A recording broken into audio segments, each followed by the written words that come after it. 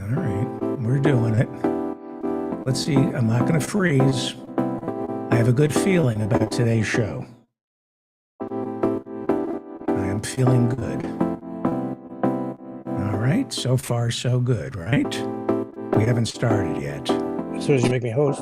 I'm going to make you a host. Hang on for 1 second. Okay. Show hasn't started yet. Where's my coffee? I want my coffee. Please give me my coffee. I want coffee. I can't function without coffee. Don't talk back to me. We're about to go. We're almost ready. You have my coffee? You are such a good Roomba. These new Roombas are amazing. They bring you coffee, and their testimony doesn't hold up in court. The David Feldman Show is about to start. Here we go. Ready? Hi, we did it. I'm not frozen. Wow, that's cool. I'm not frozen. Welcome to the mop-up for, where are we today? It is the mop-up for September 22nd, 2022. It's autumn. Summer is over. The Queen has been buried finally. It was beginning to smell. And it's been a busy week. We're going to talk a lot about the UN General Assembly, Attorney General Letitia James, Putin drafting 300,000 soldiers, and, they're going to go fight in Ukraine. A lot to talk about. Grace Jackson, who works our China desk.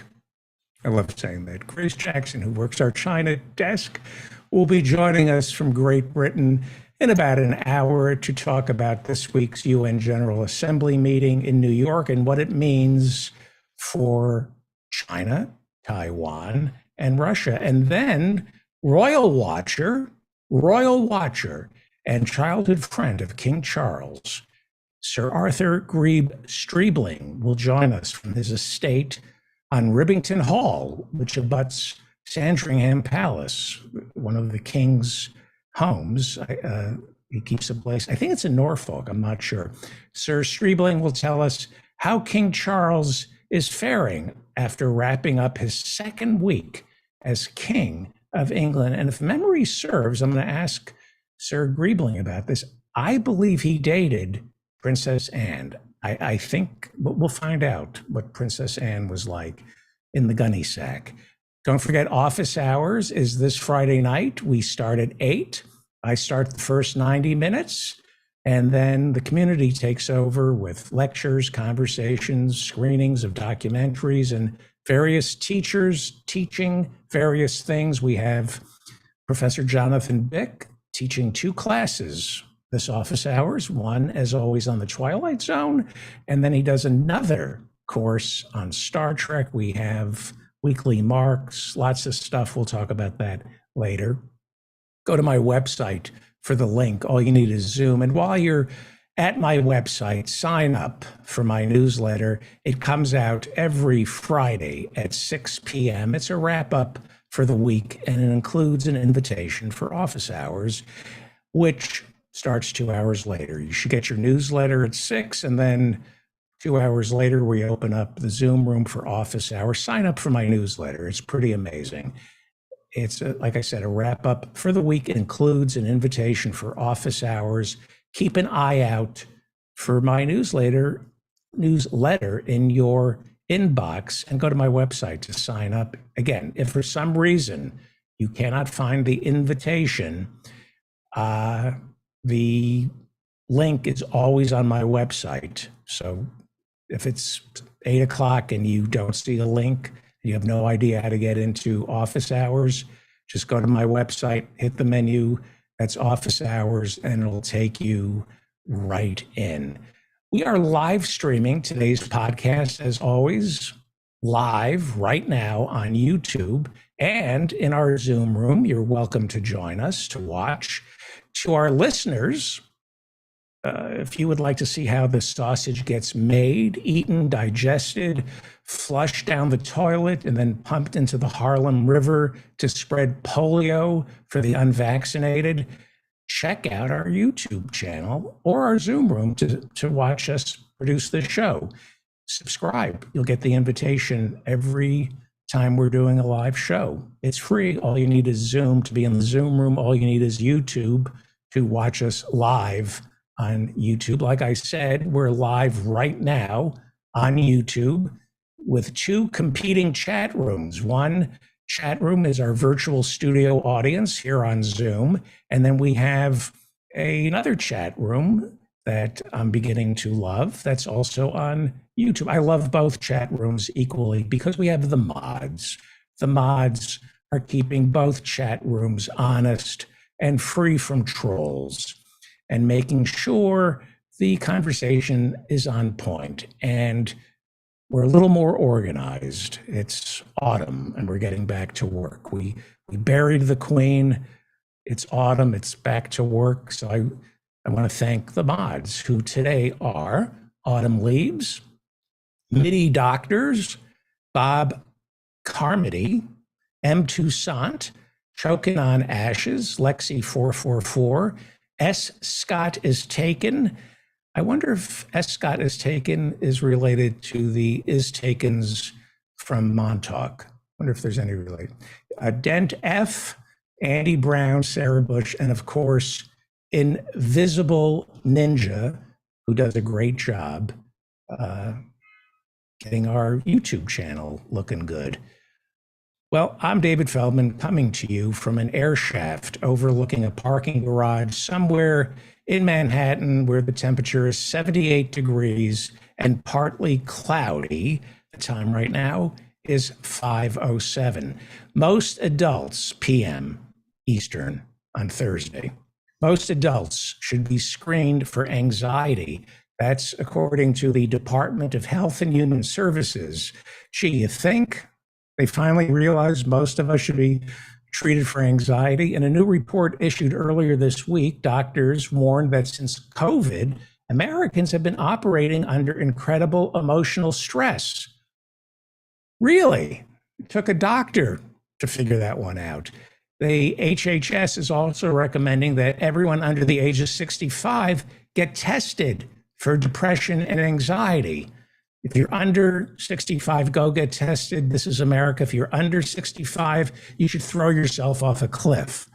That's how things work here in America. Apparently, they've just discovered that we're stressed out, and it's time to test us for our anxiety and our stress.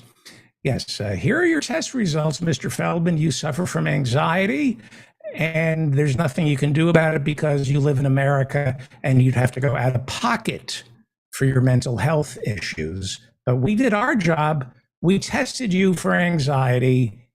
And remember, there's no stigma. Do not be stigmatized by your anxiety. You should not be ashamed of your mental illness.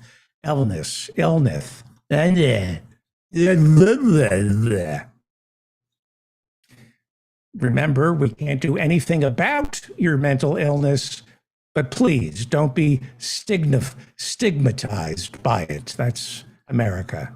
Don't be stigmatized by your mental illness, but good luck getting it treated. Well, here's a heartwarming story coming to us from Kansas. I like this story. There's always bad news. Sometimes there's good news. Jackson County Sheriff's Deputy Matthew Hannes has been fired for hog-tying a 14-year-old autistic child, handcuffing his arms behind his back, then placing him in the back seat of the deputy's patrol car, and then without any warning, surprise, Sheriff's Deputy Matthew Hannes tased the 12-year-old autistic boy. And did I say 14? I got that wrong. I apologize. It was a 12-year-old autistic boy. Yes, so he tased the 10-year-old, and it was all captured on the officer's dashboard cam, which you can see this December for Roseanne Barr's new comedy special on Fox Nation. She has a new comedy special on Fox Nation, and they play funny videos like a police hog-tying a 12-year-old autistic boy and then surprising him with a taser. Officer Honus was fired. We're just finding out about this, but he is allowed to still work for other police departments. Jackson County paid Officer Honus $23.55 an hour, but that included benefits like getting to take out all your frustrations on a 12-year-old autistic child and hog-tying him and then hitting him with a taser. Sweet story, isn't it? My apologies. It's a 12-year-old, not a 14-year-old story. Jesus. Thomas Lane pleaded guilty to second-degree manslaughter after he admitted to holding down George Floyd's legs while Minneapolis police officer Derek Chauvin pressed his knee into Floyd's neck for nearly 10 minutes while Floyd shouted, "I can't breathe." On Wednesday, the state of Minneapolis sentenced former police officer Lane to 3 years in prison. Lane is currently serving a 30-month sentence inside a federal prison for violating George Floyd's civil rights. Officer Lane's attorney asked the judge for leniency because Officer Lane, I'm not making this up, has a newborn baby. Isn't that sweet? I wonder if Officer Lane was in the delivery room reminding his wife to breathe while he pressed her neck against the cement floor.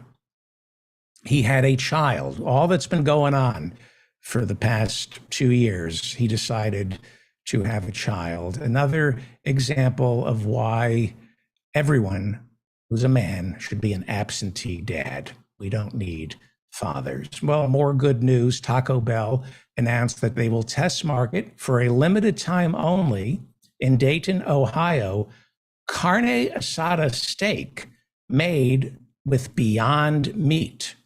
People who have tried it say they can't tell the difference between the fake and the real diarrhea.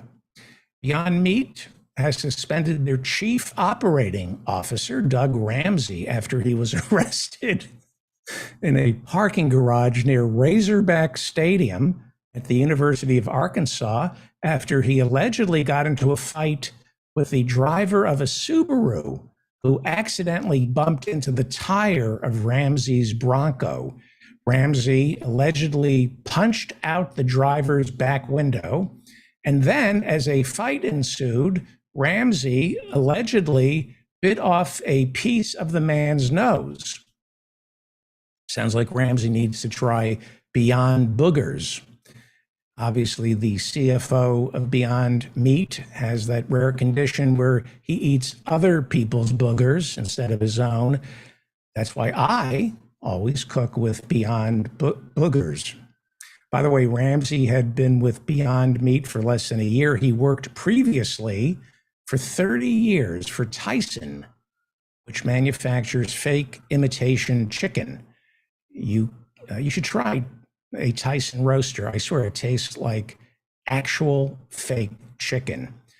I'm surprised after 30 years at Tyson, this guy Ramsey didn't wring the guy's neck and smear avian flu all over him. The Death in Custody Reporting Act of 2013 mandates that our Department of Justice gathers statistics from state and federal prisons to count the number of inmates who die in custody.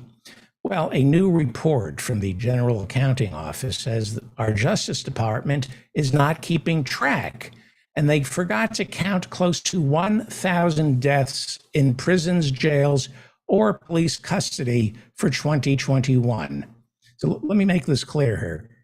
1,000 people didn't die in our prisons, jails, or in police custody in 2021. 1,000 is the number the Department of Justice missed in the count. In other words, so many people are dying in our prison system, there are too many to count. You've heard of rounding errors? This is a rounding up error. The DOJ is rounding up the number of people getting rounded up and dying in police custody in our jails and prisons here in America. Supreme Court Justice Clarence Thomas's wife, Virginia Thomas, has agreed to meet with the January 6th Select Committee to discuss her involvement in trying to overturn the 2020 presidential election. The committee reportedly has texts between Virginia and John Eastman. He's a former clerk to Justice Thomas, who was implementing a plan to pressure Vice President Mike Pence into not certifying the election by bringing in separate sets of electors to Washington on January 6. Virginia Thomas, seen here dressed as Lady Liberty or a male moose during rutting season. I don't know. I'm going to go with male moose during rutting season. A lot of people are criticizing her because they say it's inappropriate for the wife of a sitting Supreme Court justice to be batshit crazy. The House passed the Presidential Election Reform Act this week, which stipulates that each state's electoral count reflects the popular vote, not the state legislature. The bill also says the vice president has only a ceremonial duty in certifying the elections, which, suggests that John Eastman, that attorney who tried to hold up the certification process, may not have broken any laws. Seems like you have to fix the old laws. I don't know if anybody is breaking the old ones. I don't know. Only 9 Republicans voted in favor of the electoral reform bill, all of whom are not returning to Congress in 2023. A similar bill is being worked on in the Senate with 10 Republicans reportedly on board. Asked to comment on this new electoral reform bill, Virginia Thomas said, "Can't talk, it's dinner time, and I'm about to make the chicken and NyQuil for my husband." Apparently that's a thing, cooking chicken with NyQuil. Yes, chicken and NyQuil. The kids are doing it. You still get bird flu, but none of the headache, fever, body aches, sinus pressure, sore throat, and runny nose. Runny pants, always, but no runny nose. Speaking of runny pants, Chipotle.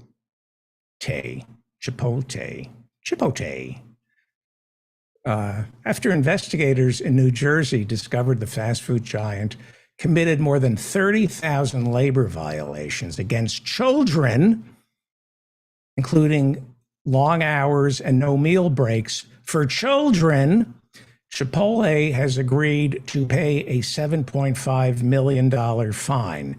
2 years ago, Massachusetts ordered Chipotle to cough up $1.4 million in fines for similar offenses against children. Here in New York City, last year, Chipotle was ordered to pay 13,000 New York workers a total of $20 million after Chipotle was found guilty of violating local labor laws. Back in 2017, the New York City Council passed the Fair Workweek law, which says fast food employees are entitled to know their schedules 2 weeks in advance. The railroad company should try that. So on Monday, the city reported, that's a local website that covers New York City, the city reports that hearings were held in New York City, revealing that despite paying these enormous fines, Chipotle is still violating the Fair Work Week law. This is the head of Chipotle, very good-looking guy, right? Very healthy-looking guy. Yeah. Where am I? Hang on. Don't panic. Brian Niccol, that's his name. He's chairman and CEO of Chipotle Mexican Grill. And according to the AFL-CIO's Executive Pay Watch, in 2021, Brian Niccol earned $17,880,580, or Mr. Niccol was paid 40,000. I was going to make a nickel joke. I'm sorry.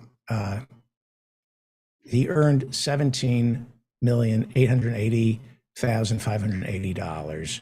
I'm sorry, I made a mistake. He stole $17,880,580 by withholding wages and working children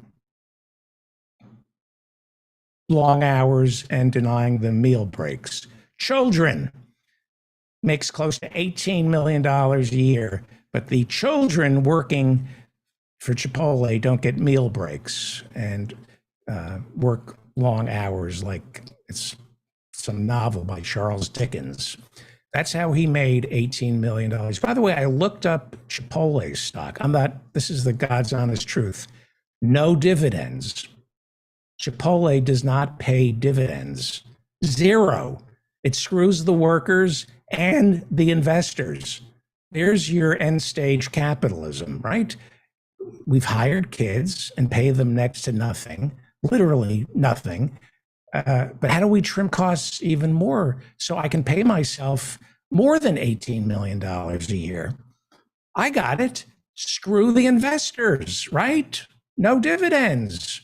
That way we pump all the profits into me. Piece of shit Brian Niccol, chairman and CEO of Chipotle, who earns $18 million a year, working children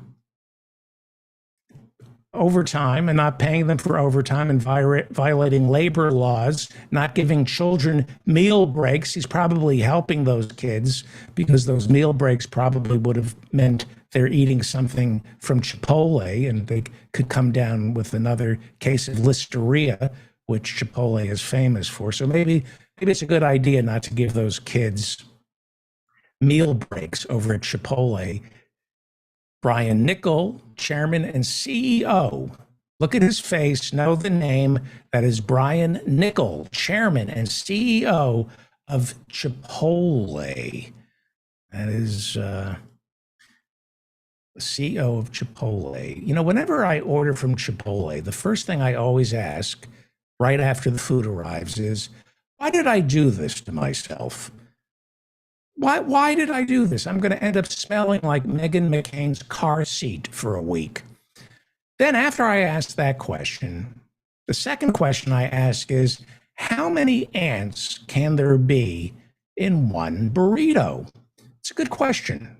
It's a great question. Many people have asked, how many ants can there possibly be in one Chipotle burrito?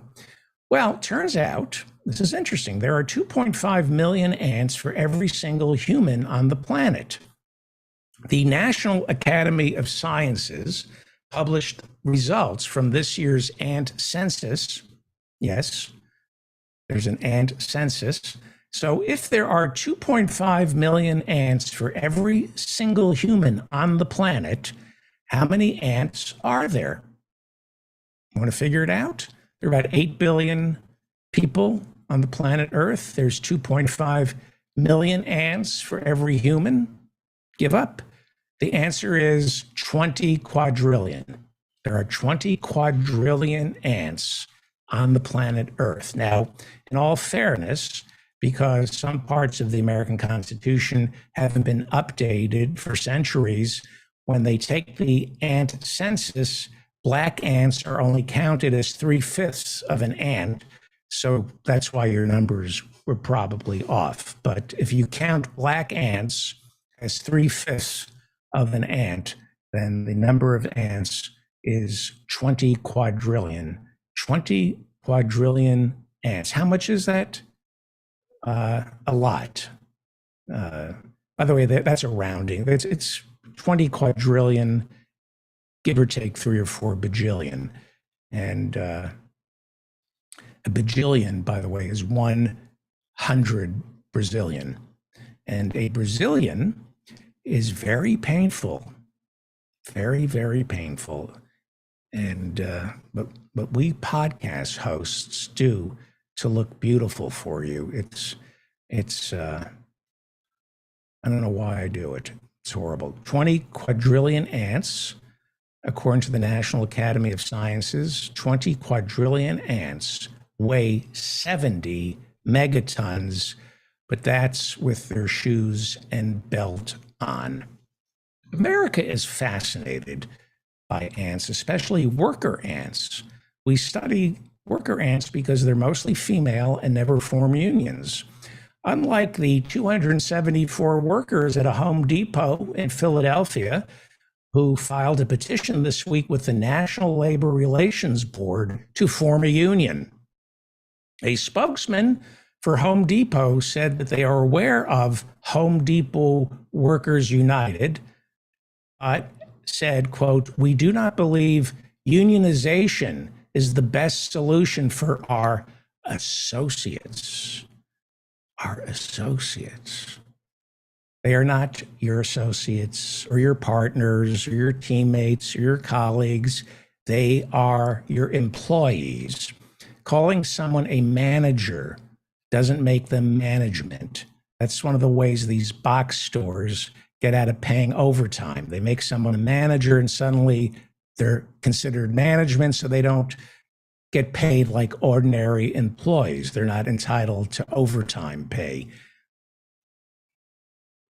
Don't take any job where you're called a partner or an associate. Workers are gaining leverage. They're quitting. And if they don't get paid what they deserve, they quit silently. They just do as little work as possible. And they're demanding unions like the workers at Home Depot or Amazon or Starbucks. And that's where the Federal Reserve comes in. Fed Chair Jerome Powell is getting serious about inflation, very serious about inflation, but only wages, wage inflation, because there's nothing he can do about the other inflation. That's the only thing only inflation he could fight is wage inflation. Now, this isn't complicated. They want you to think inflation is complicated, but it's not. The cause of inflation is the following: the war in Ukraine driving up the price of food, COVID and climate change creating supply chain issues, and corporations posting record profits by taking advantage of the inflation narrative and then raising prices. Okay, check out second quarter earnings for the S&P 500. I talked about this on the show last month. Corporate America did very well in the second quarter.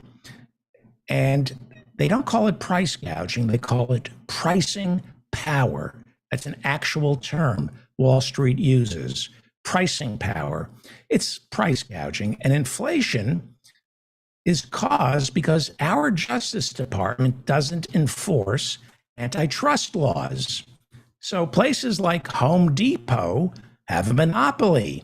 When you need wood, there's no place else to go. It's like marriage, I need wood. She has the monopoly. That's what causes inflation, pricing power, and rent. We've talked about this. Nobody believes me when I tell them. Look it up. 1/3 of inflation is rent.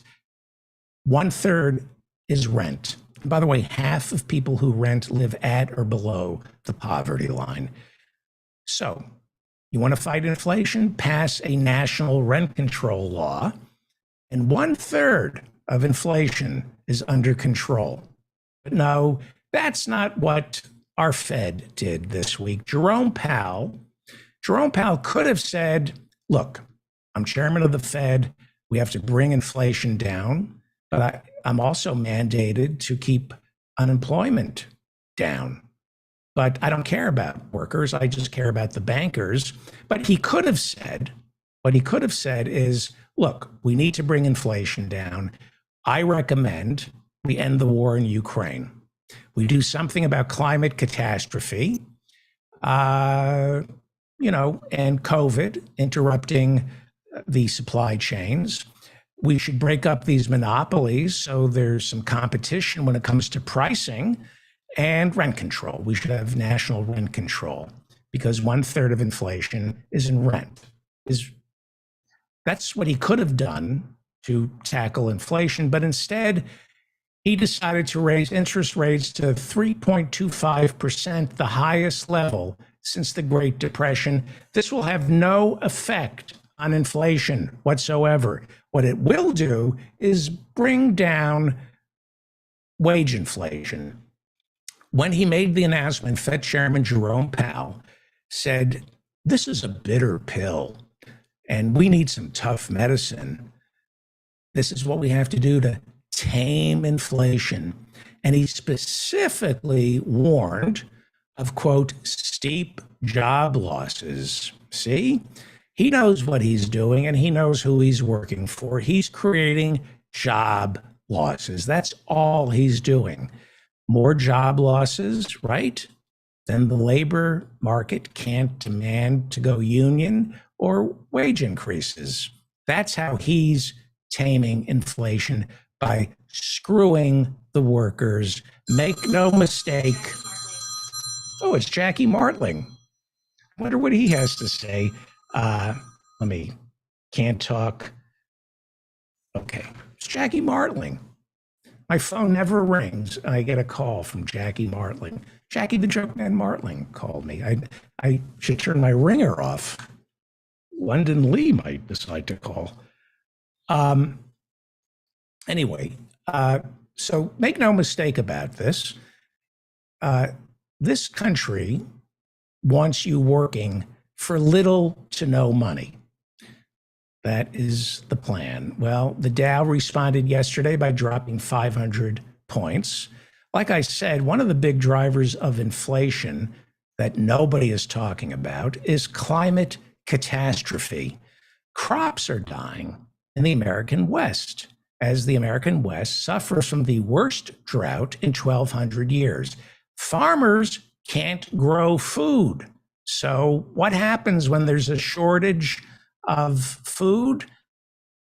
If there's limited supply, but there's a lot of demand, Economics 101, the price of food goes up. Climate change catastrophe is causing the price of food to go up. In March, Sarah Bloom Raskin, she's the wife of Congressman Jamie Raskin. Sarah Bloom Raskin withdrew her nomination to sit on the 7-member Federal Reserve Board after Senator Joe Manchin said he would not vote for her. Why? Because Joe Manchin is the largest recipient of fossil fuel money in Washington, D.C., and Raskin said she believes the Fed should use its regulatory authority to forbid banks from lending to oil and gas companies. That's how you protect the dollar. That's how you fight inflation, by telling banks not to lend money to oil and gas companies. Keep it in the ground. That was too much for the Republicans and, of course, Joe Manchin. Well, we're going to be talking about one of my favorite Congress people, and that would be Michigan's Rashida Tlaib. I love Rashida Tlaib. She is the first Palestinian female to serve in Congress. She's a lawyer. And this week, the bankers came to Capitol Hill to testify, probably to get some money. They always like to get money. And the bankers came to Capitol Hill to testify. And Congresswoman Tlaib had some pointed questions for a piece of shit JP Morgan Chase CEO Jamie Dimon. She had some questions for this piece of shit about his company being the single largest investor in oil and gas. I think this is it. Please answer with a simple yes or no. Does your bank have a policy against funding new oil and gas products? Mr. Diamond? Absolutely not, and that would be the road to hell for America. Yeah, that's fine. That's fine. Sir, you know what? Everybody that got relief from student loans has a bank account with your bank should probably take out their account and close their account. The fact that you're not even there to help relieve many of the folks that are in debt, extreme debt because of student loan debt, and you're out there criticizing it. Ms. Frazier, how about you? We will continue to invest in and support clients who are investing in fossil fuels and in helping them transition to cleaner energies. And Mr. Monahan? We are helping our clients make a transition, and that means we're lending to both oil and gas companies and to new energy companies and helping monitor their course towards the standards you're talking about. Yeah, Mr. Shah? That's, excuse me, the same thing as Mr. Moynihan said. Yeah, I'm not going to ask you, Mr. Diamond, because you obviously don't care about working class people in frontline communities like ours that are facing huge amounts of high rates of asthma, respiratory issues, and so much more. Cancer rates are so high among my communities that I represent. So I'm not going to even ask you if you're committing to ending financing of new oil and gas projects. But Ms. Frazier, Mr. Monahan, Mr. Shea, we are living through a climate crisis today, and a commitment to net zero requires a commitment to ending fossil fuel financing. It is important because I want you all to know at the end, we're going to pay the cost of the public health impact. These are people that you're supposed to be serving. That is Congresswoman Rashida Tlaib. Everybody should donate to her. We need more Congress people like Congresswoman Rashida Tlaib. Did that story get covered? You have a sitting United States Congresswoman telling people to boycott JP Morgan Chase because of the way they deal with student loans and because they are the largest investor in oil and gas. A United States congressperson just said to boycott JP Morgan Chase. That's a big story. I don't know. It's up to you to decide whether or not you're going to pull what little money you have out of JP Morgan Chase. But why would you keep your money in JP Morgan Chase if they think the road to hell, that's what Jamie Dimon said, it's the road to hell, stop investing in fossil fuels. What a piece of shit. This is the guy, by the way, he helped create the Great Recession back in 2008. He's still there. He's still in charge of JP Morgan Chase. Well, yeah. There's some good Congress people that we should pay attention to, and there's some good guys running for office, and I hope they make it to Congress. My fingers are crossed.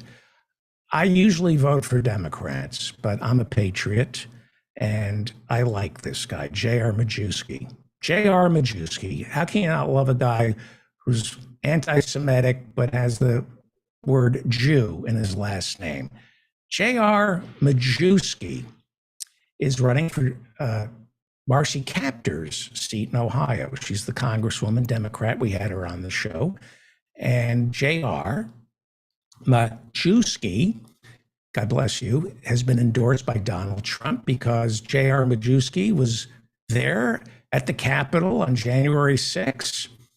Probably, looking for, measuring the drapes. I'm sure he wasn't an insurrectionist. He's running for office. He was probably measuring Marcy Kaptur's office for the drapes. He's a QAnon supporter. And more importantly, J.R. Majewski, and I'm not making this up, still is a hip hop rapper who can turn a phrase like last Saturday night when he opened for Trump in Youngstown, Ohio. This is J.R. Majewski. I'll be the working member of Congress that's going to be the tip of the spear, and I'm going to turn that Green New Deal brown like the turd it is. Yeah, that is the rapier wit of the battle-hardened rapier wit of J.R. Majewski, the man that I mentioned he's a veteran. J.R. Majewski has seen things no man should see, like himself naked coming out of the shower. J.R. Majewski fought in Afghanistan, and he doesn't like to talk about it. Here he is last year. He doesn't like to talk about his military service. You have to coax it out of him. Like all heroes, J.R. Majewski is very humble. Here he is talking on some podcast, just doesn't want to talk about his military service. He saw things. Did you serve in Afghanistan? Yes, I did. How many tours? 1. What year were you there? What years? 2002, 2003. Wow. So you served right at the beginning. Yeah. What was that experience like? Tough. I don't like talking about my military experience. Not that we've said too much. I really don't like to divulge a lot of things about the military because, to me, there was a tough time in life. The military wasn't easy, but in retrospect, it's one of the best decisions I've ever made. And, I'd do it all over again. But, out of respect of many things, my answer to most people when they ask about my military service is, I served honorably, and I fought for this country for a lot of months over in the Middle East, and so did a lot of people that went with me. And, when I see all these things that are going on today, I mean, if I could put my BDUs back on, if I wasn't so chubby, I'd probably try to find a way to do it. What a guy. Wow. Thank you for your service, J.R. Majewski. Thank you. You're part of America's treasure. J.R., he has in the past described combat conditions in Afghanistan as quote unquote tough. He says he was forced to go 40 days without a shower, but he said it was worth it. He heard the call after 9/11. And he went to Afghanistan. And J.R. Majewski is reticent. You can tell he's reticent about his service. But occasionally he thinks of his fellow comrades and the sacrifices they all made. And, last year when Joe Biden pulled out of Afghanistan, J.R. Majewski, veteran, war combat veteran, felt Biden had bungled it. So J.R. Majewski broke a promise to himself and felt that he had to tweet about his military service. It was difficult for him. You see how humble he is. And he wasn't doing this for himself. He was doing it for his comrades in arms. And this is his tweet, and it's from August 25th, 2021. I'm a veteran of OEF. I'd gladly suit up and go back to Afghanistan tonight and give my best to save those Americans who were abandoned. Why isn't our president all in? And he puts president in quotation marks because he doesn't really think Joe Biden won the election because he's an election denier. But he has those rights. He's a veteran. He fought for this country in Afghanistan. He was there. He's tough. 40 days without a shower in Afghanistan. J.R. Majewski put it all on the line, and he doesn't want to talk about his service, but he feels Joe Biden bungled it, and he's compelled to speak out against the president, even though as a member of the military, he swore an oath to obey his commander-in-chief, and that must have been very difficult for combat veteran J.R. Majewski, who swore an oath to obey his president, but then he had no choice but to criticize his quote unquote president. Soldiers are not supposed to do that, and when they do criticize, when combat veterans speak out against a president, it carries much weight. J.R. Majewski carries much weight. And when J.R. Majewski says he feels that Joe Biden wasn't all in the way J.R. Majewski was all in Afghanistan, people need to criticize the commander in chief. We need to win. We needed to win in Afghanistan. And J.R. Majewski knows that if you're running for office, you don't run with one arm tied behind our back. That's why we lost in Afghanistan.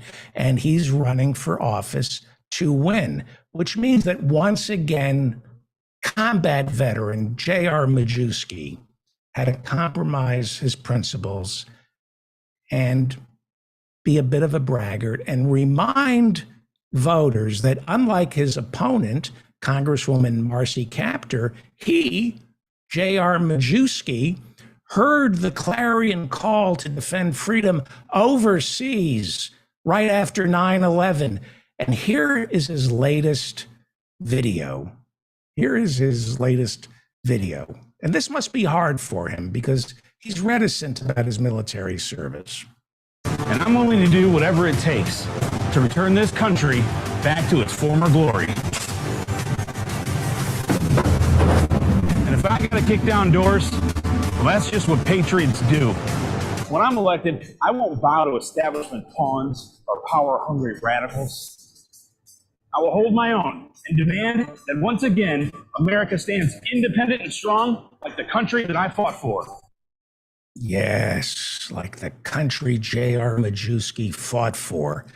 Speak softly, but carry a big AR-15. That was a big AR-15. That was like midlife crisis. I can't get it up-sized AR-15.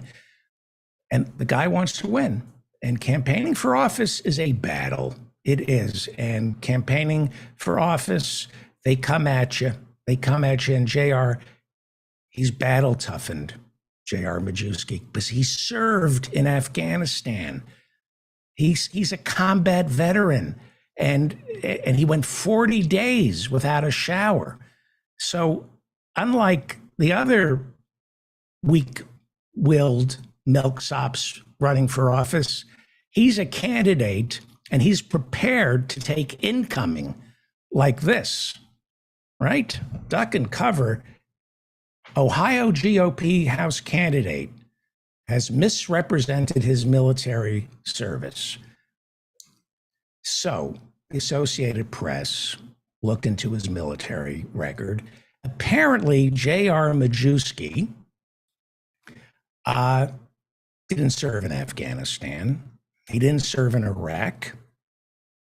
J.R. Majewski never saw any combat, but he did go 40 days without a shower, starting last August, and tomorrow will be day 41. So there's that. J.R. Majewski, 41 days without a shower, because he's tough. And this is a hatchet job. You know, why is the Associated Press digging into J.R. Majewski's military records? Doesn't he respect our troops? I mean, that is so unpatriotic to look into J.R. Majewski's military records. First of all, he was in the military. He served most of his time in Japan, which I believe America fought in World War II. So technically, J.R. Majewski did serve in an American military theater of operation. And he didn't serve in Iraq or Afghanistan, but right after 9/11, he served in Qatar, where he spent 6 months loading and unloading Air Force planes. That's kind of like, you know, he's CIA. You know he was in Afghanistan, but he can't talk about it. He's CIA. He can't talk. I mean, come on. The guy was at the Capitol on January 6th, big follower of QAnon. He says 2020 was rigged. So why all of a sudden would he lie about his military record?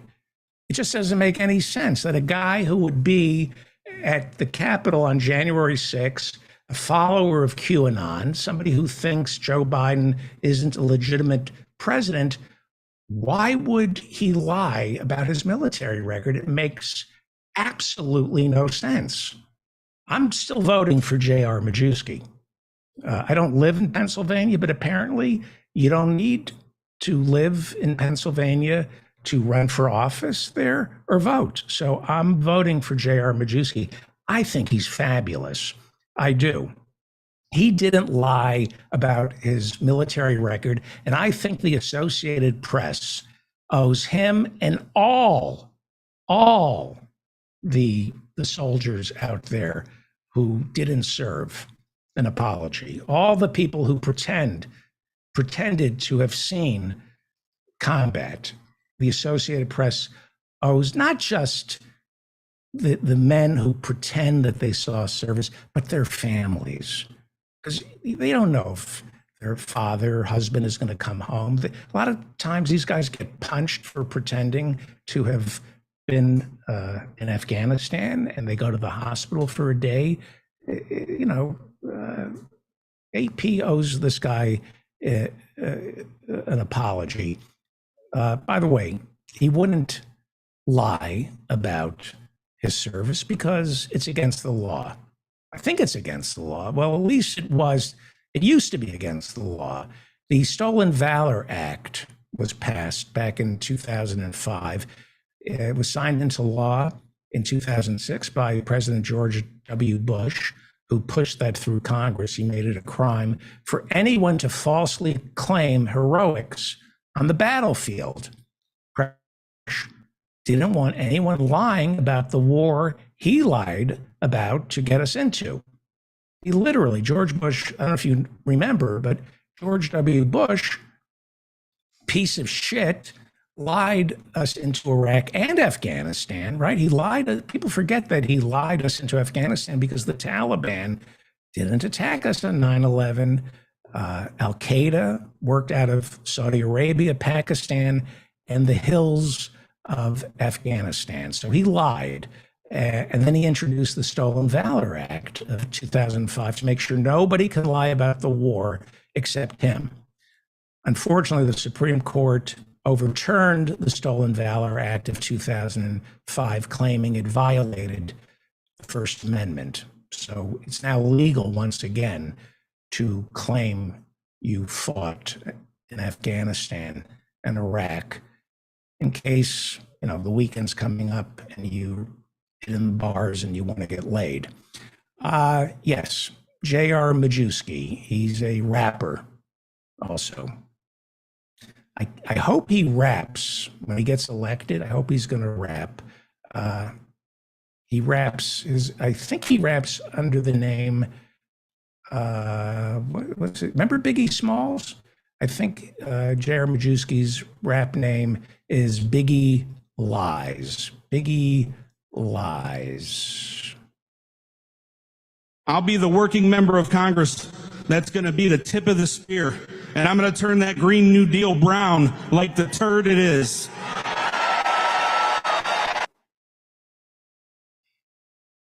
How can you not love J.R. Majewski? Huh? Magnus Carlsen has been world chess champion since 2013, but last month he lost a game to a much lower ranked player who has been accused of cheating by placing vibrating anal beads in his rectum, allowing his confederates watching the match to signal his best move.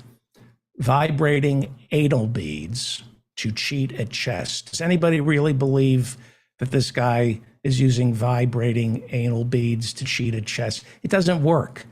I mean, it works if you're hosting a podcast and Dan Frankenberger wants you to know someone raised their hand in the chat room and wants to talk. That would be 2 jolts, 3 jolts of the anal beads if there's a written question in the Q&A, and 4 long jolts of the anal beads if Dan is enjoying the show and thinks I deserve a treat.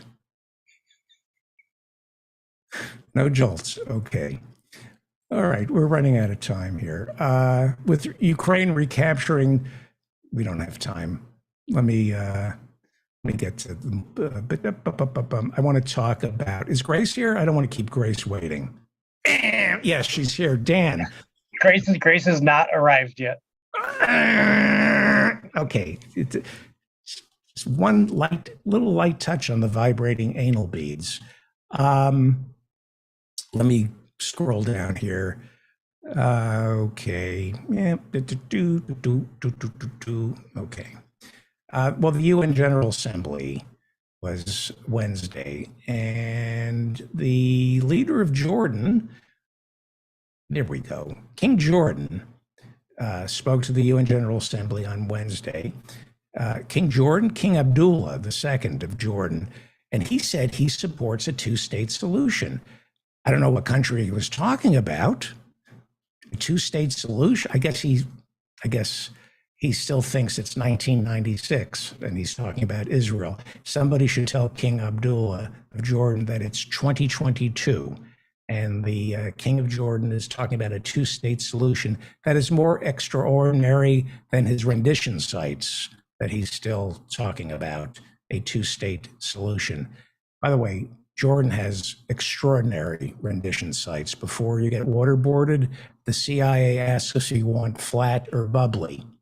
So I want to talk about peace talks between Palestinians and Israel. They fell apart back in 2014. Now, I support a two-state solution, but this Israeli government does not.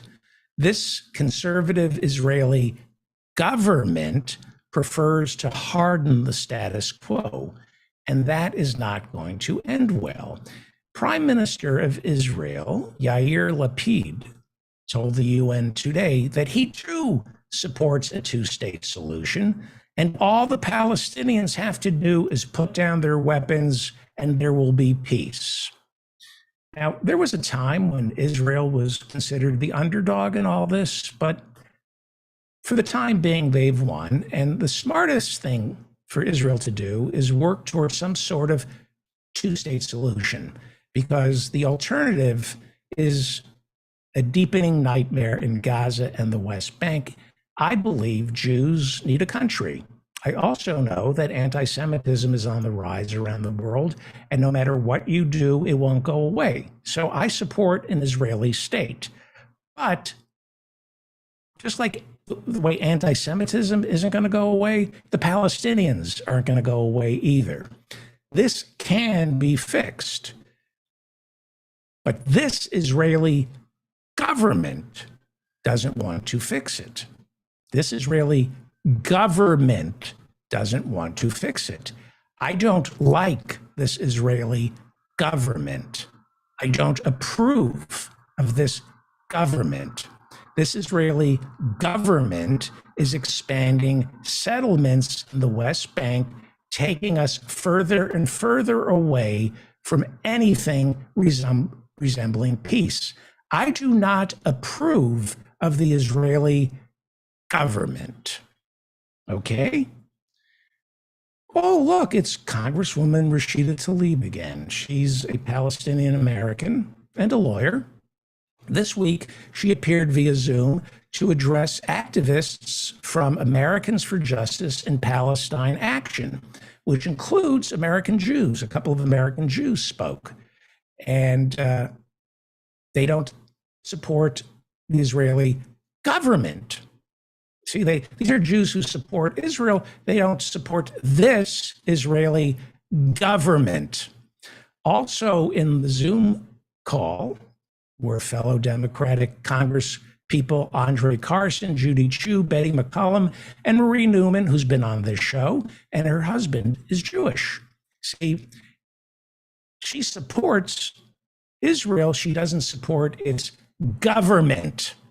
A majority of American Jews do not support the government of Israel because a majority of American Jews want a two-state solution, which right now is all but dead because of the government of Israel, not the state of Israel, the government of Israel. The King of Jordan and the Prime Minister of Israel say they support a two-state solution the same way Pete Buttigieg says he supports Medicare for all. They believe in saying they support it, but they don't.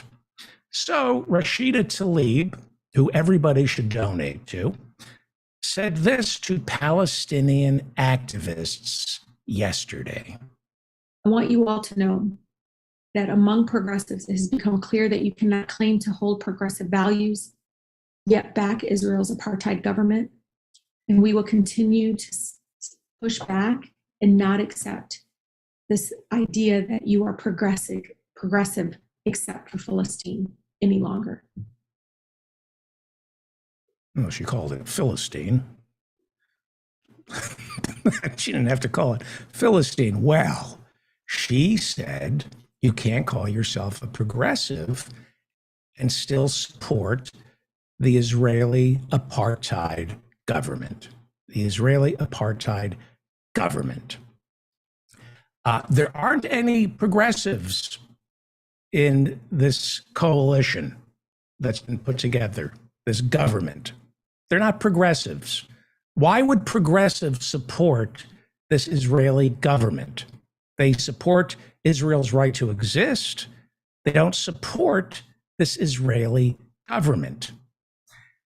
Well, the former head of the Democratic National Committee and genius, Democrat Debbie Wasserman Schultz, she's a congresswoman from Florida, she said this is anti-Semitism.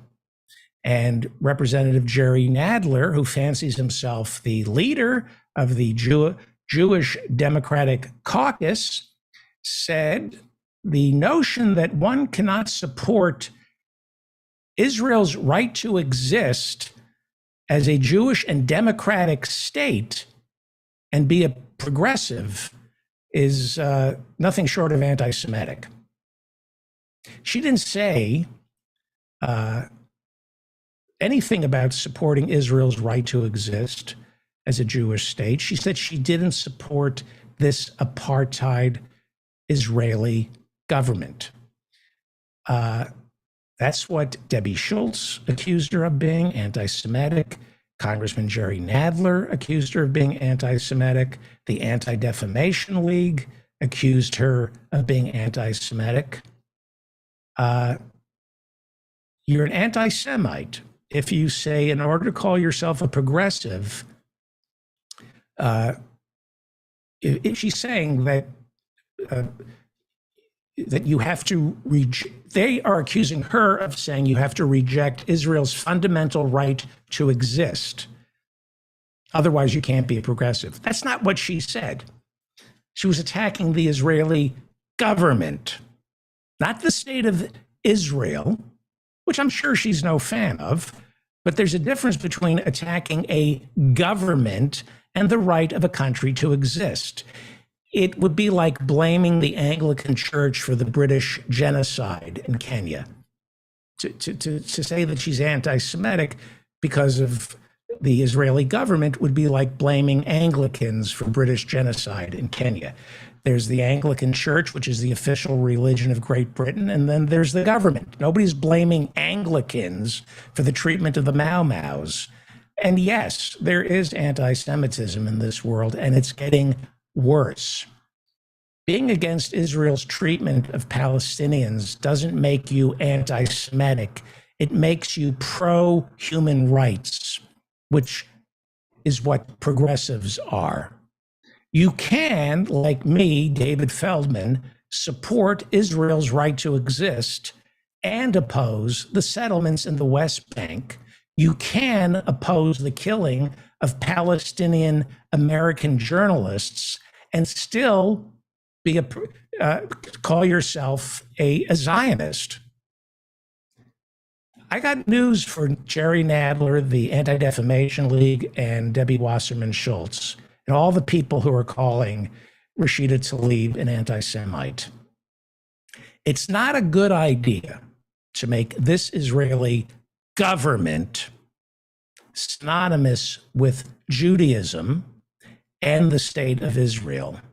It's not a good idea to accuse anyone who doesn't support this Israeli government as anti-Semitic.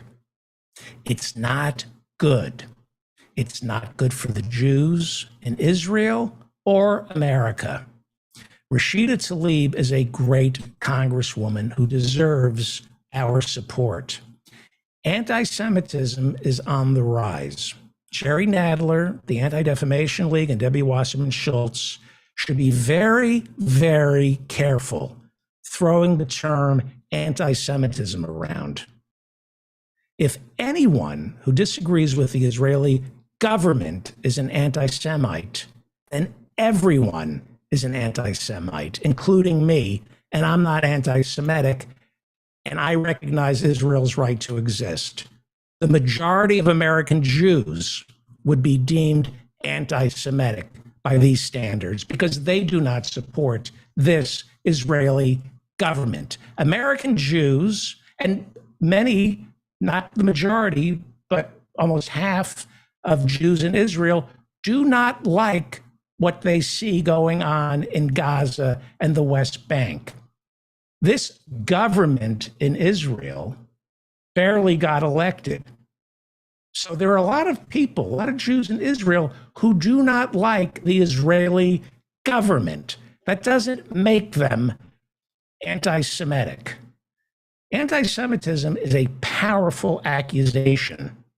The Anti-Defamation League, Jerry Nadler, and Debbie Wasserman Schultz are diluting its meaning, and they should shut the fuck up.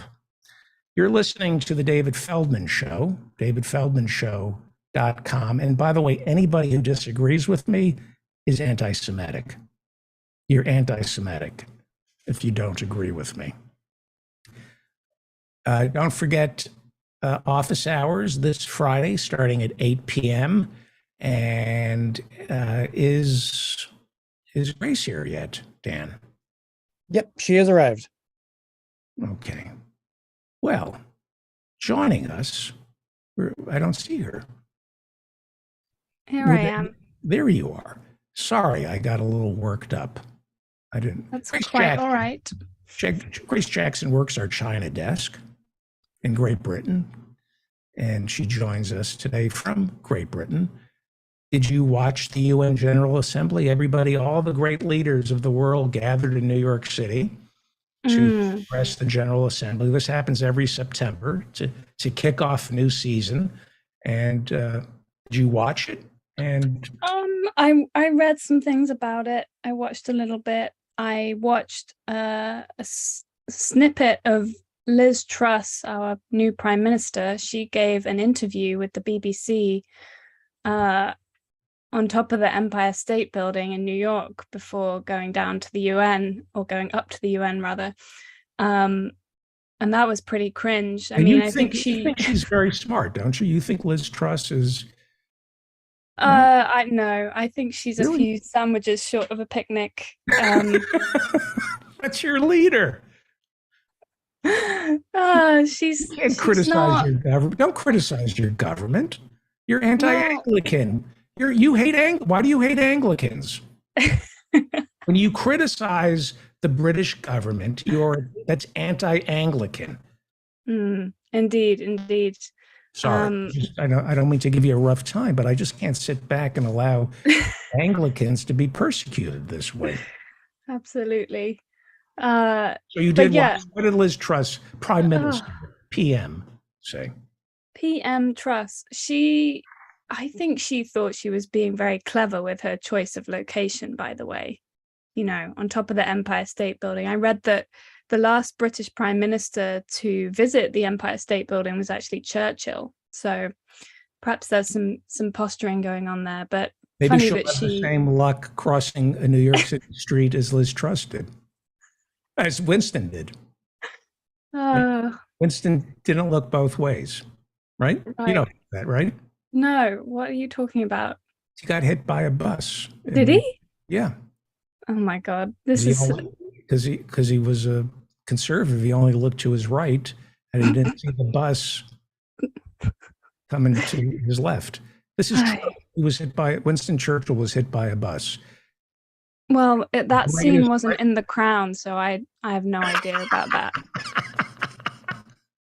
So I'm sorry. So I didn't mean to make fun of the greatest Briton, Winston Churchill. He is dear. Britain, All right, that's the next one we'll have to deal with after we've got you off your monarchism. Now I can't like Winston. Now we're going to have to cancel Churchill on you, all right? But we're not going to do it today. That's not All right, what I so wanted tell to me what Liz Truss said, please. Oh, she talked about trickle-down economics. She talked about tax cuts, corporation tax cuts at the top of the Empire State Building. She said, what did she say? We have to take difficult decisions to get our economy right. We have to look at our tax rates. Corporation tax needs to be competitive with other countries so that we can attract investment. Wow. And it's dreadful, really. And then she went to the UN and she did a kind of bait and switch where she framed this economic approach of hers to the defense of democracy in Ukraine, saying that, you know, we need to sort of build up our economic strength and our resilience so we can push back against authoritarianism and win the new era of strategic competition. And it's just, it was an amazing kind of moment, because it seems like when she says democracy, what she means is actually oligarchy. Mm-hmm. You know, this is political economy at its finest. And just to note a few of the policies that she's pushing. So she is very anti-union. She's told striking workers, of whom there are many at the moment in the UK, to get back to work. And she's pledged to bring in legislation to basically limit industrial action very soon. Tomorrow, her government is going to deliver an emergency budget, and the new chancellor, who's called Kwasi Kwarteng, he is going to scrap the limits on bankers' bonuses that were instituted in 2008 after the financial crash. So in 2008, bankers' bonuses were capped at twice the amount of the employee's salary. But as part of what this man calls Big Bang 2.0, he is going to lift this rule and kind of push for this drive of deregulation to basically make London more competitive. Unleash the kind animal. of funny, because like the same party that pushed for Brexit, which I've heard made the city less competitive. There was a lot of kind of outflow from the city of London after Brexit. So now they're saying we're going to kind of supercharge London and start by removing these caps on bonuses. He is also going to announce these low tax, like low regulation investment zones. There are going to be 12 of them around the country, apparently, where planning regulations are going to be relaxed. And one has to assume that also labor laws are probably going to be quite lax there too. And all of this, you know, the tax cuts and so on, it's going to cost a lot of money. And they're going to borrow, and they're going to hope that it all trickles down, or not, as you know. I don't think they're really hoping that. I don't think they really care. Does she know she's a liar? I don't know. That's the thing. I feel like she might believe what she's saying. Even though there's no economic science to back up trickle down. And that Well, even though as she was giving that interview in New York, Biden tweeted, "I'm sick and tired of trickle down economics." He totally showed her up. And then she went to the UN and doubled down. So yeah, I think the UK is entering into this kind of weird throwback where it feels like we're just, it's like the UK version of MAGA or something. What is the UN, with all that's going on with climate change and Ukraine, why are they discussing, why would she think there'd be receptive ears to trickle down economics? I mean, I think it was quite a tone deaf move. But I also think she's trying to kind of brand herself at this early stage of her prime ministership. She's trying to build her brand, you know, which is probably sensible to an extent, because next year, or not next year, 2024, there's probably going to be an election that she'll have to fight. And she wants to kind of put herself out there early. I think she's also, very much continuing Boris Johnson's policy on Ukraine, his kind of unwavering support, funneling huge amounts of money into Ukraine as well. And I think that she wants to be seen as someone who's really leading on that. Do the British believe this crap? I don't know. We'll have to ask our friend Sir Arthur Grebe-Streebling to weigh in on whether the British, because I can't represent the British. I have no idea what people are thinking, but I do know people are hurting economically and financially at the moment, and I think that I imagine they're sick and tired of hearing about trickle-down economics, just like Joe Biden. Right. China, Taiwan. China, yes. Russia. What did you get from the UN this week? Not much came out of the UN today. I think either today or maybe tomorrow, the foreign minister of China is meeting Lavrov, Russia's foreign minister, who I believe walked out of a session at the UN today in protest. But a couple of interesting things happened this week with China in terms of Taiwan and also Russia. So the Chinese Foreign Ministry actually called for a ceasefire, and a ceasefire through dialogue in particular, and for an end to the war earlier this week. And just like I said last time on the show, when they released the official statement of this, when they kind of put this in writing for the media afterwards, the word ceasefire disappeared. Really? So it seems like there's a bit of a game going on, a kind of testing of the line on this. But they still released a statement that said they call on relevant parties to resolve their differences through dialogue. It just didn't have the word ceasefire in it, which, is kind of an important word.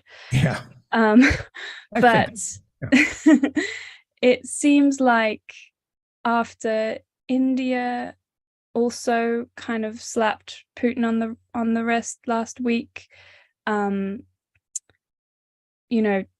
China probably doesn't want to be seen as necessarily siding with India too quickly on that. They don't want to put too much pressure on Russia publicly, but it does seem like, China is concerned that Putin doubling down is only going to create a more united, much more militarized West, like you said last week. And that's a big headache for China. So it's still playing this kind of delicate game with its language, but it does seem to be losing patience with Russia.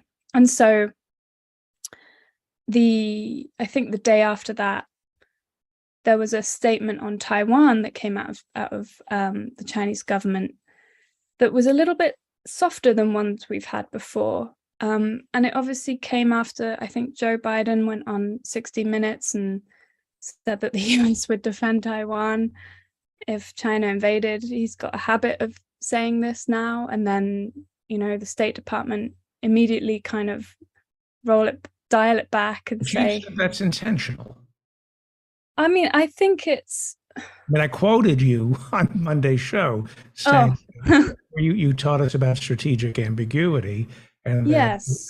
What is more ambiguous than Biden saying we'll defend Taiwan, and then before the words even come out of his mouth, the State Department is walking it back. It's like it's actually, you're right. It's a perfect demonstration of strategic ambiguity, except what he said on 60 Minutes was not that ambiguous. I think it's just we've entered a phase where this is the definition of strategic ambiguity now, and it's, I don't take it that seriously, I suppose, because I've never really believed that strategic ambiguity is that ambiguous. I think that the US has always had basically a commitment to Taiwan, despite what it says in its one China policy.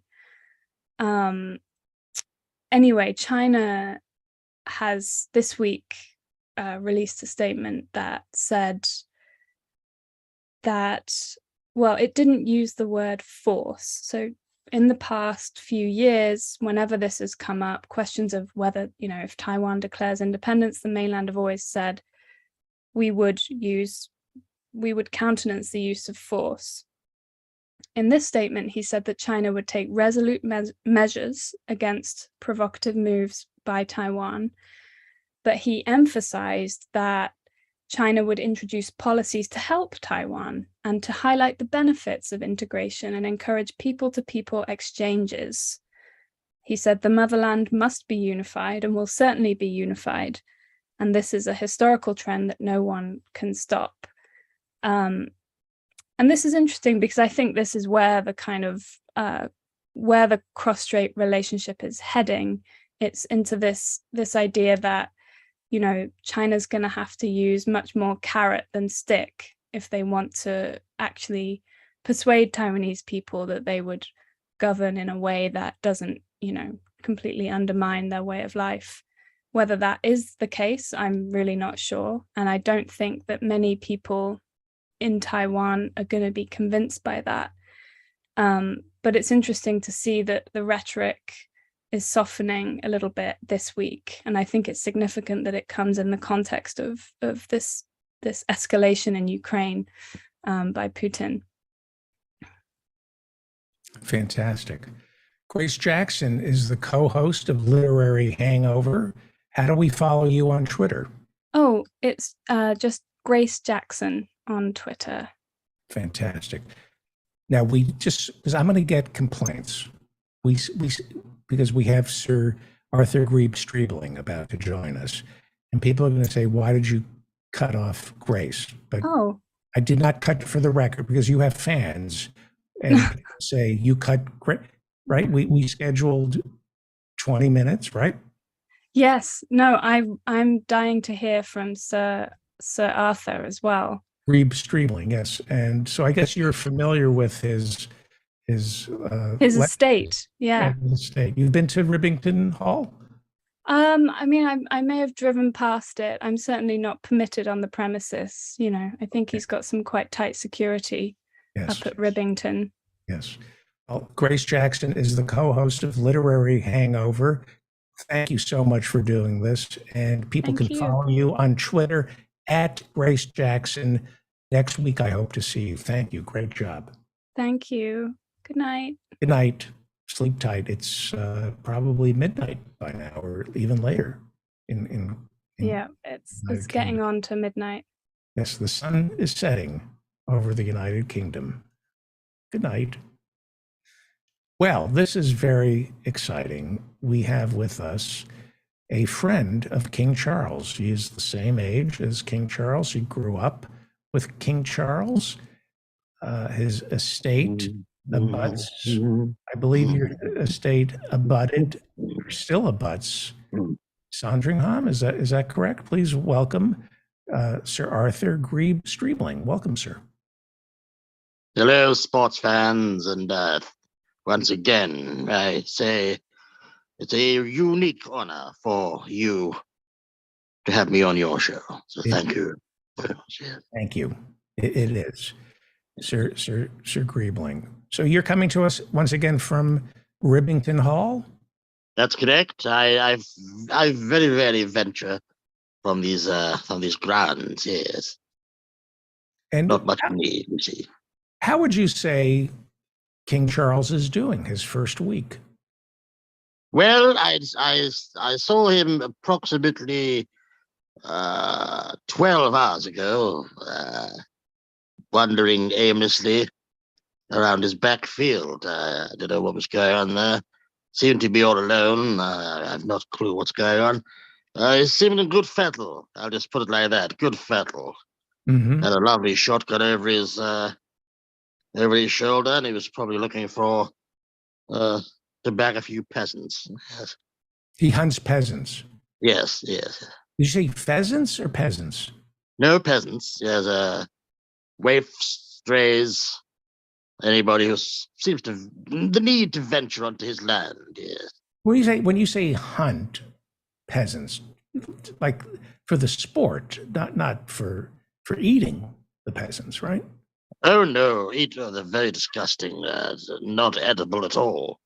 But he has a number of dogs and a number of people who round up local peasants and stick them in the woods and then bat them out Right. and scare them out into the fields. Now, is this done on horseback? Occasionally so. That's a bit of a late autumn sport. This time of year tends to be mainly the chasing out of the woods into the fields and pop with the old shooter. Right. Is that fair, though?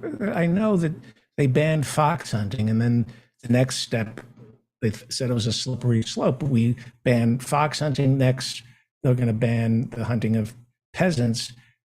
The criticism about the hunting of peasants is that it's unfair to the horses and unfair to the dogs. The peasants will often kick the dogs, kick the horses. Not if one is a good enough shot.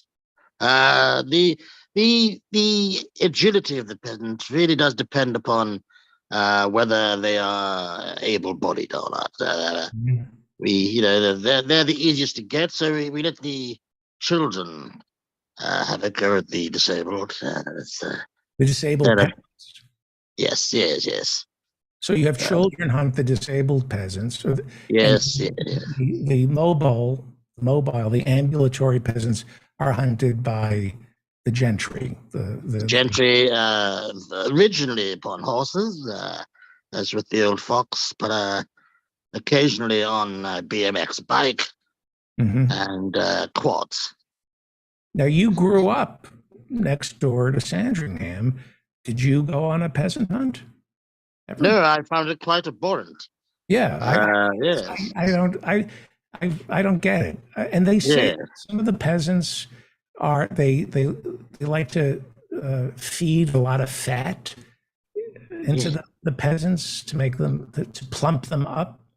Yes. And that seems awfully cruel. It's a direct lard implant. No food as such. No nutrition. Just a funnel of lard into the gullet and kick them off into the field. Right.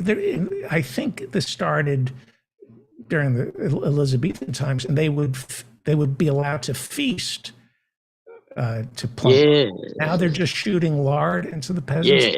Yes.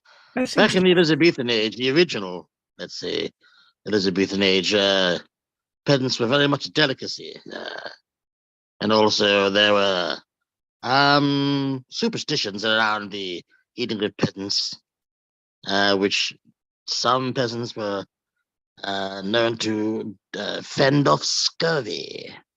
Yes. Right. They would bring, I think on the Mayflower, they had 3 peasants to eat for vitamin C. Yes. Each room in the Mayflower had a barrel of peasants. Yes. And they were a lot of fun, right? That's where the term more fun than a barrel of peasants comes from. Yes. And it's also where the invention of the Pez confectionery dispenser came about, with the hinging head. Originally, that's how you would access the juiciest parts of the peasant would be to slit the head from the neck, tip it back, and dip in. That I knew. Yes, I still have a Pez dispenser.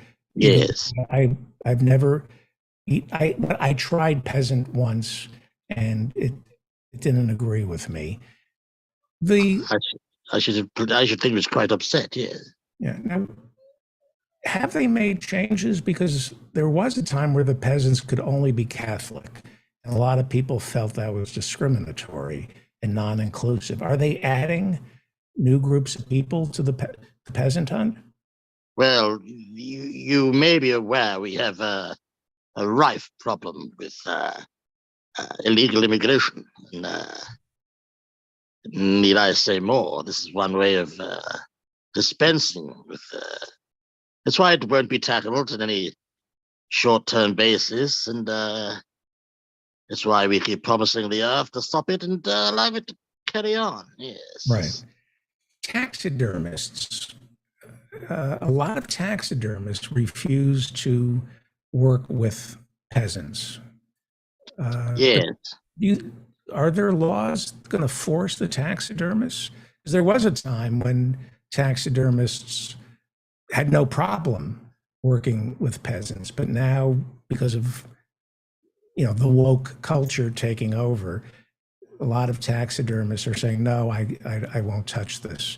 Well, So- now you're getting into the realms of my expertise, because as I mentioned earlier, I wasn't akin to killing peasants in any way, shape, or form, but I've stuffed a few peasants in my time, from arsehole to beak, and it's been a passion of mine. You're laughing. I'm sorry. You're laughing. No, I'm It's a sorry. very serious thing. I apologize. You're laughing. These are human beings, after all. They are human beings. Yes. They are, aren't they? Yes, they are human beings, yeah. sort of. Yeah. Not exactly the same types of human beings as we aristocracy. However, they are human beings. They bleed some form of blood. Right. It's not blue like ours. Right. And do they talk? Many of them cluck. They Depends cluck? how long we've been rearing them for. Right. Yes. In the woods. Now, what about the rearing of peasants? There was a time when they were cage free and roamed the countryside. Now that once again, the rearing of peasants. Again, you're in my expertise. I've reared a number of peasants, from arsenal to beak as well. And what is the secret to rearing a peasant from asshole to beak? What's your advice on rearing a peasant? One must take a very long run and a small jump.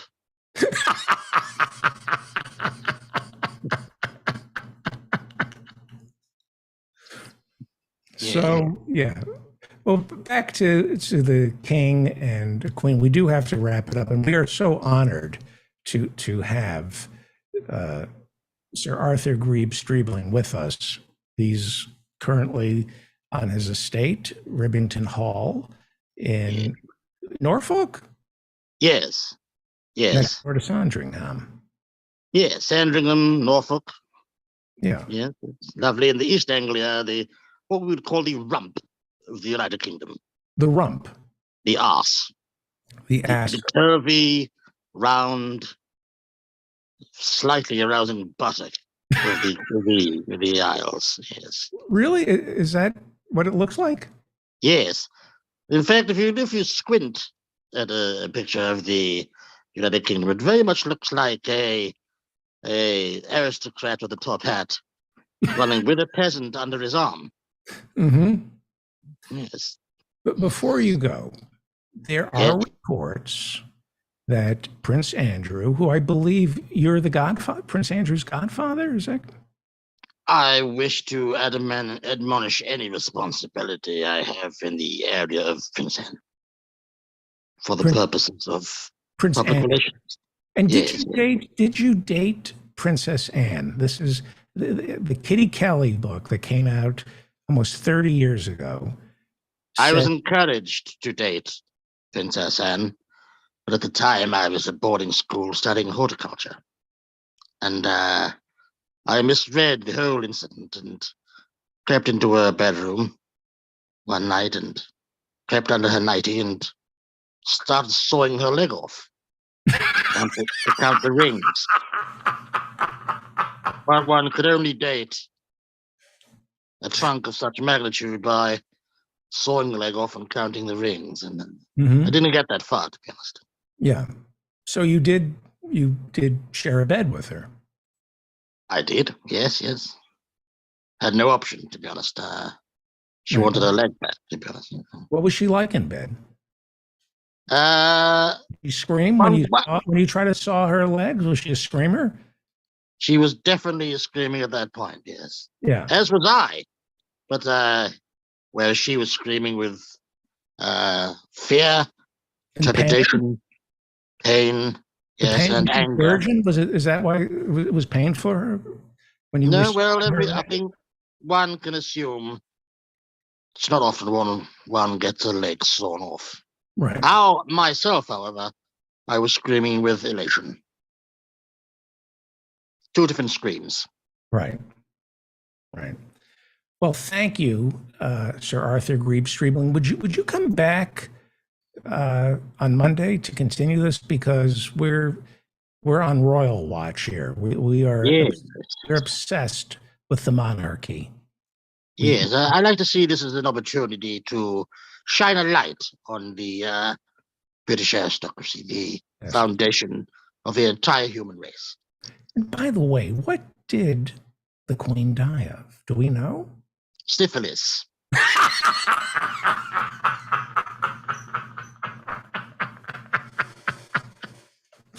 Oh, okay. Not only that, genetic syphilis. It runs in the family. It A runs. bit like diarrhea. I'm sorry, I didn't hear what you said. I laughed so hard. It runs in the family. What? A bit like diarrhea. Yes. It runs. Yes, she got syphilis. Well, Prince Andrew was her favorite, so Yes. that explains how she Yeah. got it. Well, thank you, Sir Arthur Grebe-Streebling, who's been coming to us from Ribington Hall. My pleasure, David. My pleasure. It is my pleasure. Thank you. That is Sir Arthur Grebe-Streebling. Well, Dan, I think he'll come back. I think it sounded like he had a good time. Yeah, he did very well. Yeah, he's never seen the show before. So do we have Professor Ben Professor Burgess has not showed up yet. There might be time for a song. It might be time for a song. You want to sing, or should I? Oh, go for it. I can't wait. All right. Well, let me push this button on the 5-beat gizmo here. Oh, you're gonna. We'll see how you sing. Please. I had so much fun talking to Sir Grebe-Streebling. He is. I'm such an Anglophile. Is that what he used for her leg? To file it down? Yeah. Yes. Let's listen to some music from Professor Mike Steinel. You're listening to The David Feldman Show, davidfeldmanshow.com. Please friend me on Facebook. Thank you to the mods who do a great job each week or each episode. And we have a YouTube channel. Sign up for my newsletter. Office hours, Friday at 8. Please come. You're all welcome. And Sir Arthur Grebe-Streebling will be with us next Monday. Here's some new music, not new music, some old music from Professor Mike Steinel. I'm on my way to be a billionaire. Now you can make fun of me, but I don't really care. I have a plan to get there by and by, as long as I stay healthy and I never die. $15 an hour, 5 days a week, 52 weeks a year, and 32,000 years. I know it's a long time, honey, to 34,020. But when I get there, babe, I'm gonna be in the money. I'm on my way to be a billionaire. Now you can make fun of me, but I don't really care. I have a plan to get there by and by, as long as I stay healthy and I never die. All I really need is a second job or a third. Lift myself up my boots and join that elite herd of the 600 billionaires in the USA who make more in a second than I do in a day. I'm on my way, yes I am. I'm on my way.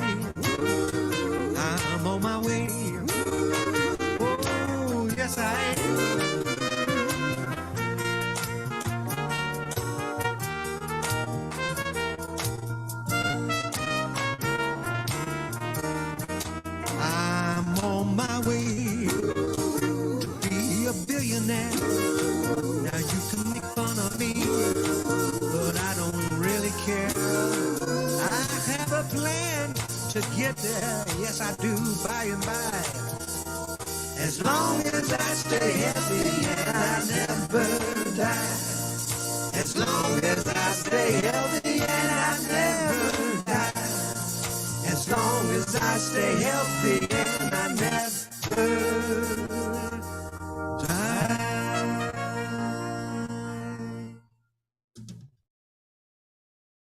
Welcome back. You're listening to The David Feldman Show, davidfeldmanshow.com. And coming up, as soon as he arrives, Professor Ben Burgis, author of this book. Where is it? It just came. Christopher Hitchens. Huh? How about that? Christopher Hitchens, what he got right and how he went wrong and why he still matters. I don't know if he's going to be there today. Some people, don't always show up, but can you blame them? Let's see, what else is going on in the news? Mark Zuckerberg, who runs Meta, and Facebook, has lost $70 billion worth of wealth in the past year. He's lost $70 billion. Wow. I know the feeling. There are two people won the $1.337 billion Mega Millions prize jackpot. They're keeping it anonymous. It's the largest jackpot ever in American history. Two people won. They're going to have to split $1.337 billion. That sucks. So, see, that's why I don't play the lottery. So you get like $600 million instead of $1.337 billion. It's not worth it. The number of people worth $50 million has spiked to a record high. How many people around the world do you think are worth $50 million or more? 40,000. There are 40,000 people on this planet who need to be punched in the face. If you live in Alaska today, or no, Tuesday, you got $3,000 dropped into your bank account. If you live in Alaska, they give you $3,000 a year. There's a universal basic income. It's from oil, but still, you get $3,000 to live in Alaska. I get paid $6,000 not to live in Alaska. I don't want to explain why, but Trump support among Republicans has slipped 5 points in the past month. That's according to a new survey. Meanwhile, Joe Biden's approval rating is the highest it's been since last December. That's according to USA Today. If Ron DeSantis and Donald Trump competed face to face in a douchebag off in Florida, who do you think would win? DeSantis. Ron DeSantis tops Trump by 8 points. Is it 8 points? I think it's 8 points. Is that what it says? Yeah, 8 points. He would win a douchebag off in Florida. So DeSantis is more popular than Donald Trump right now. DeSantis is being sued by civil rights groups because of his taking they're not illegals, undocumented migrants and flying them to places like Martha's Vineyard. Some of the migrants who were flown to Martha's Vineyard are now filing a class action suit against Ron DeSantis, but Ron DeSantis dismisses these lawsuits, calling them, quote unquote, political theater. And if there's one thing Ron DeSantis doesn't approve of, it's political theater. Mitch McConnell says it's a good idea to ship migrants to blue states. He says he has no problem with Ron DeSantis doing this. Meanwhile, his super PAC is no longer pumping money into the Senate race in Arizona, where Blake Master is running. But McConnell is all in on Herschel Walker. He's hosting a fundraiser this week, I think tonight, for Georgia Senate candidate Herschel Walker, who is not too bright. And he's running against a really great guy, right? Senator Warnock, Raphael Warnock.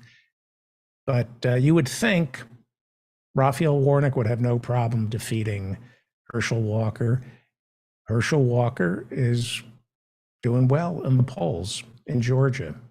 Some of the polls show him leading Raphael Warnock. I will not play any video of Herschel Walker. I get all these clips of him suffering from CTE. I just think it's cruel to play anything of Herschel Walker. Mike Franken, no relation to Al Franken, is running for Senate in Iowa. No relation to Al Franken. Mike Franken was accused of forcibly kissing a staffer, and it was looked into. The police say there's nothing there. Ron Johnson is the senator from Wisconsin. He's running against Mandela Barnes. He's the Democrat, the lieutenant governor of Wisconsin. And Mandela Barnes, in the latest USA Today poll, is leading Ron Johnson by 1 point. That looks good. And in Texas, the Dallas Morning News has a poll out showing Beto O'Rourke trailing Governor Greg Abbott by 9 points. Not good. And a new poll shows that a majority of Republican voters want to make Christianity the official religion here in the United States. They want to get rid of the First Amendment's Establishment Clause, and they want to declare, this is the majority of Republicans, they want to make Christianity the official religion. I wonder where these Republicans will get this idea from, other than listening to every single Republican in Congress and in the Senate. That is that is frightening. That is absolutely frightening. Bill Maher gave an interview with Variety, and he says woke baggage is Democrats' biggest problem.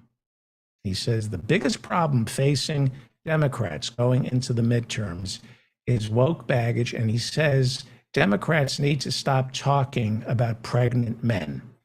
Wow, Bill Maher just gets smarter and smarter. He has his finger on the pulse of America, because all I talk about, and I'm a Democrat, is pregnant men.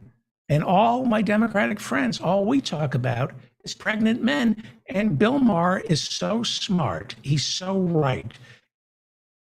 That's all Bernie Sanders talks about. That Joe Biden, if Joe Biden talks about pregnant men one more time, I'm going to leave this country. You know, there are all these things that Joe Biden can talk about, right? You know, Ukraine, he could talk about inflation. Joe Biden could be talking about the environment. He could be talking about protecting the right to an abortion. But now all Joe Biden talks about is pregnant men. Who is Bill Maher hanging out with? What Democrats is he hanging out with who are talking about pregnant men? And as I mentioned earlier, Roseanne Barr has joined Fox Nation, and we'll be doing a comedy special for Fox Nation, because comedians are so smart. We should listen to comedians like Bill Maher and Roseanne Barr, because they're the canaries in the coal mine. And by that, I mean they have brains the size of canaries. We should listen to comedians. Is Ben Burgess there? No. Okay. We have 11 minutes to kill, Dan. I have a 5-question quiz if we want to grab a contestant, or we can continue the news. Why don't we quiz Sir Arthur Grebe Streebling? What's the quiz on? I'll tell you if we're going to do it. Well, let me see if Sir Arthur Grebe Streebling would like to compete. Sir Arthur, are you there? I was tucking into a lovely corgi. Oh, you're eating corgi? Yes. Fine. Let's go. Let's do this thing. How did you prepare the corgi? Nettle soup, as always. Lovely nettle soup, boiled, trimmed, and shaved. Creamed and shaved. That's me. I eat the corgi full of fur. Oh, you're creamed and shaved. Very much so. You sit down. It's like a formal dinner where you're creamed and shaved. I'd say more ritualistic than formal. Okay. Now, are you competitive? It depends, really. But yeah, I'd say yes. Okay. I'm going to put some money in the kitty here. Now, you said earlier you're destitute. Is that correct? Yeah, well, in manner, yeah, cash-wise, yes. But one has reached a level in society where cash is not really a necessity. Okay. Dan, Quizmaster Dan. Here we go. What's the quiz on? In mid-September 1835, the HMS Beagle of the Royal Navy reaches the Galapagos Islands. On board for a trip around the world was a man who would end up being a very accomplished scientist. Today's quiz is on Charles Darwin. Well, that's not fair because I've evolved. For Streebling? Do you know who Charles Darwin is? I am aware of the man's work. I have no truck in it. I believe in the Lord Jesus Christ. But you do believe in Spencer's survival of the fittest, correct? Well, actually, it's a misnomer. It's the survival of the adaptable, which again, I don't believe in. I believe in the survival of the posh. The survival of the posh. Yes. Okay. He is competitive. He is corrected you immediately. I don't need to compete. I'm posh. Yes, he's posh. Well, we have 5 questions, and Sir Streebling is going to go first. So here's the first question. What was the purpose of Darwin's presence on the HMS Beagle? Was it Darwin was to complete research for the Queen? Darwin was to be a scholarly companion to the ship's captain? There was no real purpose. Darwin was a young man who simply wanted to see the world. Or the other option was Dar loss. Sir Arthur. I think it's B. God, he can play. That's amazing. Are you hunting peasant as we speak? Oh, that's the neighbors. At this, it's what's called lamping. It's the middle of the night here, so they corner a peasant and get out the floodlight, startle the peasant, and then take a shot. How do you sleep with all that going on? It's much like living next to the railway line. It becomes habit. It becomes part of the furniture. Okay. Yes. You get very tired after sewing their leg back on.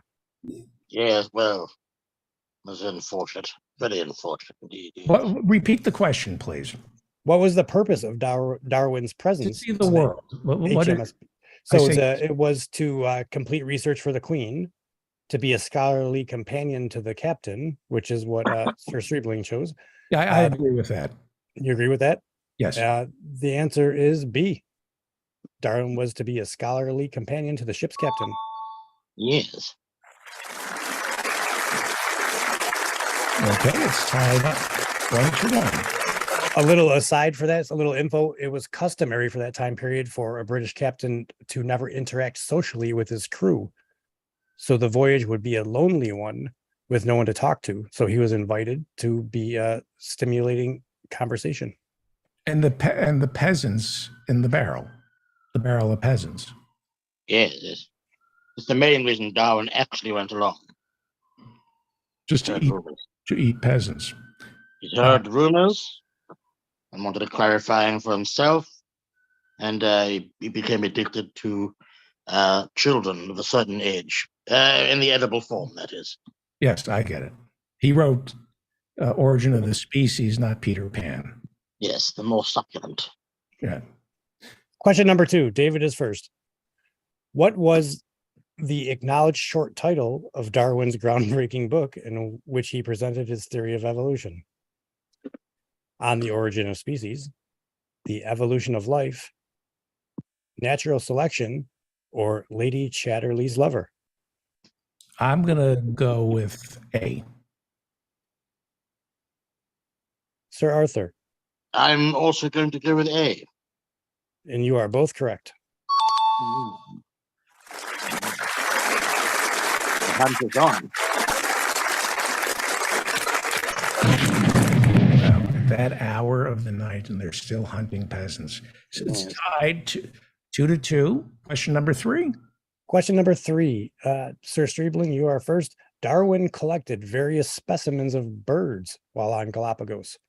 While he thought he had several different species of birds, a specialist examined the evidence and concluded that all the birds were different species of finches, and each species was isolated on its own island. What was it about the finches that became intriguing to Darwin? Here's a multiple choice. I was going to make something stupid up there. Sorry. Calm down, Sir Arthur. Well, hang on. I do bird calls, but I know that Sir Arthur Grebe Streebling also does bird calls. This is a finch. Do a finch. That's a finch. Yes. Great job. I did that with my armpit. Do a sparrow. Yep, same again. With your armpit. Yep. Okay. Do a blue jay. Are you doing that with your armpit? Oh no.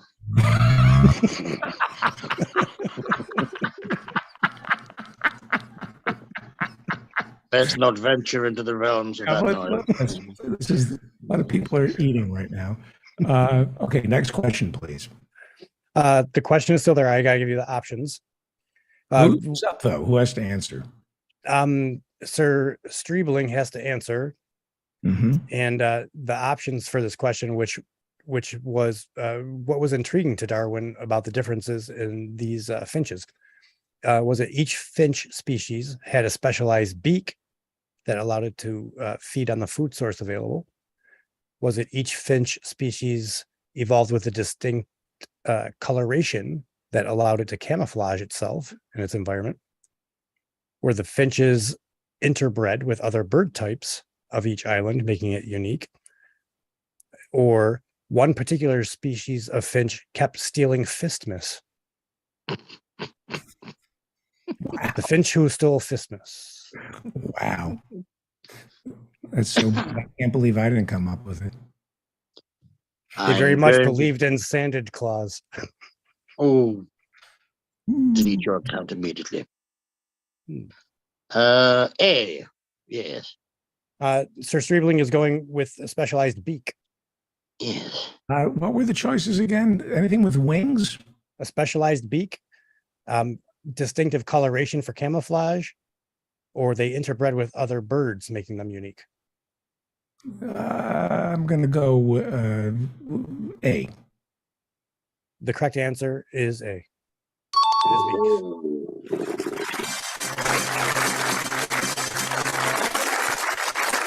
We've added a new sound effect. Did you notice that?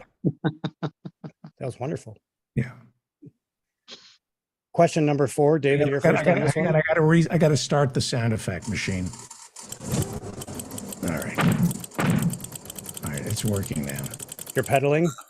Yeah, I'm pedaling and some diesel. We use a little diesel.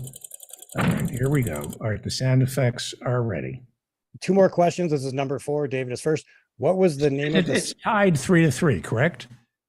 You're the scorekeeper, but that sounds like what a normal person would think. Tied 3-3. What was the name of the scientist doing similar work to Darwin in Papua New Guinea? Was it Joseph Banks, John Henslow, Alfred Wallace, or Dr. Handel Uppenturtles?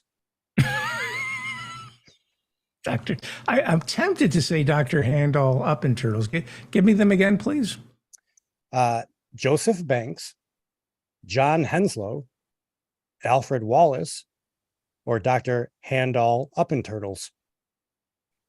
I'm going to say Banks. Sir Arthur? Correct. I'd say Banks too, yes. Well, the correct answer, you're both wrong on this one. It's Alfred Wallace.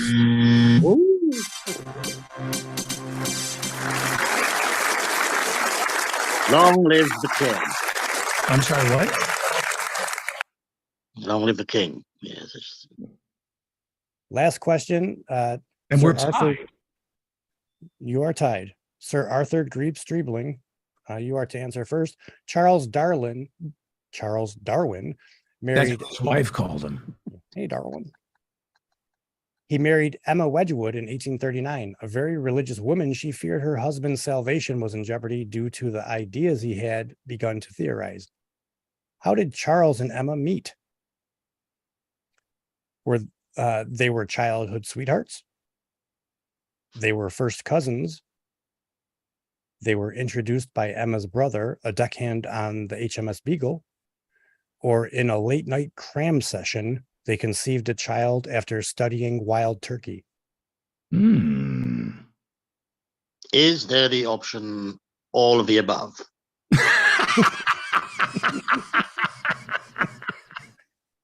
Well, that's a possibility now that I'm looking at it, but that is not That's the like answer. me. You sound like me reading the menu at the Mustang Ranch. So childhood sweethearts, first cousins, introduced by Emma's brother, or a cram session after wild turkey? Meeting on the HMS Beagle. Oh, we're going to have a winner here tonight because I'm going to disagree. I'm going to say brother and sister or That- cousins. The correct answer is they were first cousins. But they aren't aristocracy. I won. Bravo. Charles Darwin married his sister. Yes. They say cousin, but they were brother and sister. You slowly evolved into the winner tonight. Thank you. I crawled out of the primordial ooze that is the show to defeat Sir Arthur Grebe Streebling. Well, thank you, Sir Arthur Grebe Streebling. It is an honor to have you on the show. I know it is. Well Yeah. done. Thank you. Now, Goodbye. were you ever married to one of your cousins, or did you marry? Oh, I actually was married to my sister. Yes. And Moot point. I'm sorry. Moot point. How long did it last? Approximately 13 hours. 13 hours. Yes, yes. I had her killed. I'm sorry. I had her killed. You had her killed. Yes. Let me ask you a question. It's legal to marry your sister, but not your brother in Great Britain, as I understand it. Only for aristocracy, yes. Right. Where We have a number of different laws. a brother can marry a sister, but a sister can't marry a brother. The sister. Correct. And is that why you killed your sister? Yes. You broke the law? I forced her to marry me only so I could kill her. I see. It's interesting laws that Yes. that you have, where it's legal for the brother to marry the sister, but not legal for the sister to marry the brother. Yes. So you married your sister, and then you shot her for breaking the law. Yes. She tried to stop me from marrying my cousin. Thank you, Sir Arthur Grebe Streebling, and thank you, Quizmaster Dan Frankenberger. Great job. Thank you. Thank you. The Hirschenfelds have arrived. So here we Let's go. go to Cape Cod, where Dr. Philip Hirschenfeld is standing by with the author of Today Is Now, written by Dr. Samuel Benjamin. Yes. Everybody should go buy this book. I did something horrible. I had somebody go to Amazon for me. Oh, look at that. You have it. I bought the book. It's not a floating meme anymore. It's an actual book. Thank you. Wow. Well, no, thank you. It's hysterical. And everybody should pick this book up. Who is the dog? That is Fafner. Fafner is the Chihuahua Shih Tzu, the 12-year-old. She's currently in New York. with Gornamance, the puppy, and with my partner in the dungaree business. And Loki is here with us, but I think I might be bringing Loki to New York, unbeknownst to the rest of the pack, because I have to be there for several days next week. And I just feel like time is short with him. I don't want to leave him for a few days with a dog sitter. I would hate for him to expire while with a sitter. Right. That's too much pressure, isn't it? And yet, he feels free to leave me alone.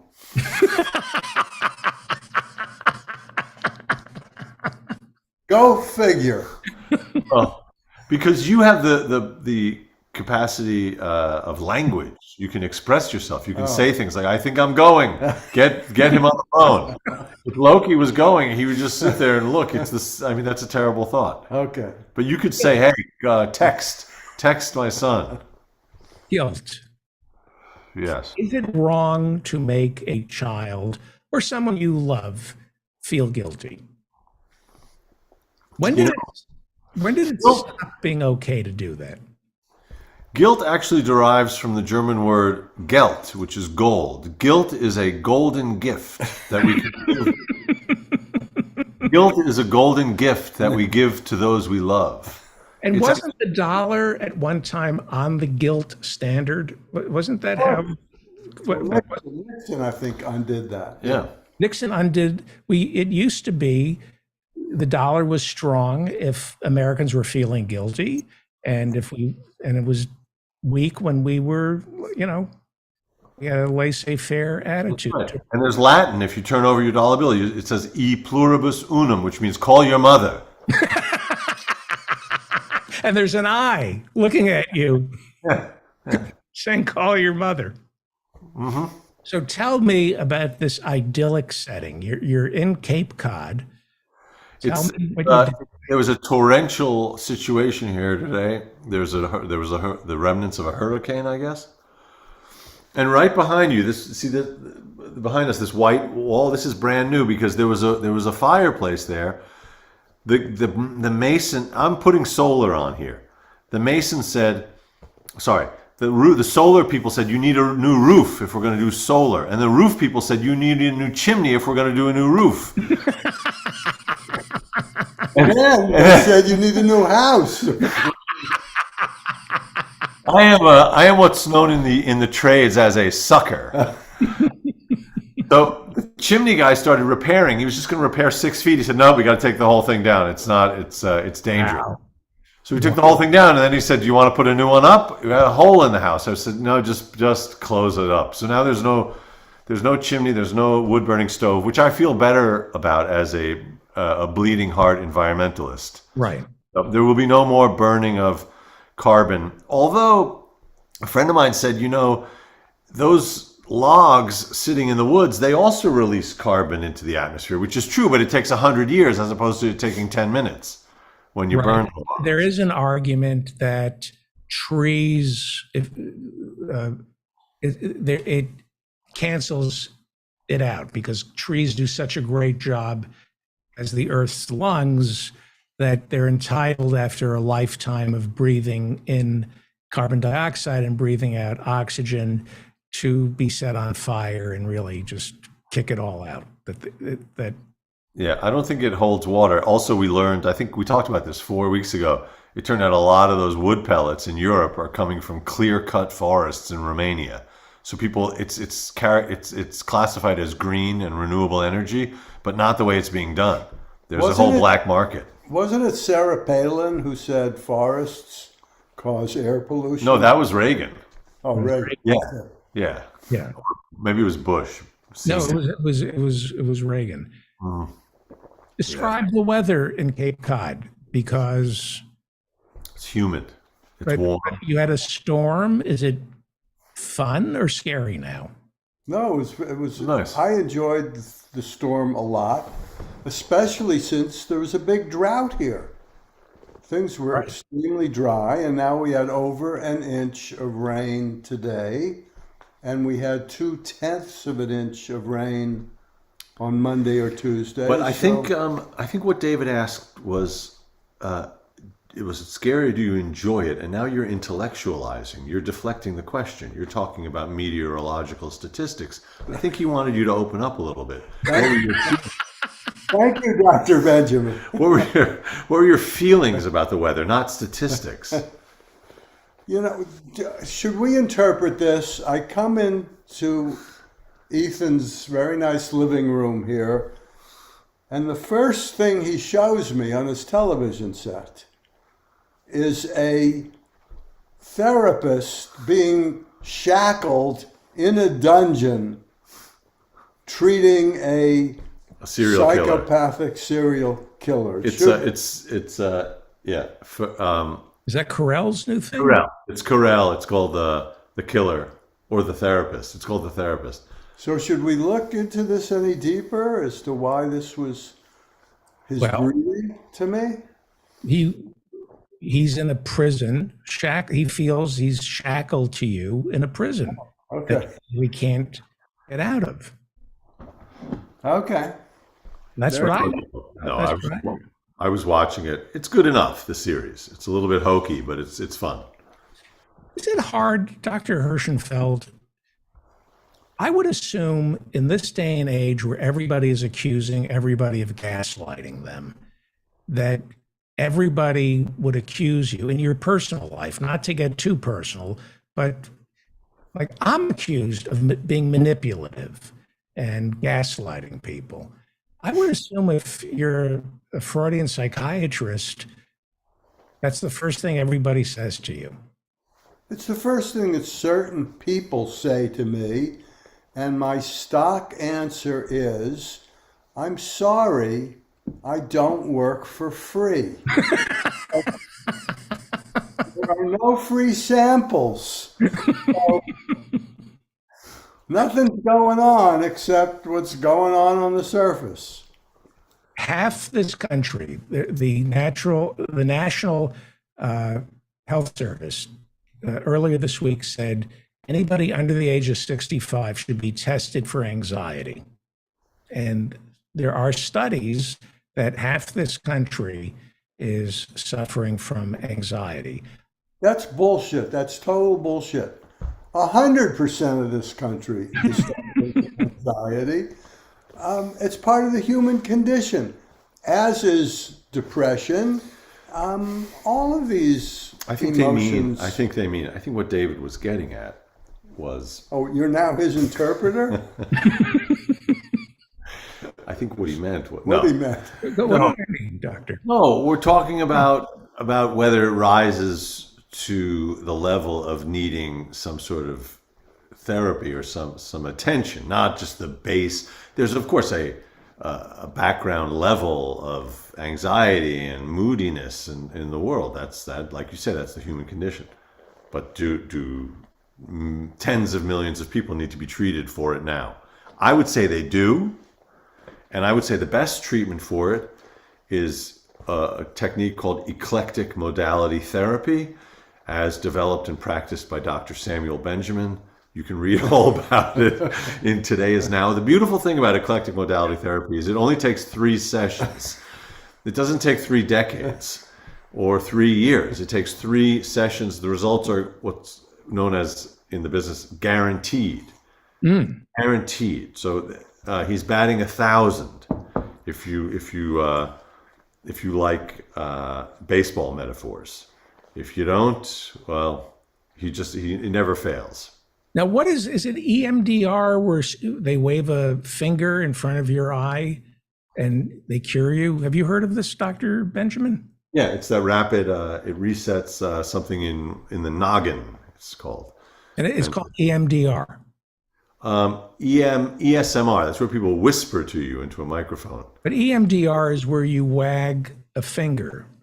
I honestly don't know. That's not part of the EMT smorgasbord of therapeutic options. I see. Okay. But I did hear about that one. That's interesting. Yeah. Yeah. You know about that one? It's one of the many bullshit. No.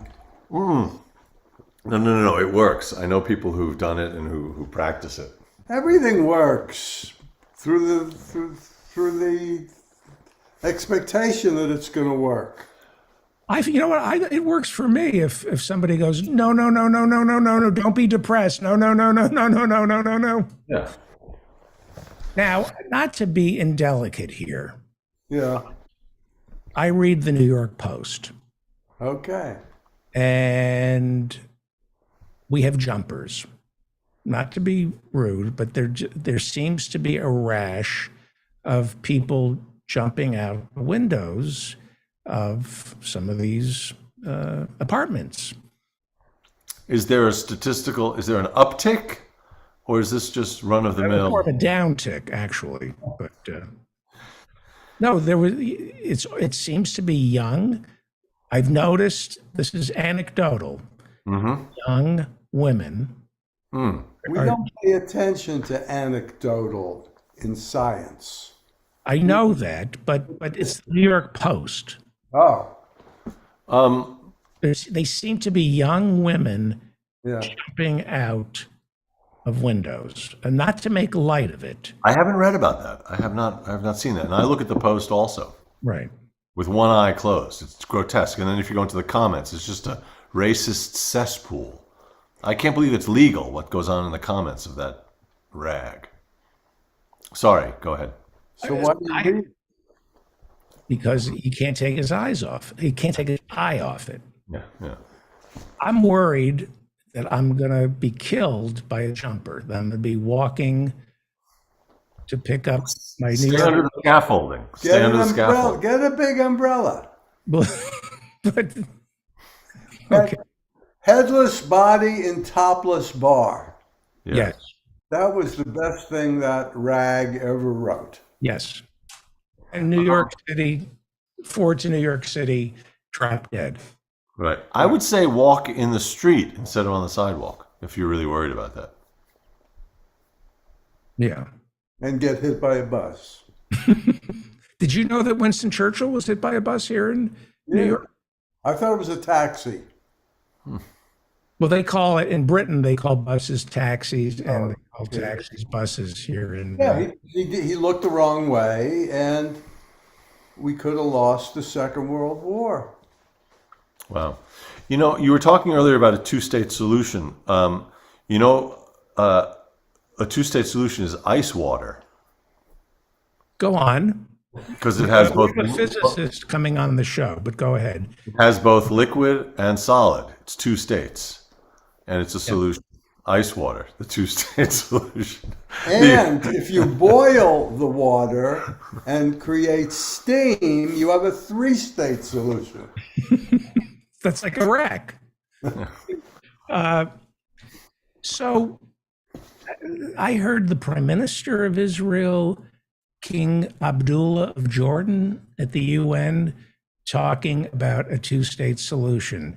And I thought, what do they think? It's 1996? What are they? There's no talk anymore of a two-state solution. Yeah, and then they were playing the song Hammer Time.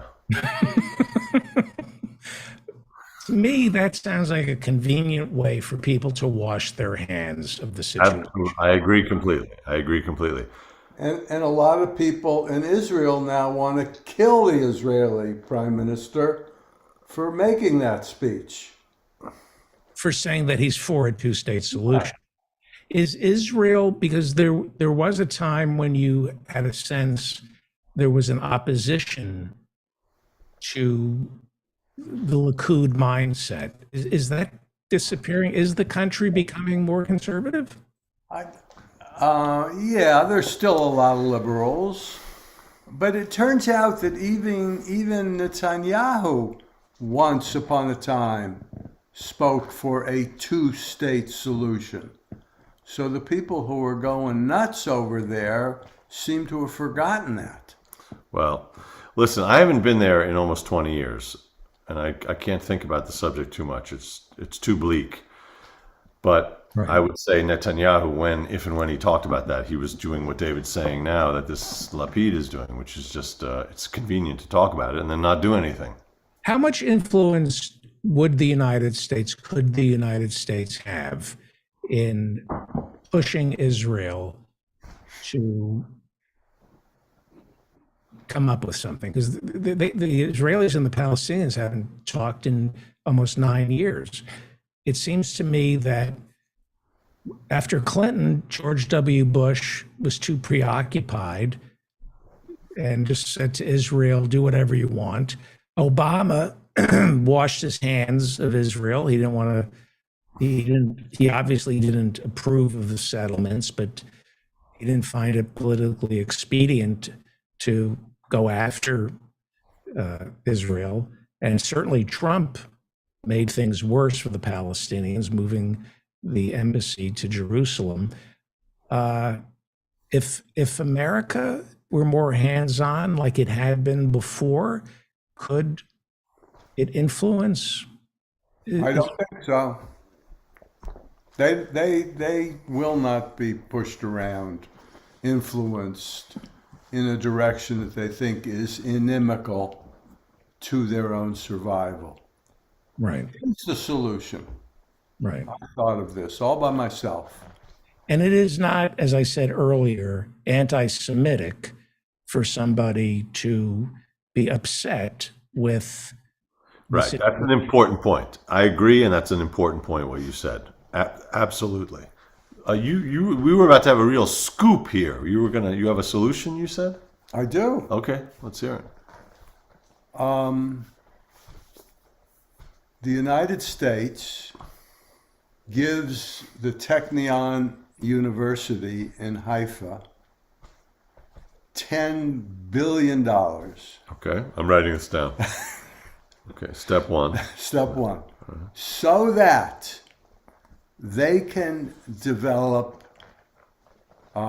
solar collectors that are 10 times as efficient as the current ones we have now, thereby solving the pollution problem in the world and the dependence on OPEC. Depends on OPEC, on Saudi Arabia, on Russia. And I think if this is done, and then everybody will have abundant free energy, and I think the world will be a much better place. Solar powered car bombs is what you're saying. This is the future. Solar powered tanks. I like the idea. I just feel like they're already working on that. That's Of what course they're scientists working do. on it. They're always Yes. doing that. They don't need $10 billion Yes, to do they that. do. The more money they have, the quicker they're going to do it. I don't see the. What if Israel becomes the 51st state? They won't do that either. And they all become Americans. They become Americans. Okay. Why don't you propose that? They are very stubborn people. Thick-necked is, I believe God said you're a thick-necked. Stiff-necked. God called them a stiff-necked people. I don't mean to correct you. Go right ahead. In the Bible, he said, you're a thick-necked people. Maybe you were reading the King James version. Keep interrupting me. But let him do the joke. It's not a joke. He said, you're a stiff-necked people, except for David's Aunt Bessie, who's a thick-necked person, is what. What was it? Who wrestled? What he said was they're a great neck people. From Long Island. Yeah. Who wrestled with God? Was it Jacob wrestled with an angel? Yes. Yeah. And the angel said, "You're a thick, stiff-necked people." No, that's not where it happened. It is something when the people of Israel in the desert, led by Moses, didn't do something correctly that God wanted them to do or Moses wanted to do. And I think that's when they were declared a stiff-necked people, meaning a stubborn people. And by the way, don't you two guys I like where this is going already. Don't you two Everybody guys? I know has a stiff neck. Come to think of it, my neck is killing me. Don't you think I missed it when Dr. Benjamin over here called you Dave? I didn't say Dave. You said Dave. You said Dave. Run the tapes. No, I said David. We'll listen to it later. Let me play it back. Hang on, I can play things back now. Watch. Hang on. David. We have a new thing. Hang on. I wouldn't. That would be presumptuous. It was to- 5 minutes ago. Dave. Oh, I just Played it back. Yvette. Waiting Yvette. for 5 years, I've had that sitting. For those of you listening, we had old film filter going over that. So Well, it leads me to suspect that the two of you have a conspiracy brewing against me. Okay? Paranoia. Wow. like the way you're thinking. Paranoia is. Thank you. It's not just for the patients. I find I have found if I don't return calls and I stay indoors and I limit my exposure to other human beings through texting, my paranoia is at a base level. It's manageable. So it's through more contact with other people. Other people make me paranoid. All right. What are you reading? Oh, I'm reading 4321. Thanks to Dr. Benjamin over here. I was in a thrift shop in Wellfleet and I see this big, thick book. I didn't know a thing about it, but it was for $4. So I figured 3 and then 2 and then 1. I figured there's a bargain, so I bought it for him. Yeah, and it turned out I had already read it, but then I recommended it. What is it? It's Paul Auster. It's from about 4 years ago. It's a good book. I started reading it. It's a novel. I would highly recommend it. It's thick. So it's per page. It was very cheap for $4. Yeah. No, it's stiff. It's not thick, it's stiff. It's a stiff book, not a thick book. Now, are you able, like, you're on vacation, you're in Cape Cod, are you able to, how many hours are you able to lose yourself in a book? 2 more days I'm on vacation, just so you know. How many hours can you go? When I was a kid, I could read for 10 hours straight without getting up.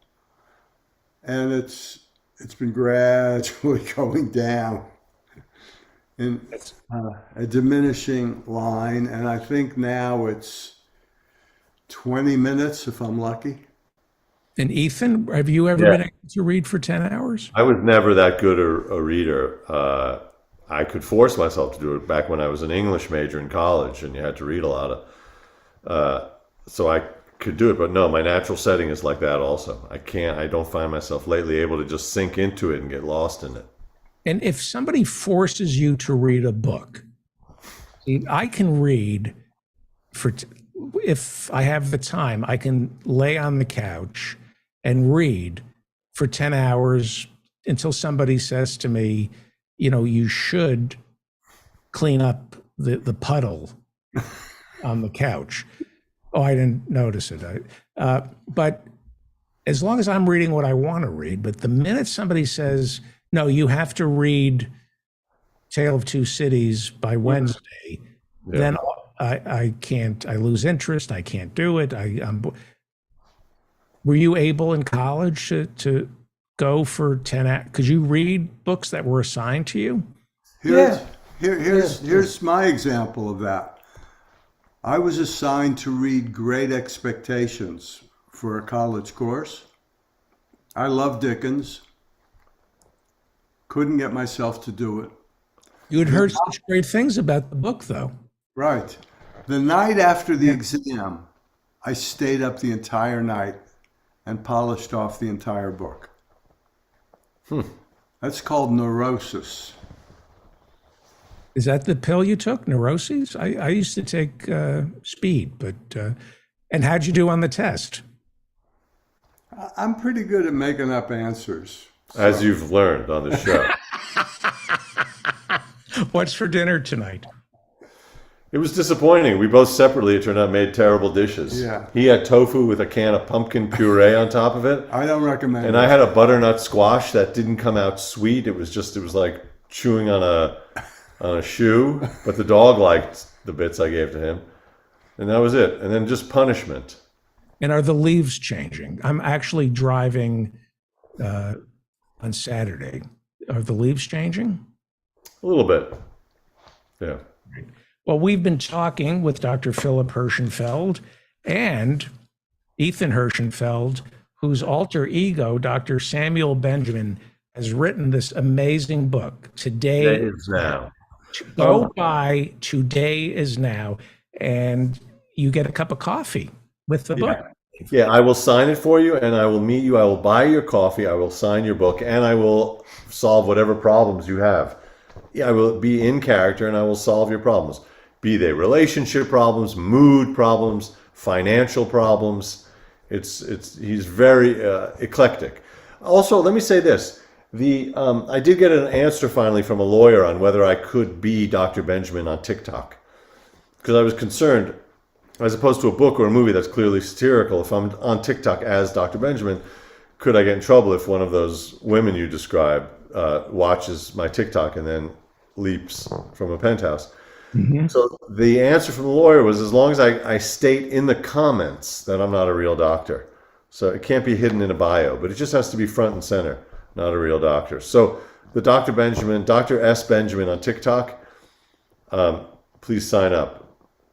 Dr. S. Benjamin. Very good. Hey, I have some bragging to do. Please, please. Did you see the article about Renan in the New York Times? Amazing. Wow. I got to look at it. His new special. A rave review. It's Renan Hirschberg, right? Yeah, Renan Hirschberg, of course. Yeah. This is, so I wrote him a note. So I was about a year and a half ago just on my phone looking at comics on YouTube, and I see Renan, and I'm going, oh, this guy's amazing. Yeah. And out of the blue, and I said, I have this silly little podcast. Will you come on? And he said yes. And he got a review for his new special in the New York Times, like rave. That is great. That's great. And I thought, if somebody's really talented, it jumps at you. It just jumps off the screen, which is why I am where I am in this business. But you're a kingmaker, it turns out. I have good taste. Yes. Not everybody has that. I have good taste. I personally don't taste so good, but my taste is, when it comes to comedy. That's not nothing. That's not nothing. Thank you both. Thank you, David. Thank you, Dave. Thank you. Bye. Bye. You're listening to the Dave Feldman Show, davefeldman.com. Go to my website, davidfeldmanshow.com. And while you're over there, sign up for my newsletter. Thank you to the Hirschenfelds and Office Hours every Friday night at 8 p.m. Sign up for my newsletter. My newsletter comes out every Friday at 6, 2 hours before office hours. It's a great newsletter. It really is. And we have a YouTube channel, so subscribe to it. Emil Guillermo is the host of the PETA podcast, and he's also a columnist for ALDEF, the Asian American Legal Defense and Education Fund.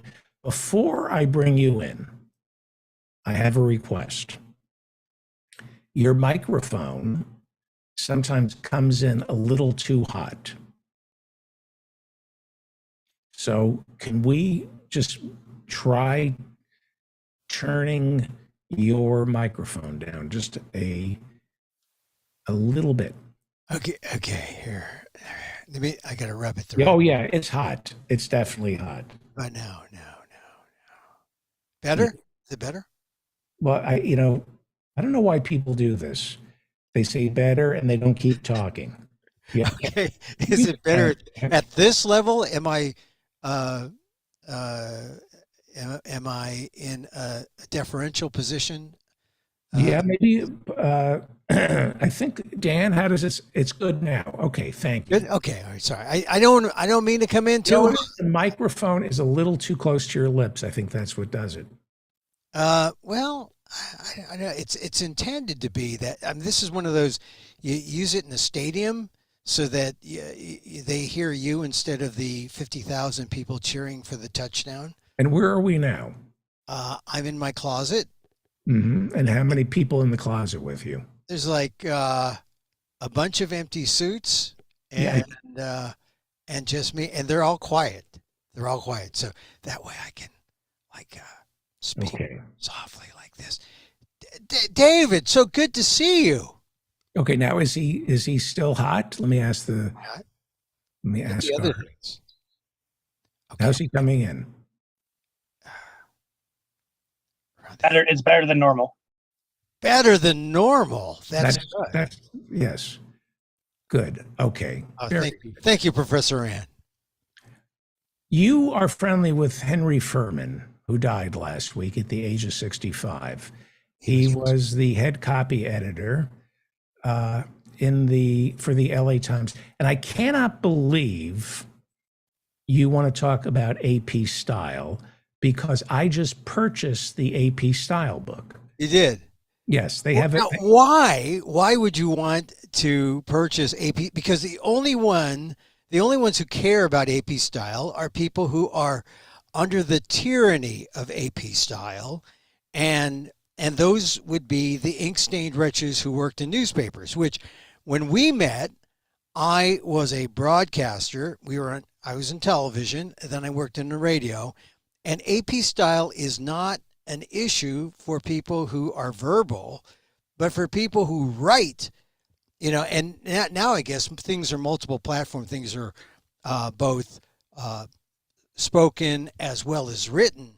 However, everyone has their own style book, Washington Post, New York Times, but AP Style for newspapers, if you're a newspaper guy. And Henry, when I say he was head copywriter, he was assistant managing editor for Copy, the Library, and Standards. And then he retired a few years ago, and he was teaching at USC Annenberg School.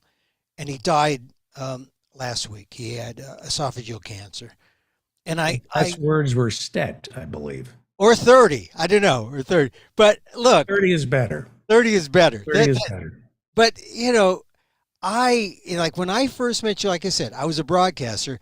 I ended up doing stuff in newspapers, and that's why I had to get AP Style. I don't even think I have the update. I mean, I got one of my original ones. But why are you reading AP Style? I write, yeah, and I find it fascinating. I wanted to be a print journalist. Yeah. When I was a kid. I thought that would be the key to happiness. I was key to poverty. Well, yeah. And during 2 summers, I was a police reporter for the Hudson Dispatch, Jersey City, New Jersey. It was like something out of, that Clark Gable, Doris Day movie. Everything was in black and white. I would walk into the newsroom, and I thought this was the center of the universe. Clackety, clackety, clickety, clack. Yeah.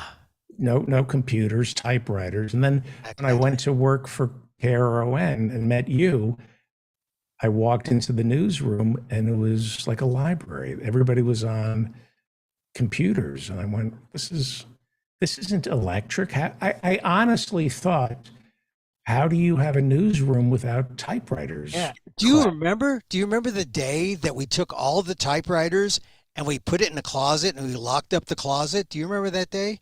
No, I was there. I was there after the typewriters were put in the closet. Oh, well then, by the way, it was San Francisco. There were a lot of empty closets in San Francisco. Yeah. But were you there? There was a big power outage, and we had to find the typewriters. So we had to go back to the closets and bring out the typewriters. Were you there on that day? That was a really strange, because it was still a kind of transition period. what I'm saying though is that when you're in print, AP style is everything.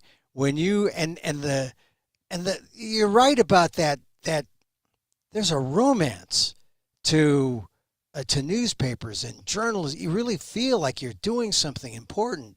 When you're in television, you feel like, where's my makeup? What camera do I look at? It's showbiz. It really is showbiz, right? Yeah. I mean, it's showbiz. So, all right. So you got AP style. You know that I have a sense memory. I shared this with a friend of mine. Yeah. In Coatesville, New Jersey, there's a 7-Eleven in Coatesville, New Jersey, on 9W.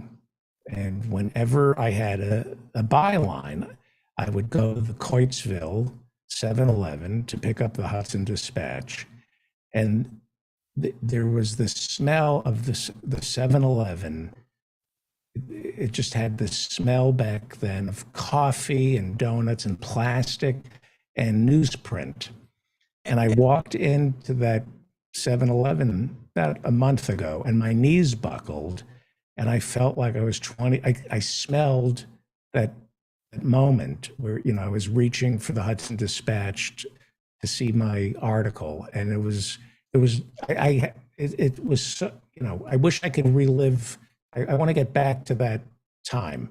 It was a very special time, and newspapers were so important. I bet you if you went back to that, was there any newspaper available to buy? Yeah. There was? Yeah. Not the Hudson Dispatch, though. It's gone out of business. Well, now everything is digital. The story I wrote, actually some of the best journalism. The Hudson Dispatch was like a dream. I mean, it was this big building in Jersey City. It was like 5 stories high. They had the printing press, the delivery trucks. They had a newsroom. It had been, when I joined to intern there was like, they had been in business 70 years, not 50 years. They had, the idea that it was ever going to go out of business was beyond. Actually.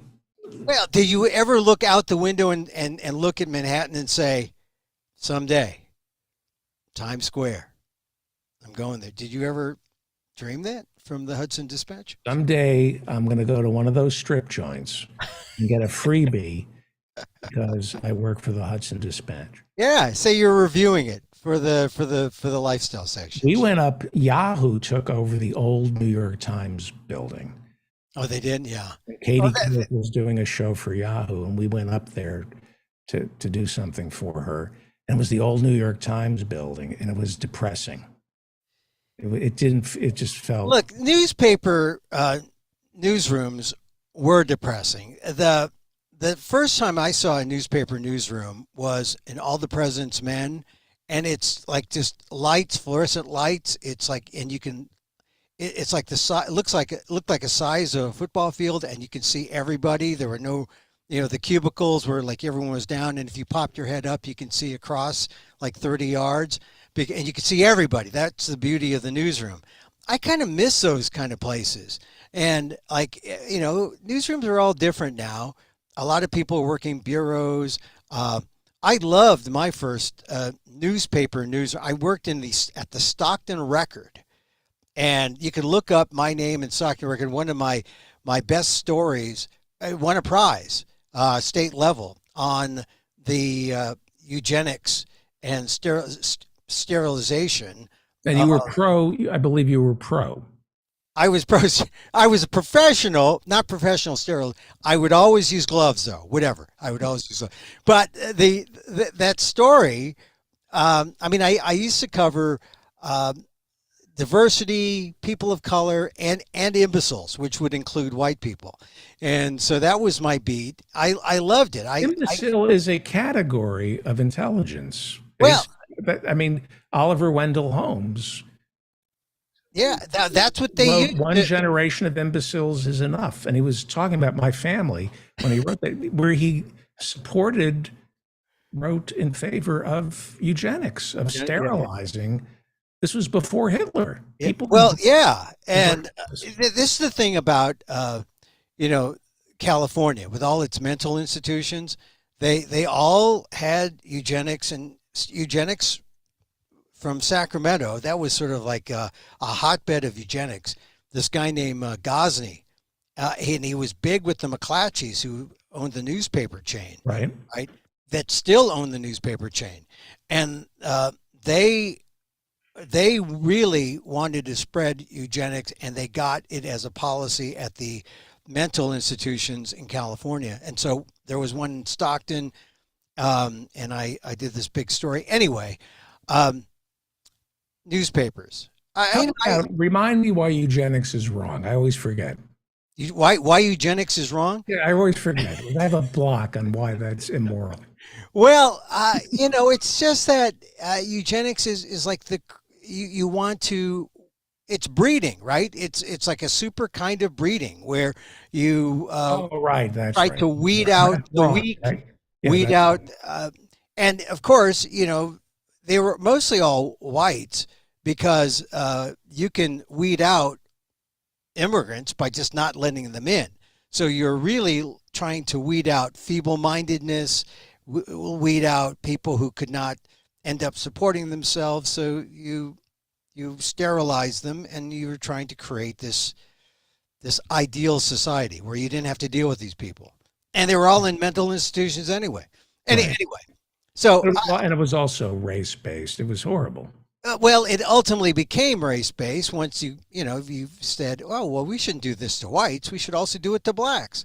And so if you go to the places in the South, South Carolina, North Carolina, big on eugenics and big on sterilization. And Hitler studied the California eugenics program. And he studied the South. If you were watching U.S. in the Holocaust, the Ken Burns television series. I don't watch anything by Ken Burns anymore because he's best friends with war profiteer David Rubenstein. I saw his name. I saw his name on the title, and I said, this is a great show, but if I mention it to David tomorrow, he's going to mention David Rubenstein's name.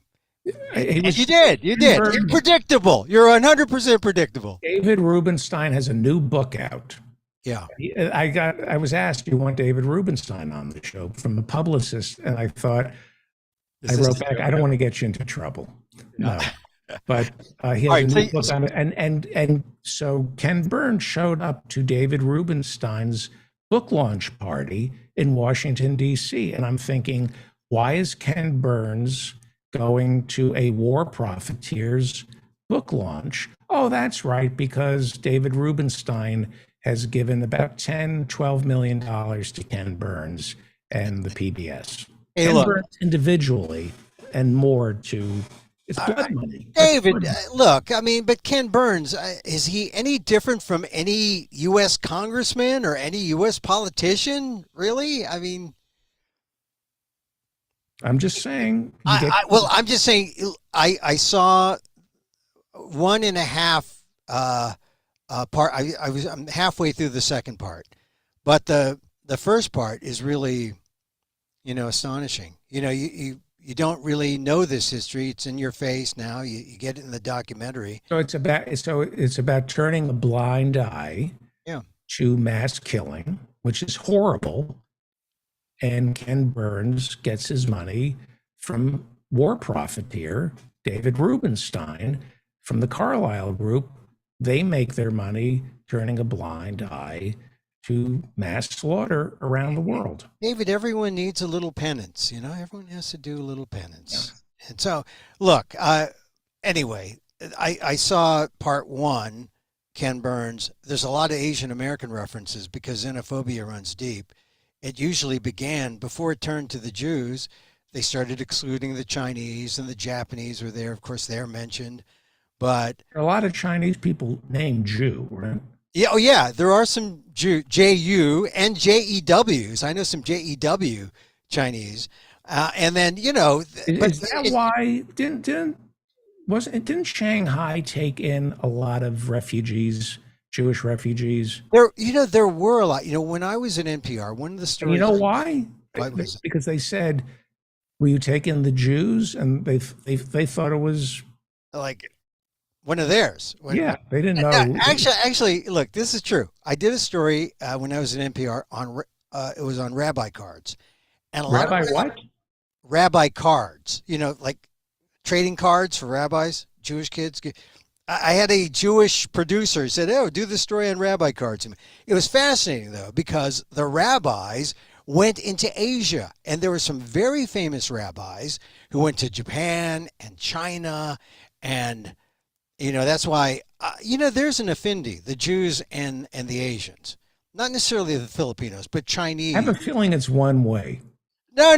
Well, the Jews stole Chinese restaurants. I have a feeling the affinity goes one way. No. The Jews stole the kreplach. The Jews stole the kreplach, which are really pot stick. We know they're pot stickers, but you call them kreplach. Yes. Right? That's an appropriation. But that's right, because Asians and Jews love each other. Yes. And Chinese food. There are vegan Chinese restaurants. Yeah. That in New York City, we went to one last week. Kosher vegan Chinese food. They have a vegan General Tso. So? No, Tso. Oh, Tso. Well, Tso wouldn't be Jewish enough. Tso would be. Tso, he was a pig. General. Yeah, I know that. Tso, he's a pig. Is it pronounced General Tso? I think it's so. TSO. I don't see any A's in there. Tso, but Tso. I like saying Tso because it feels like I'm eating pork. I know it would be great. It's not halal, but it's great to say Tso. I get the. By the way, do you know that halal is the entry word to impersonate Charles Nelson Riley? If you want to get your Charles Nelson Riley impersonation going, you say the word halal. Halal. Yeah. Halal. Circle gets a square. Okay. That's how you get going, and then you're talking like Charles Nelson Riley. All right. Hey, there's always a word that gets you into an impersonation. I see. Yeah. If somebody says do Charles Nelson Riley, just say halal. And here is the word that gets me. And here's the word that gets me into talking about my friend Henry Furman. The word is hyphen. Hyphen, David. Hyphen. This is why Henry Furman, who died last week, is important. He killed the hyphen. Now, was he the detective? No, he's not that guy. I knew you might have, you were going to bring that up. Because that's kind of like, that's not a hyphenate. It's a homonyminal kind of reference. Furman, Mark Furman, the OJ detective. No, you're gay. Mark Furman was gay. No, he was the OJ. The OJ detective. You just said he's homonyminal.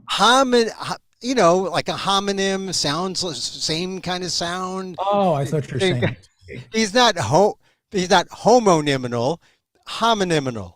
Anyway, for what Henry did was he killed the hyphen. Now you know why it's important. Henry was a unique hyphen himself. He was German, Dutch, born to a German-Dutch Navy guy on a boat out in the Pacific Ocean to a Japanese mother. Hang on for 1 second. Yeah. Part Dutch. Part Dutch, part German. Part German. Right. Part Japanese, which means every December 7th, he declares, I don't have it.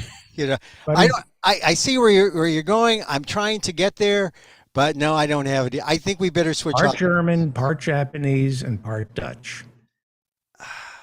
What can you do with those wooden shoes? I don't know. I just keep the wooden shoe in December 7th.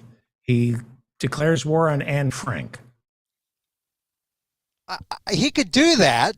It's a little far. Because he's in the Pacific, and she's in Europe. But from Holland. Holland. Anne Frank. Yeah. She was from Holland. Yeah. All right. Look, Henry was born on that ship, raised in L.A. Smart guy, went to Caltech. Could have been an engineer, right? Because Caltech is this premier type of math, science place. but he fell in love, just like you, at the Jersey Gazette or whatever that paper was. The Hudson Dispatch. The Hudson Dispatch in Jersey City. He fell in love with newspapering. He edited the school newspaper. And from there, he got onto the LA Times. He got on the masthead. And, you know, he was also, I would see him, look, I have fathered a number of Hapa children, half white, half Asian children. When I first met Henry, I knew instantly Henry was, I saw the Asian in him. And I said, and we met of course, at an Asian American Journalists Association convention and subsequent meetings. And we were good friends over social media. But his thing was the hyphen, because he saw in the hyphen, when you say Asian/American, when you see hyphen, it kind of others you, right? I mean, it looks like a connector, right? But Henry wanted to take the hyphen, grab the hyphen, and like rip it out and like off with it, dash with the hyphen. And because, as he pointed out in an essay that he wrote in 2015, he said, when you're an Asian American, you know, you're a kind of American. Asian is the adjective modifying the noun, American. But when you're Asian-American, you're almost like two equal things. And are you Asian? Are you American? As I put it, the dash, the hyphen is like a minus sign. It makes you less than. It really is an othering tool. And Henry, what about if you call somebody a hyphenate? A hyphenate. Well, you could. In Hollywood, I've been called a hyphenate. Because you're like a good good hyphen writer or a bad hyphen writer? No, he's a comedian, writer, pain in the ass. Yeah, and pain in the ass would be pain hyphen in hyphen ass hyphen. Right. So and what about commander like Joe Biden? Commander hyphen in hyphen. Innie is belly button, and he's a chief. I believe he's a Sioux. Isn't he a Sioux? There are some phrases, some words, collections of words where a hyphen is not an issue, like commander-in-chief, or like in your case, writer, performer, comedy, not so good. That would be not hyphen so hyphen good. Right. But in the case of people of color, in cases of people, Henry was sensitive to this. And he said to AP Style, he wrote his essay, and the people, the gatekeepers at AP Style saw it, and they said, if we're making people feel bad, if people see this as a negative, they took it upon themselves to change it. And LA Times did it on Henry's word. He prevailed there. And then ultimately AP Style did he wrote that essay in 2018. By 2019, they said that when it comes to race, the hyphen is eliminated. So Filipino-American, get rid of the hyphen. You're just an American, and Filipino is the adjective modifying American. You're an American. Because the idea is if you are two separate things, Asian and American, or Filipino and American, it's almost like they say, what are you? I just feel like it was an important message that people would overlook necessarily. But because of Henry's sensitivities, he made people pay attention to the language. He made people pay attention to what the hyphen did.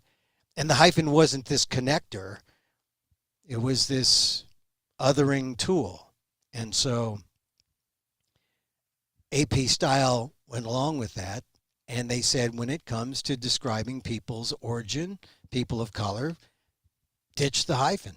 And then the New York Times later did the same thing. And so, anyway, that's why I think, look, Henry was a nerdy word guy. So when he died, the hyphen said he had it coming. The hyphens probably cheered, but Hyphens. there were probably people like you who said, well, we still say commander hyphen in hyphen chief. I mean, those people weren't affected. But I think every person of color, Mexican American, Filipino American, any ethnic American, I think, and anyone who read his obit in the LA Times knew how special he was, because you know the power of these words in journalism and how we see them, right? It's everything, especially AP style. You write a story at the Hudson Dispatch and say it gets picked up by AP. You got to know AP style, so it gets picked up by everyone. And it's like I wrote a story in the Stockton Record. If it got picked up in the AP by AP, or I did a story for when I worked in television in Washington D.C. If it got picked up by AP, it was written by AP style. They loved it because they didn't have to like mess around with it, and out it went to all these outlets, all these media outlets, and that's the power of this kind of, a sense of standards that someone like Henry imposed on AP style when it comes to how you look at people of color. Get rid of the hyphen. And now you can see because not everyone, adopts AP style. In fact, every organization can have their own sense of style. Washington Post, New York Times, everyone. But AP is the dominant one, but you might still on the internet see a hyphen. And next time you see the hyphen, think of Henry, rip the hyphen off, rip it away. It doesn't belong there. And you can see how words matter, and I, in my column on the ALDEF blog, Asian American Legal Defense and Education Fund, this is one of the problems with journalism. This is one of the problems with calling Trump a liar, right?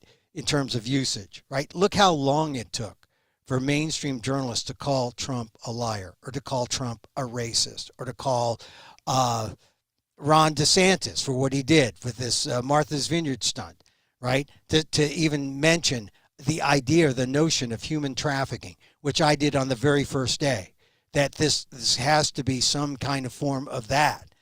But journalists they're beholden to standards. They're beholden to, that's what makes journalism folks pull their punches. And Henry was, look, he was a standard bearer, but he knew, and ordinarily I don't like those guys. I don't like editors, but I liked Henry. He was my buddy. And I liked him because when it came to important issues like, the hyphen, he fought for people of color. He said, lose your hyphens. Yes. Well, Emil Guillermo, great job as always. You are the host of the PETA podcast, People for the Ethical Treatment of Animals. New episodes every Wednesday. Before you go, the Beef Eaters. Yeah, I know. That's the name. If you talk to a Brit, they will never say, they will say beef eater. Americans say beef eater. They call them the Queen's Guards. And what are they wearing on their heads? They're wearing cone heads, but apparently those aren't cones. I know. They look like cone heads. And if you saw the funeral, I'm sure you saw the funeral, right? Of course. They were all over those bearskin. They're bearskin. They're made bearskin? Bearskin. I know. Hard to believe. They're made of bearskin. You would think the Queen was sophisticated enough to graduate to a nice polyester synthetic. But no. Bearskin. Honest to God. PETA has been working on this. I host the PETA podcast, and we got a podcast coming up on this. I think people wanted to be respectful of the Queen because, at least the caps were made of corgi skin or something like that. It was bearskin.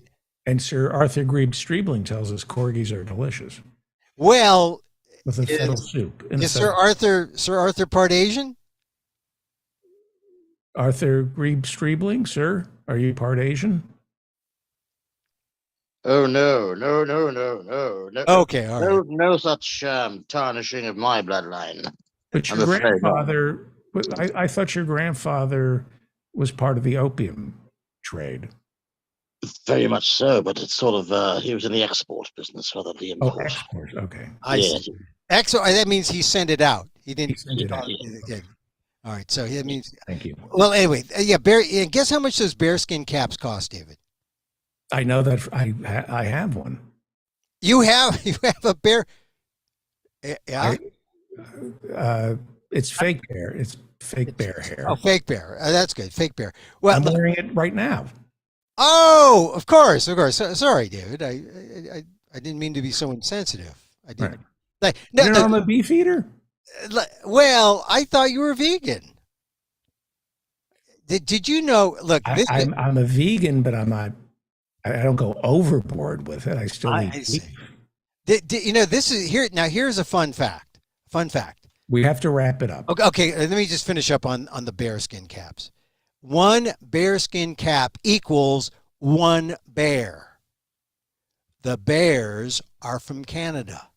And this is a good reason why the Canadians should say, heck with this Commonwealth thing, right? I think. The Canadian Bears. It costs more than $1 million to all those hats you saw, all the hat, and then I don't know if all the hats they had in existence were out there at the funeral, but $1 million is the cost. And actually, this is true. PETA has been out there trying to come up with a synthetic replica. Synthetic bears. That's what we need. Synthetic bears. I think it would be sort of like going to, what is that place? The Chuck E. Cheese, animatronics, that kind of thing. Yes. I'm just saying, no animals were harmed. You could say that honestly. Except the people eating the pizza. Well, maybe. Emil Guillermo is the host of the PETA podcast, People for the Ethical Treatment of Animals. Anybody who has ever had children knows what it's like to have a panic attack at Chuck E. Cheese's, where I have never felt more trapped. Like I'm looking, you think it's going to last forever. Not just this birthday party, but this life. Counting kids. I have 10 kids. Yeah. Return. Like nobody gives you credit that you return 9.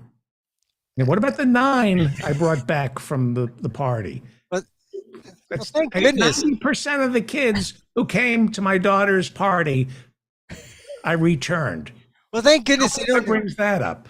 Thank goodness they don't have bowling at Chuck E. Cheese, because then you'd have to have the return of the shoes too, and that would add to the whole thing. Okay. I love you. Great job as always. You know what? Every episode you come loaded for bear. You really are. What, did I say something wrong? Oh, I didn't mean that. Hey, I love you too. Like, we didn't even get to the anti-Semitism parts from the Ken Burns thing, because you'll be anti-Semitic next week. The David Rubenstein thing. Your anti-Semitism is like seersucker. It never goes out of style. It could hold till next week. Okay, trust me. Okay. All right, and I love you too, David. Emil Amok on Twitter, and he live streams every day on Twitter and on YouTube. What's the name of your channel? Emil Guillermo. Great. Well, this is exciting. Sorry to keep the Reverend. Thank you, Emil. Thank you. The Reverend Barry W. Lynn is joining us today from Massachusetts, and he has a very special guest. And I'm very excited about this because when this show first started, Robin Roberts in LA used to come on and sing Union songs. And I'd listen to these Union songs and I said, these are about something. Like the lyrics, it's not words just, it's not just some silly song to justify the melody. The words are more important than the melody. And please, Reverend Barry W. Lynn, take it away. I'm very excited about our next guest. Right. Well, thank you. And I want to introduce Duncan Phillips in just a minute. But what you just said is very interesting. I did not come from a musical family. The only records my parents had were wordless records by a group called 101 Strings, and maybe occasionally a Broadway show. But back in Your 1968, parents hated unions too. they didn't like them. Really? I'm making a joke. No, they didn't. They didn't like them because my father was obsessed with a guy who ran the Teamsters, I think out of Philadelphia, named Quinn was his last name, and so he had no interest in unions. But so the music, 1968, I'm listening to the radio one Sunday night, and I hear this show from 50 miles away in Philadelphia, run by a guy who became really an iconic figure in the folk music business, Gene Shea. And Gene was talking about folk music. And I thought, what in the hell is folk music? And then I heard a song called Draft Dodger Rag. I didn't quite catch because it was difficult to hear anything. I didn't quite catch who wrote it, but I later found out it was Phil Ochs. And that was one of the first records I ever bought. And I became literally obsessed with folk music. And I became really obsessed with it when I had a chance to hear the golden voice of the great Southwest, Utah Phillips. And I was absolutely amazed to find that his son, Duncan, who's with us now, had started a nonprofit, has a wonderful website, and I wanted a chance to talk about his dad. Duncan, welcome to the show. Reverend Barry, hi. Can you hear me all right? I can. Great. Thanks for having me. Thanks for the invitation. Happy to do so. I had a lot of fun talking to your dad, particularly when I was on the briefly constructed United Auto Workers radio network that had me on, and it had Jim Hightower, of course, who famously said he didn't want to be a middle of the roader because the only things in the middle of a road are dead skunks. And but your dad was super. I always enjoyed talking to him. So the website's called The Long Memory, and because we have a lot of obsessed cinephiles, we're not talking about The Long Memory, the 1950s black and white movie. Right. Remind us what The Long Memory is and was, particularly in the labor movement. Well, Dad was always, he talked about the long memory because he was always worried that people wouldn't remember and talk about the lessons, particularly in the union movement of the past. People would always tend to say, well, that's always in the past, Utah. It's time to move on. Unions have changed. The worker movement has changed. And he would be quick to point out that the most radical idea in America is the long memory. To be able to talk about the events of the past and be able to learn about the events of the past, not necessarily teach people, but give people the opportunity to learn themselves. Well, he was a marvelous teacher. And I think I said last week when I mentioned that you were joining us, that I learned virtually everything I knew about labor history from your father.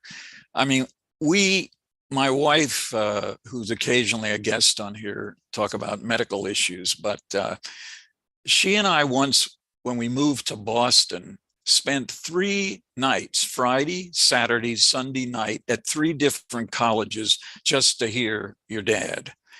And he never, with a lot of singers, is enormous overlap. If you go 6 months later, they're playing the same songs. Your dad had so many stories and so many songs that you never got tired of listening to him. Right. And, you know, there's a trick that he used that he'd write a set list before every show and he would save those set lists. I have a stack of them on my desk. And when he would go back to the town the next time, he'd pull the set list out to make sure he had fresh material. You know, and people had always commented his shows seem so spontaneous, just so off the cuff. But he was, you know, he's an interesting person, that he was a genius. He had common sense. He had curiosity. He had a remarkable memory, and all of those things combined. Plus, he was likable. A lot of people out there call it charisma, but you know, my grandma Kitty always told me, you know, remember Utah, remember Bruce when he was a little kid, being likable will take you farther than talent. And he was likable. So with all of those things that he had in his life as toolbox to pull from, he was more than, you know, some people think about it as a teacher, a union organizer, a songwriter, a philosopher. He was so many different things. And one of the little known facts about him that hardly anybody knows is he was a scholar on Ethiopia. Really? His big dream was to take a steamship and get to Ethiopia. He was totally fascinated with Ethiopia, and he could have conversations with anybody on any level about Ethiopia. It was really remarkable. What other specific thing? He was interested in Egypt also, right? Yeah, well, yeah, he was interested in Egypt, anything in Africa. One time we went on a trip up to Portland, Oregon for a benefit show, stopped in Ashland, and one of his friends, Nancy Spencer, had insomnia all the time. And he asked her what she would do to go to sleep at night. And he said, she told him that she would go through all the countries in Africa, all the capitals in Africa. And he said, well, let's see how you do. So she went through and got most of them. And then he went back and told her how each capital became a capital and when, and the history of the capital and the history of every part of Africa that she could talk about. Wow. Let's talk a little bit about his parents and his stepfather, because it seems to me that his mother, as I understand it, was an organizer, a labor organizer. His stepfather, after they divorced, was a kind of a vaudeville promoter, and both of those things seem to be terribly important in the way your dad conducted his life. Oh yeah, definitely. When Sid Cohen moved to Salt Lake City and brought Dad and everybody with him, he worked for Paramount as a film distributor. But in those days, Paramount Pictures made the movies and they owned the film houses. Right.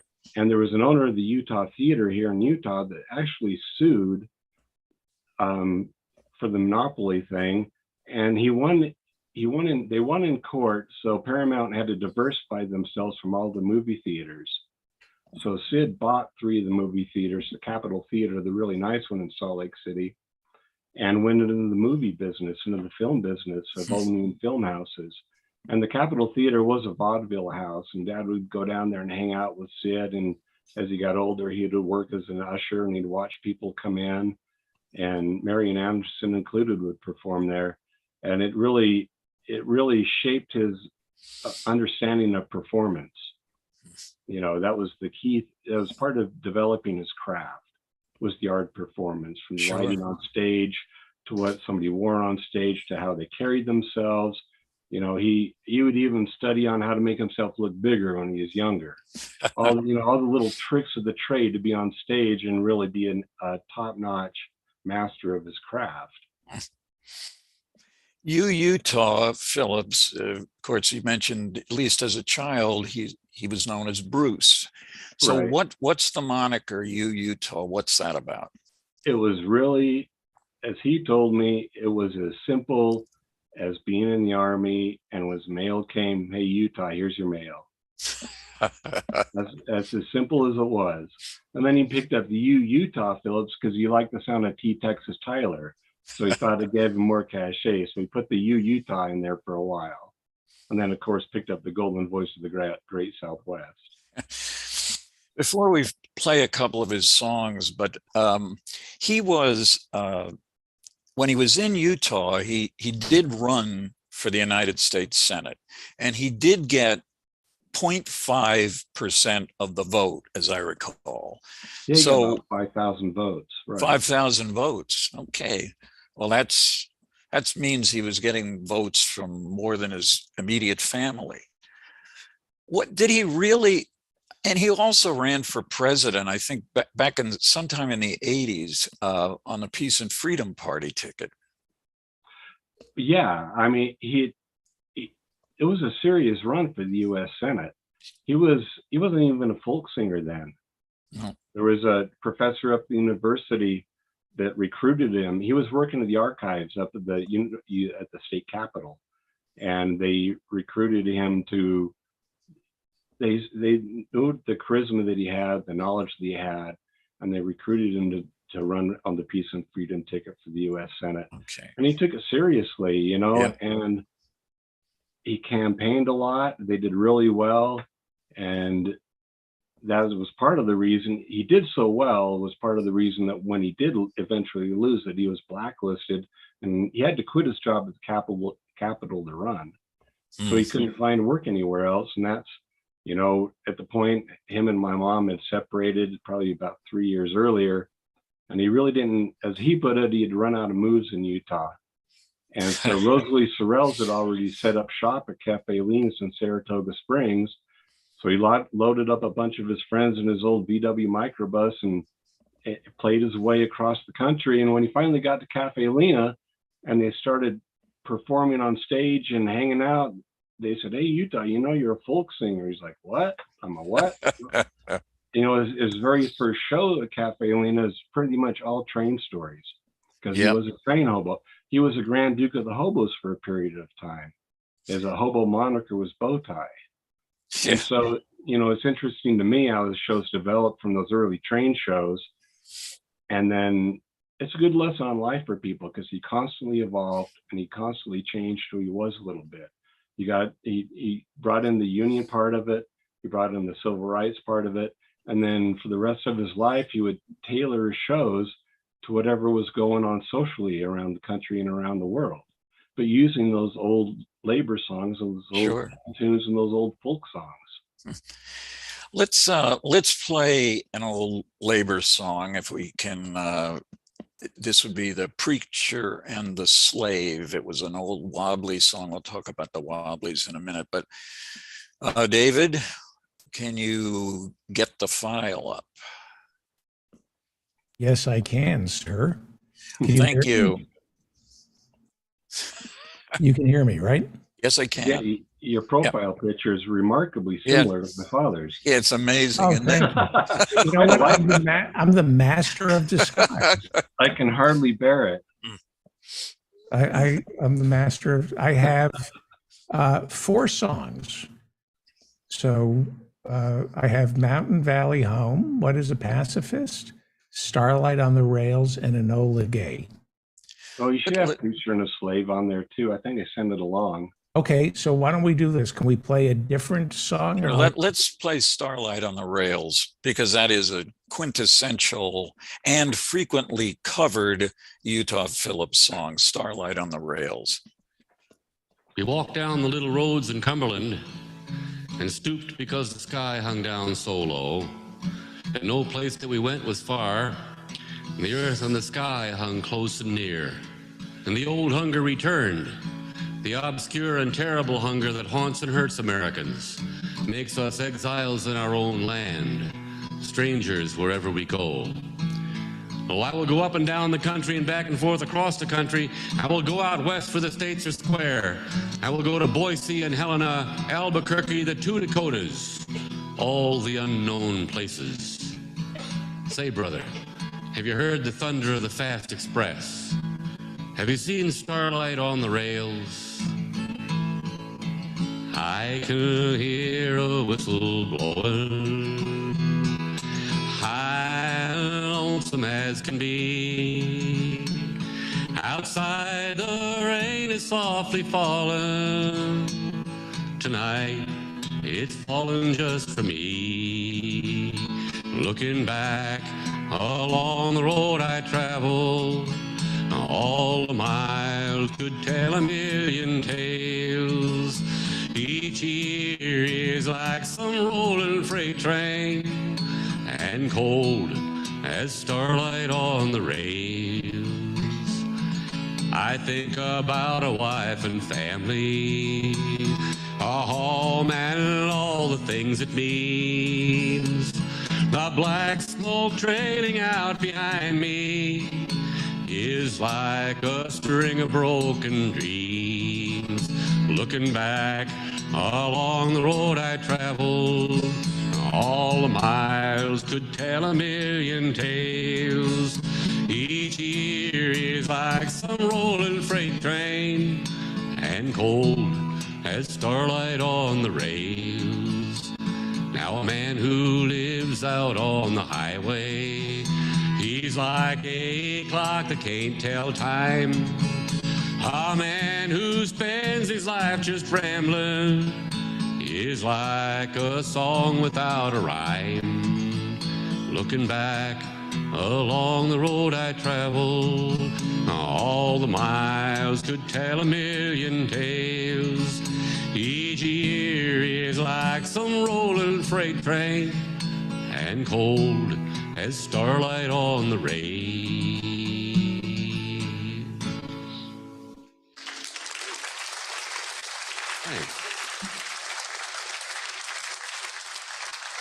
That's so great.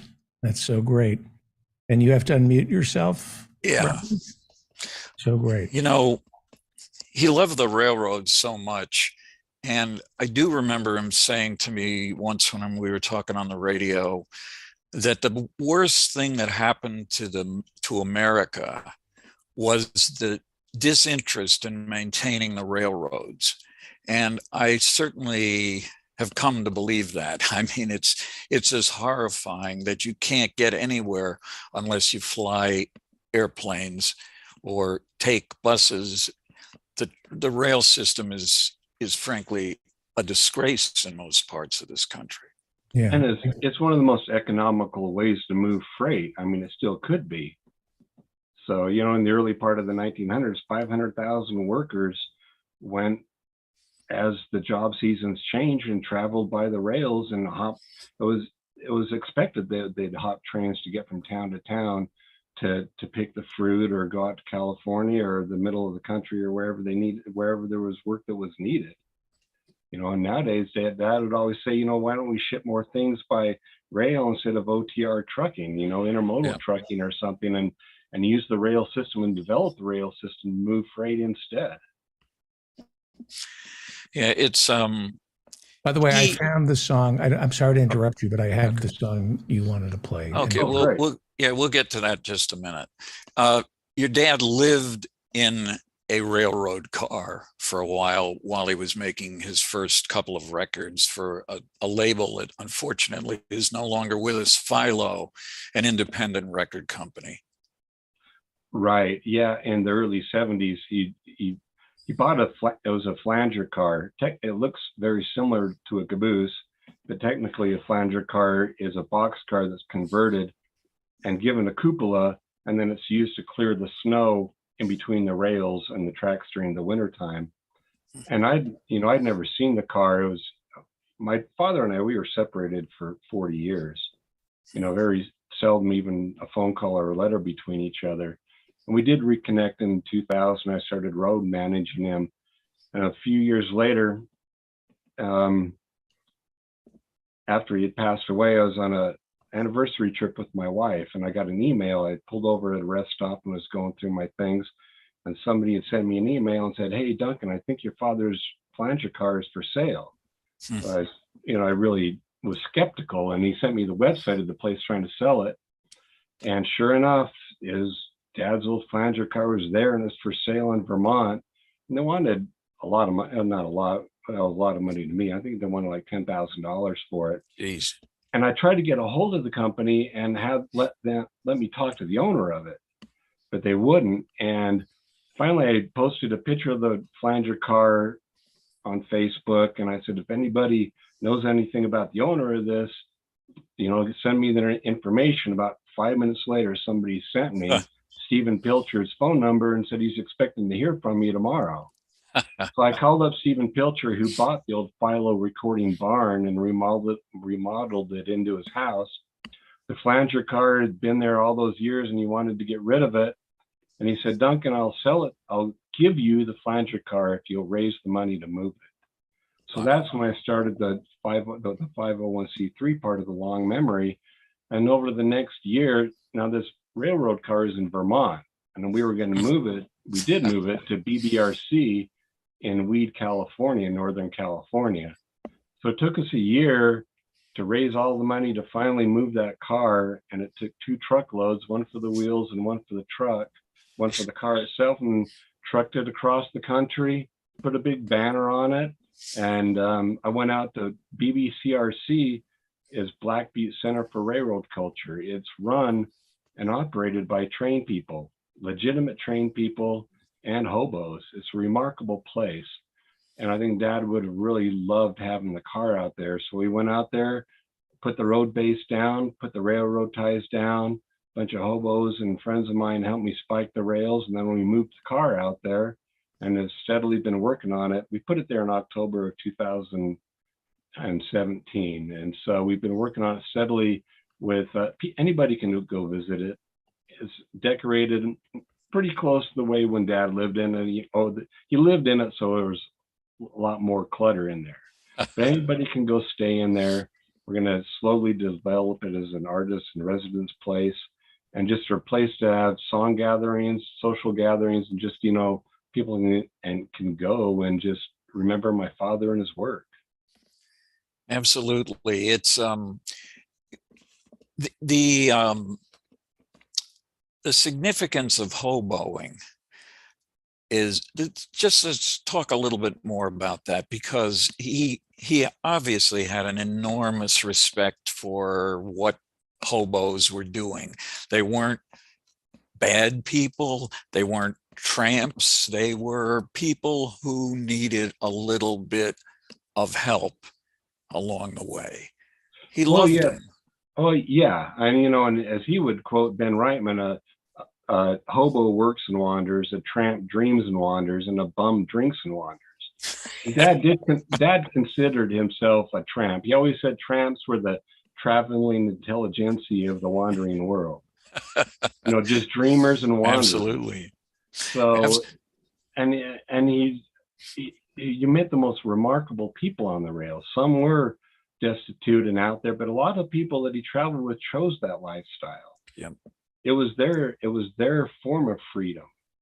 It was the ultimate freedom. You go into a place where you're totally free, but you're isolated from the rest of society. And there's still kids that travel all over the country. There's still a lot of people that ride. If you're ever in a town and you see someone you're pretty sure you think is homeless, if they're wearing all black and they got a really nice, well put together backpack and good boots on, and usually traveling with the dog, those are going to usually be trained people. And they probably just traveled there to stay and busk or panhandle for a little while, and they're going to be on to the next town.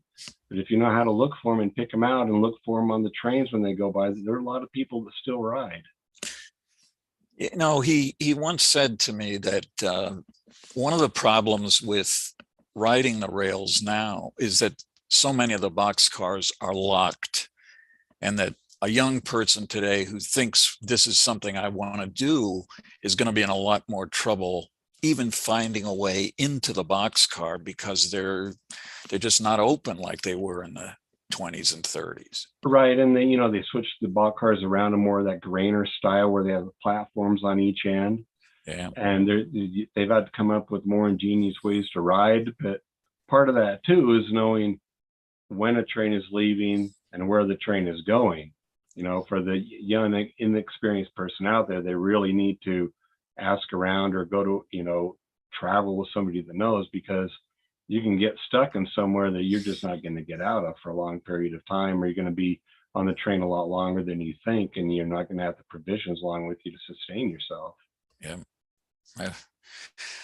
He also in a lot of his songs. And I do want to mention that there's a wonderful 4 CD set, which I think is called Starlight on the Rails, as I remember. And it's got this marvelous collection of stories and songs.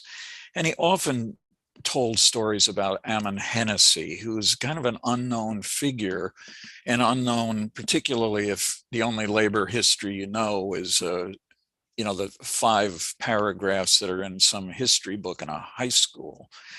Ammon Hennessy worked with the Catholic Workers Movement. Can you tell us just a little bit about that and how that helped to kind of shape your dad's interest in making sure that not only was he a songwriter, but he made a genuine difference in the lives of so many people? Well, Ammon Hennessy, he started the Joe Hill House here in Salt Lake. And I don't know how exactly Ammon got hooked up with Dad, but Dad would start to go and hang out and help at the Joe Hill House, and he would sing songs there occasionally. And Ammon was a pacifist, and Dad was still back from Korea. He was still kind of penned up with everything he'd been through and everything that he'd seen, and dealt a lot with alcohol abuse, dealt a lot with anger management. And Ammon really, by talking to Dad, and not just walking the walk, but not talking the talk, but walking the walk, he would generally peel those layers away from Dad and talk to him about being a pacifist and talk to him about what these people go through. And, Ammon would go with a shopping cart up and down the streets and push and get all the used cans and take them every day. And they'd make a big stew for all the people. And the whole Catholic worker movement just really stuck with Dad, because him being on the road for a while. And, it's odd when you talk about your father that he was really homeless for a certain period of time when he got back from the Korean War. So what I talked about earlier is that curiosity, is genius mentality, and common sense. And you could put all these things together to know the injustice that was happening, but he's also be able to learn about it and write songs about it and be able to sing about it. And through performing, he's able to teach people about it, as from seeing his shows. And Ammon was instrumental in that. He hung out with Enola Gay. Ammon had taken him up to Sugar House Park for the dedication of the Peace Gardens. When they got up there, the news people were there, everybody was there. And Ammon says, I'm going to go up and I'm going to talk anti-war. And when I'm done, you're going to come up and you're going to sing a song. And Dad said, well, Ammon, I really don't know anything about any of this. And Ammon said, well, you know more than you think you do. You're going to sing a song. So Dad walked around Sugar House Park, same place that Joe Hill was executed. Sugar House Park is the site of the old Utah State Prison. And sure enough, when Dad walked around the park and came back, he wrote Enola Gay on that walk around the park. Oh, kid, let's hear that. Then he came back and he sang that song. Terrific. Let's play Enola Gay. David, you there? Yes. Yes, play Enola Gay, please. Okay. Coming up. I'm going to mute you guys. This is great.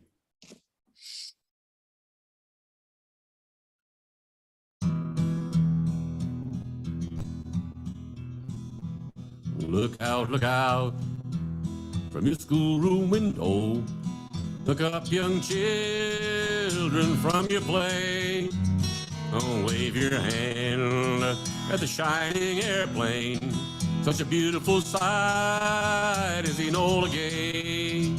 It's many miles from the Utah desert to Tinian Island far away. A standing guard by the barbed wire fences that hide the secret of Enola Gay. High above the clouds in the sunlit silence, so peaceful here I'd like to stay. There's many a pilot who would swap his pension for a chance to fly Enola Gay. What is that sound? High above my city, I rush outside and search the sky. Now we are running to find the shelters. The air raid sirens start to cry. What will I say when the children ask me, where was I flying upon that day? With trembling voice, I gave the order to the bombardier of Enola Gay. Look out from your schoolroom window. Look up, young children, from your play. Your bright young eyes will turn to ashes in the blinding light of Enola Gay. I turn to see the firebolt rising. My God, all I can say, I hear a voice within me crying. My mother's name was Enola Gay. Look out from your schoolroom window. Look up, young children, from your play. Oh, when you see the warplanes flying, each one is named Enola Gay.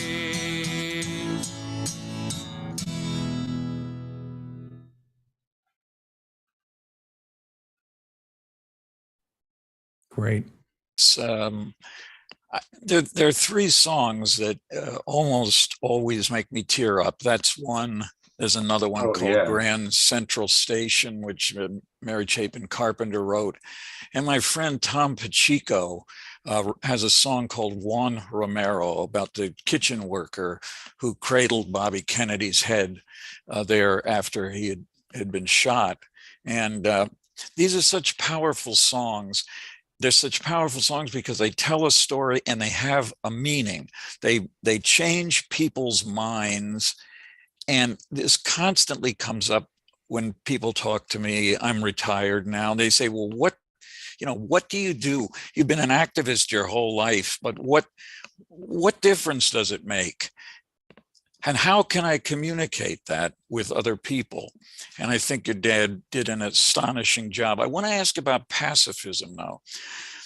Pete Seeger is generally assumed to be a pacifist, but he wasn't. And he did say in one of his songs, Bring 'Em Home, it was basically a Vietnam protest song. But at one point he says, if they attacked my country, I'd be on the front lines. Did your dad have that kind of thought, or was he a complete pacifist? I'm not going to war for any reason ever. He had become a complete pacifist. He would used to say, you find out you're a pacifist sometime along on the way to the floor after somebody hits you. God. That's how he would describe it. And him and Joanna, his wife, would have conversations. She was a pacifist similar to Pete. There was a line, when it came to family or things like that, there's a line, but Dad was a complete pacifist. Yeah. He was the guy that would have been hit and fallen to the floor and not caught up. Right. And that's a lot. That's a long way from a guy that was at the end of the Korean War was volunteering to clear minefields with a bayonet. Yeah, absolutely. It's a long road to hoe. And talking about Emin Hennessy, his widow Joan lives here in Salt Lake City still. Really? Which is is mind blowing. My friend Jeremy Harmon introduced me to her that worked for the Tribune. She had a little bit of Emin Hennessy's ashes left that she gave Jeremy and I. Really? And we took them to the sign where you drive into Sugar House Park, the side of the Utah State Prison. We mixed up a little concoction of concrete and Emin Hennessy's ashes and mixed them in with the mortar on the bricks there at Sugar House Park. So that's one tribute for Dad. I think Dad would have really appreciated that, Emin Hennessy's ashes are forever a part of the old site of the Utah State Prison. Wow, absolutely. The union organizing that he was promoting, and someone in the chat I noticed was familiar with your father's time in Northern California. He didn't necessarily, he wasn't a member of a specific union. Maybe he was, but he was always promoting the IWW, the International Workers of the World, the so-called Wobblies. Just give me a little idea of what the Wobblies were and what they were trying to achieve, and why your dad was so interested in promoting the value of the Wobblies up until his death. Well, he was a member of the IWW, a card-carrying member, and it was the idea of the one big union, and not a craft union. It's a union that anybody could join as long as technically you're not a boss. And I think it was the part of the folklore of it too, and the idea of one big union, where the wealth that the workers generate in the world is the wealth that they create.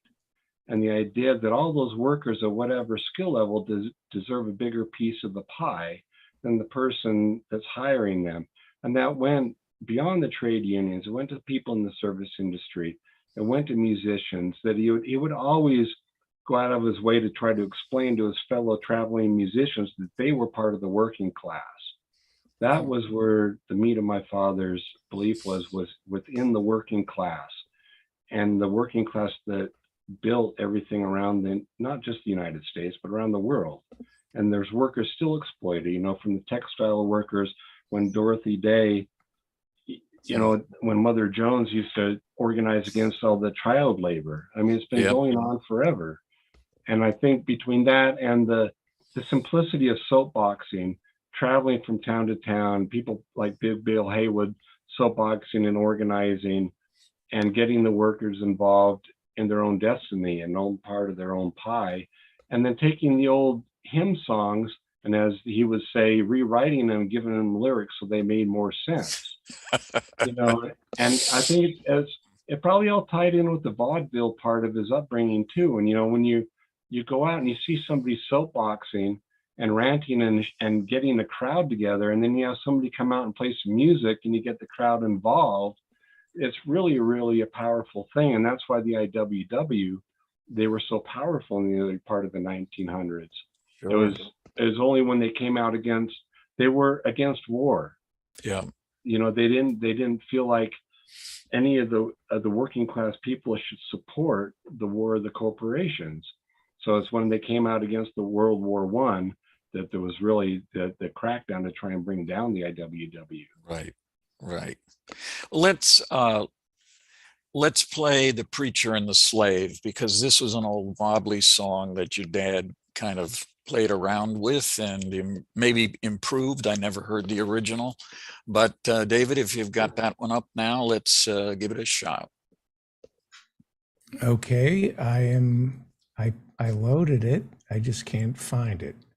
Oh, let me try it let me reload it. Sorry about that.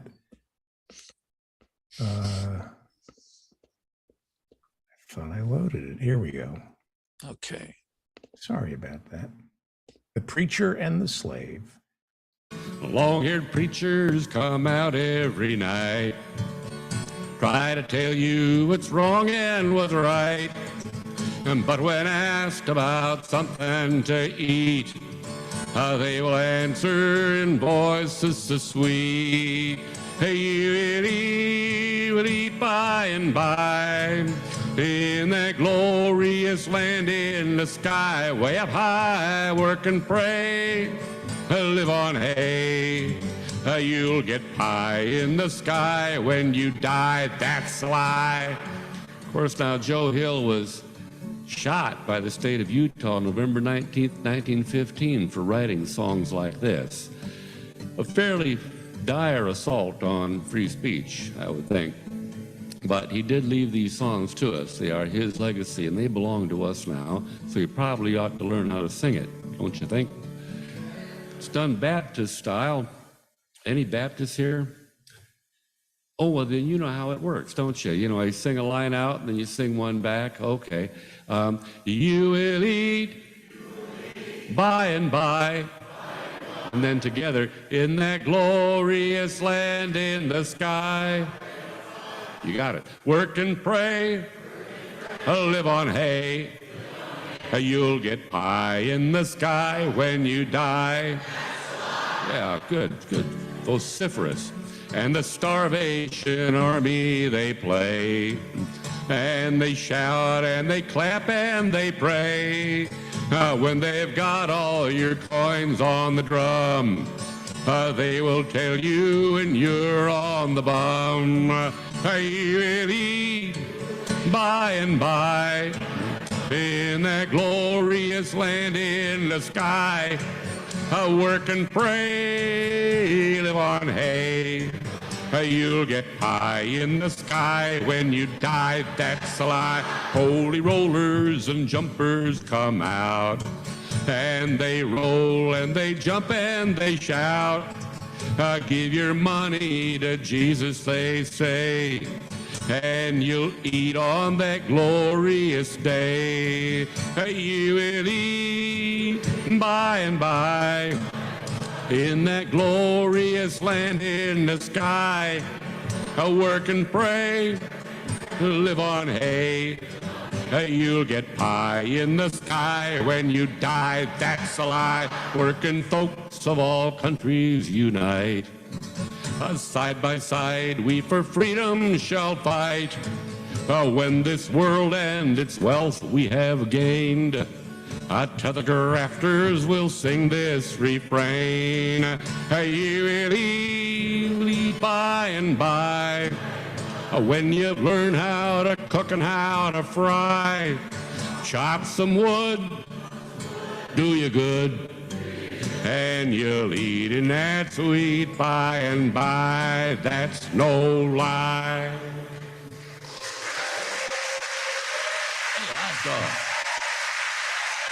Awesome.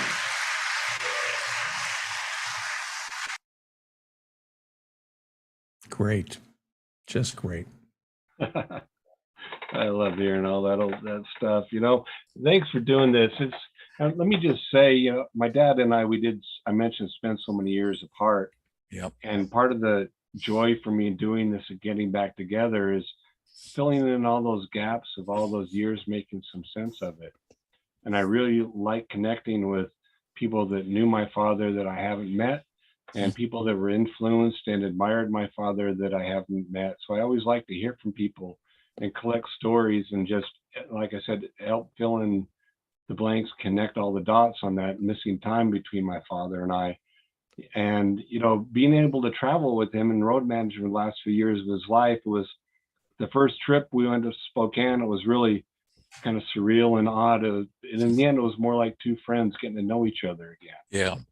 And so I just, I really appreciate the time to talk about my father and share stories, but also meet the people that were in my father's life that I had no idea.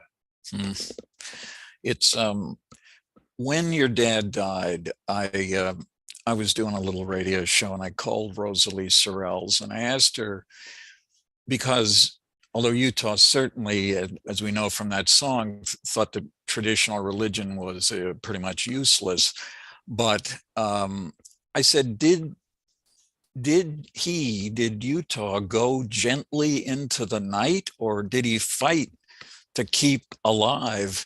And she said, I'm trying to see if you can verify this, that he just calmly died. He didn't fight it. He wasn't spending time in hospitals. Well, 2007, we spent the whole month of February. He was up for a heart transplant. We went down to San Francisco. He was number one on the list. He was in the hospital, number one on the list for the next heart. And originally he was going to get the transplant, and then he thought about it some more, and he came to the conclusion that his heart has served him well, and he's just going to see out whatever time he had left with his own heart. Sure. So they spent the next month getting him ready, and he had a do not resuscitate order in place, but he had a defibrillator pacemaker in his chest, which he forgot to tell.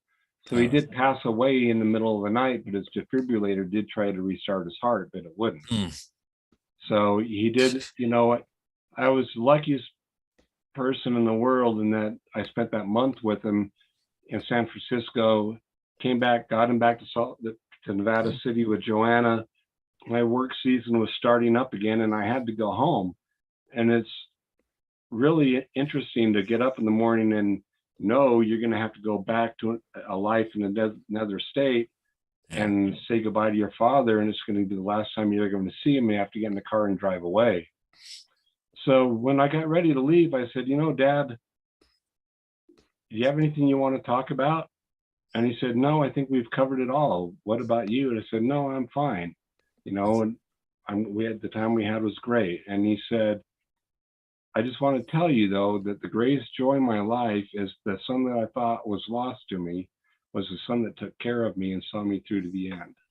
And then I got in my car and I drove home. And I can't think of a more perfect way to end that part of a chapter of a story. Absolutely. You mentioned that he was he gave an enormous amount of help to songwriters of his era that he loved, like Kate Wolf. And Kate Wolf is an extraordinary person. I had a chance to meet her a couple times before she died, I think of leukemia. And then also with Ani DeFranco, they did 2 records together, I think. And I remember asking him once, do you feel badly that now you're finally getting famous and you've been doing all this work and singing all these great songs and telling these wonderful stories, and then you have to hook up with somebody from another generation in order for people to know who you are? And he said, it doesn't bother me at all. He said, he used a bubble analogy. He said, if you have a small bubble of influence, you have a certain responsibility. When your bubble starts to expand, all of a sudden, more people know you and you have a greater responsibility. Oh, yeah. I mean, his friendship with it, he used to say Ani had the fiercest intellect of anybody he knew.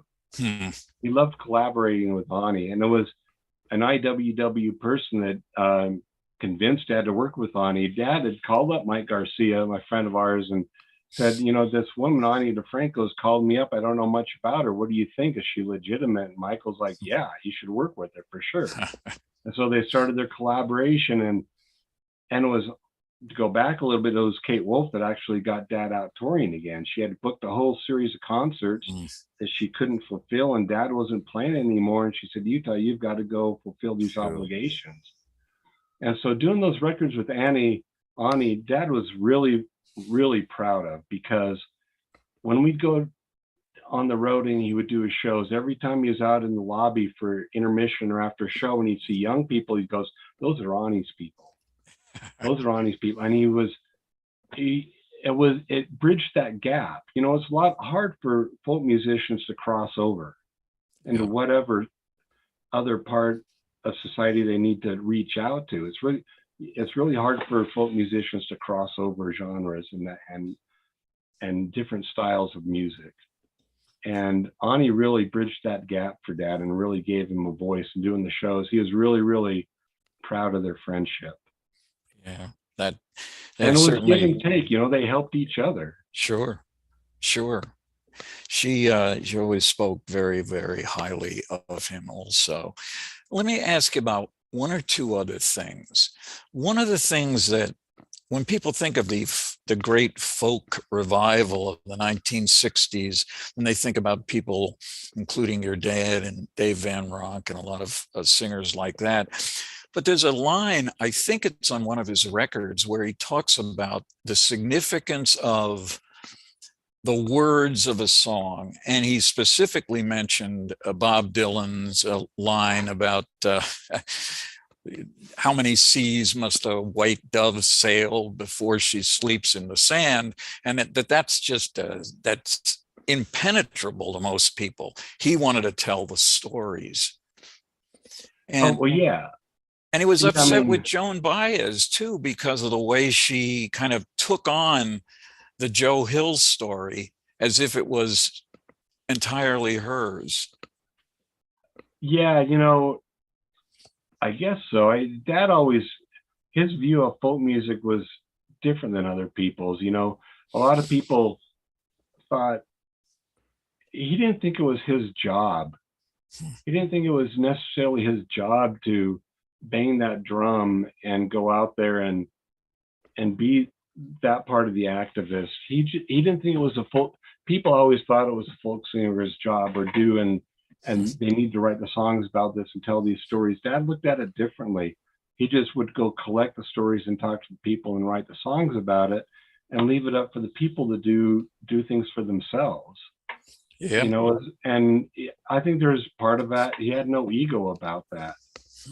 You know, like when Johnny Cash wanted to record a whole album of his songs and he wouldn't let Johnny do it. And Johnny respected it and never did because he didn't like the music industry. He didn't like where Johnny made his money from. And he wasn't going to make money off an industry that he hated.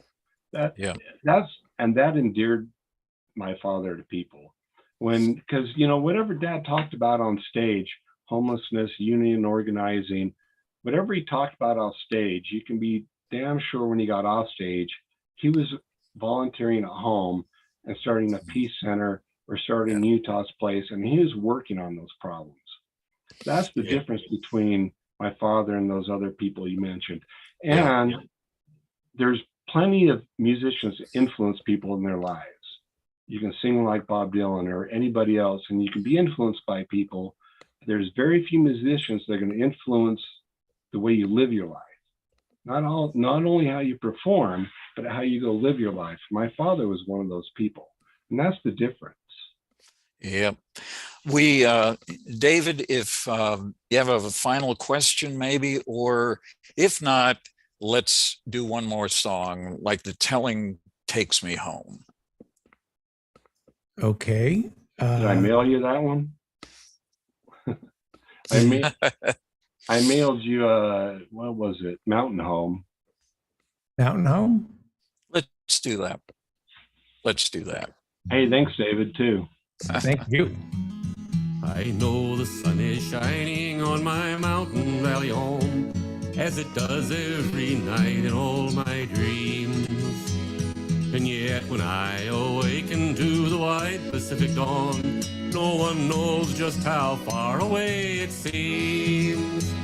And though my heart is aching for a single friendly smile, and all the pretty geisha girls may turn my head a while, the good times I remember are the best I've ever known, way back in my mountain valley home.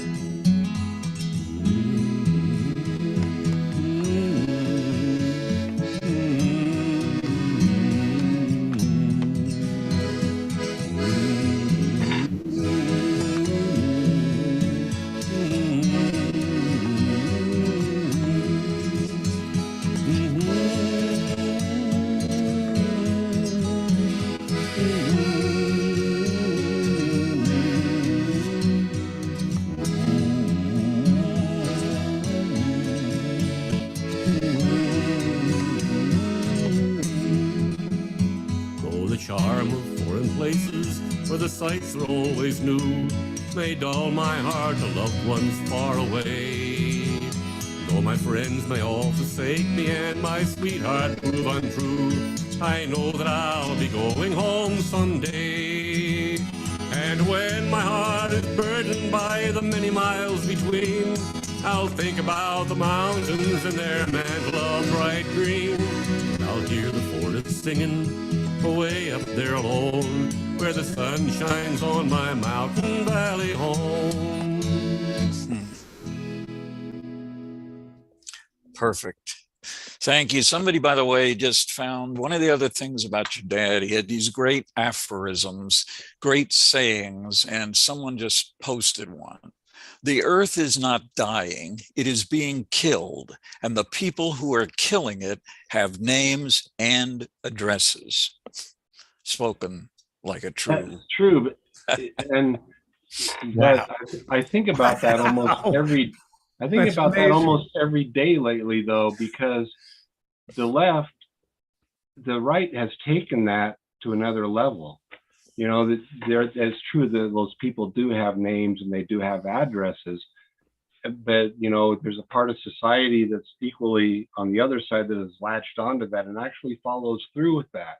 So it's interesting when I see a lot of these old quotes of my father's pop up, and they're calls to action for typically social justice movements. But there's another segment of society that has learned to use those tools, and sometimes better than we do on the left, and they're becoming better at organizing.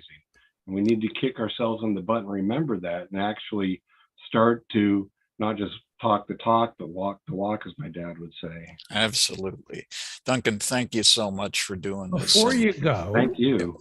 can you read, Yeah. Duncan, can you, and the Reverend Barry W. Lind, and I want to start the next segment by playing you a clip based on that aphorism. Can you tell me what it is again, please? The earth is not dying, it is being killed. And the people who are killing it have names and addresses. Let me play you some testimony. Congresswoman Rashida Tlaib grilling the heads of the major banks yesterday. Excellent. Congresswoman Rashida Tlaib, who everybody should be donating to. Please answer with a simple yes or no. Does your bank have a policy against funding new oil and gas products? Mr. Diamond? Absolutely not, and that would be the road to hell for America. Yeah, that's fine. That's fine. Sir, you know what? Everybody that got relief from student loans has a bank account with your bank should probably take out their account and close their account. The fact that you're not even there to help relieve many of the folks that are in debt, extreme debt because of student loan debt, and you're out there criticizing it. Ms. Frazier, how about you? We will continue to invest in and support clients who are investing in fossil fuels and in helping them transition to cleaner energies. And Mr. Monahan? We are helping our clients make a transition, and that means we're lending to both oil and gas companies and to new energy companies and helping monitor their course towards the standards you're talking about. Yeah, Mr. Sharp? That's, excuse me, the same thing as Mr. Moyan said. Yeah, I'm not going to ask you, Mr. Diamond, because you obviously don't care about working class people in frontline communities like ours that are facing huge amounts of high rates of asthma, respiratory issues, and so much more. Cancer rates are so high among my communities that I represent. So I'm not going to even ask you if you're committing to ending financing of new oil and gas projects. But Ms. Frazier, Mr. Monahan, Mr. Shea, we are living through a climate crisis today. And a commitment to net zero requires a commitment to ending fossil fuel financing. It is important because I want you all to know at the end, we're going to pay the cost of the public health impact. These are people that you're supposed to be serving. Those names are Moynihan, Schaaf, Diamond, Frazier, and that's Rashida Tlaib, our congresswoman. What's that aphorism? Sorry, what's the aphorism again? The aphorism again.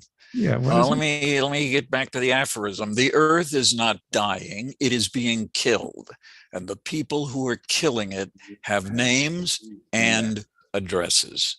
And the biggest investor in fossil fuels is JP Morgan Chase, Jamie Dimon. And Congresswoman Rashida Tlaib is telling people to boycott JP Morgan Chase. Pull your money out of JP Morgan Chase. It is Your body is your ballot. Vote with it every day. Yep. It is suicide, literally suicide, to support these bankers. Thank you, Duncan Phillips. Please come back. The Reverend Barry W. Lind, fantastic job as always. I'll see you next week, I hope. Thank you. It's almost time for the professors and Marianne, but it's time for Joe in Norway, in Belgium. No, are you correct? Huh? I've made it to Falco's in Belgium. You're at Falco's. Is Falco there? He's sleeping softly, so I have to be a little quiet. Okay. So Joe has been meeting up with everybody from office hours. Who have you met so far? Well, I was planning to meet James in France, but I missed out on him, and I just came from Switzerland meeting Anna in Basel, and now I'm in outside of Brussels in Falco. Slowly making my way home, crawling. dragging my feet. You live the life. You really do. And So I've so got it. you and Falco went rummaging through the countryside yesterday for Yes. herbs and vegetables to prepare tonight's meal. What did you gather? Now, is it true that you had snails?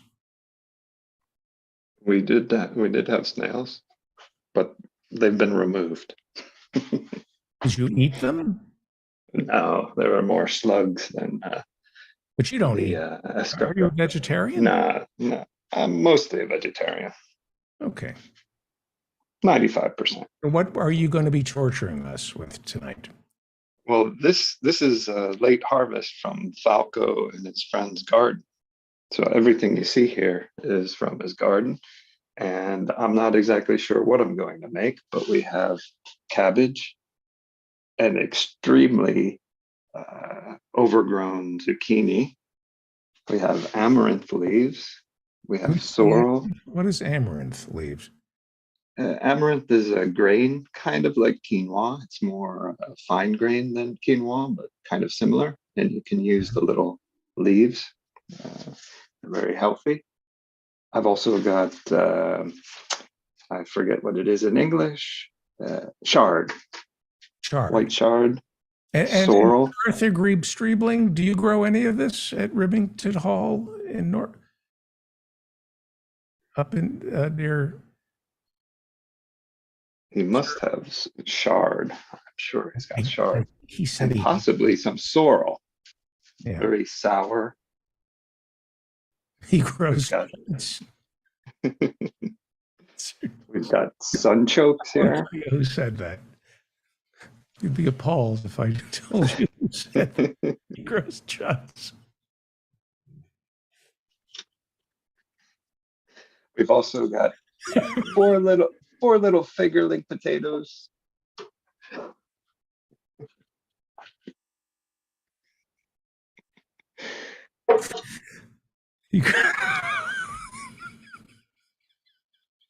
Sorry.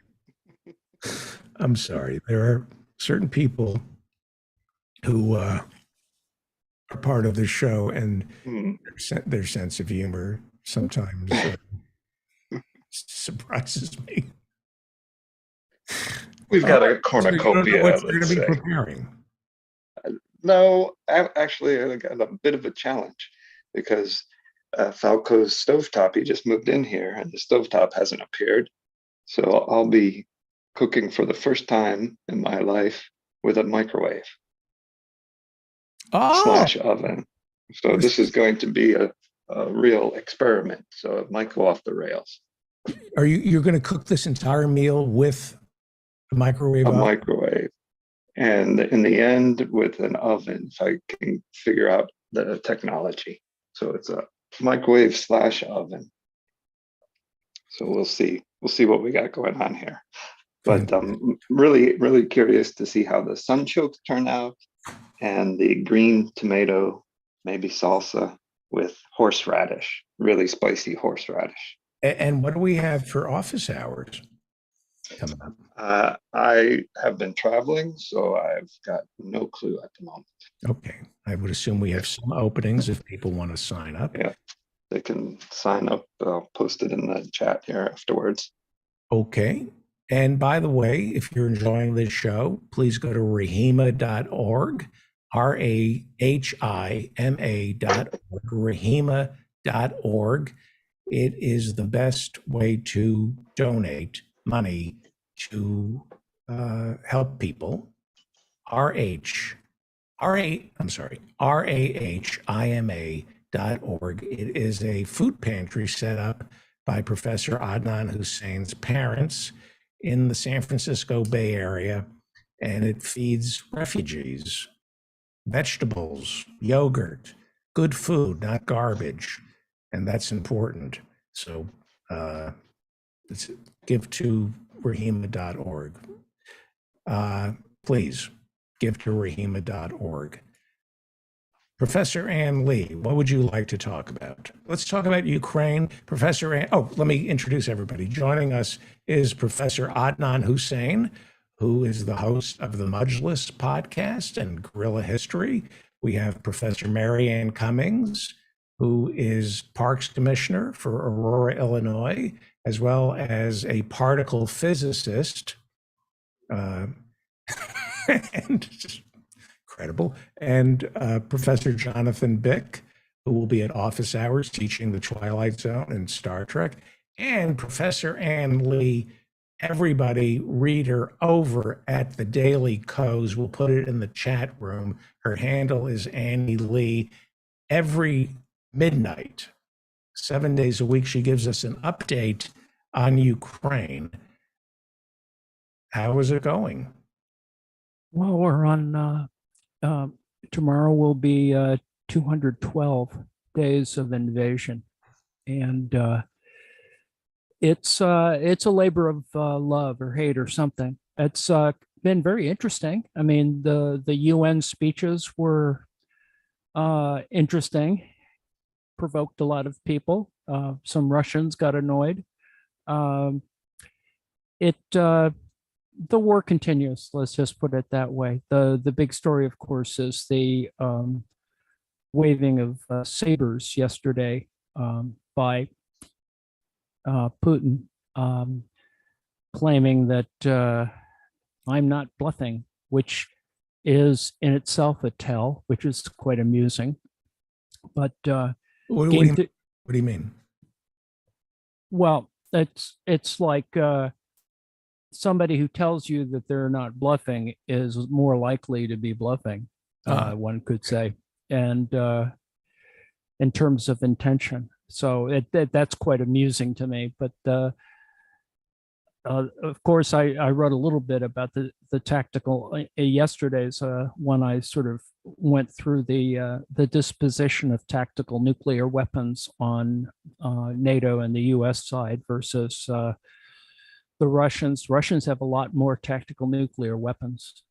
Speaking of that, but it also has to do with the tactical strategy. Tell everybody the difference between a strategic nuclear weapon and a tactical. Most people. Well, it's a fuzzy line now that there are better delivery systems for, and also that nuclear weapons are much more they're dial-in kind of nuclear weapons, and you can dial them up from a fairly small payload to a very large payload. The U.S. Tactical nuclear weapons can, I think it's, you can dial them up. The ones that we use that are placed in Europe are the tactical ones. You can dial them up, I think, to 15 kilotons, but you can dial them down to 0.6 or something kilotons. So that would be for tactical use. Yes, for but for hobbyists. For shorter distances, let's put it that way. Message sending, which is kind of where the Russian tactical nukes are.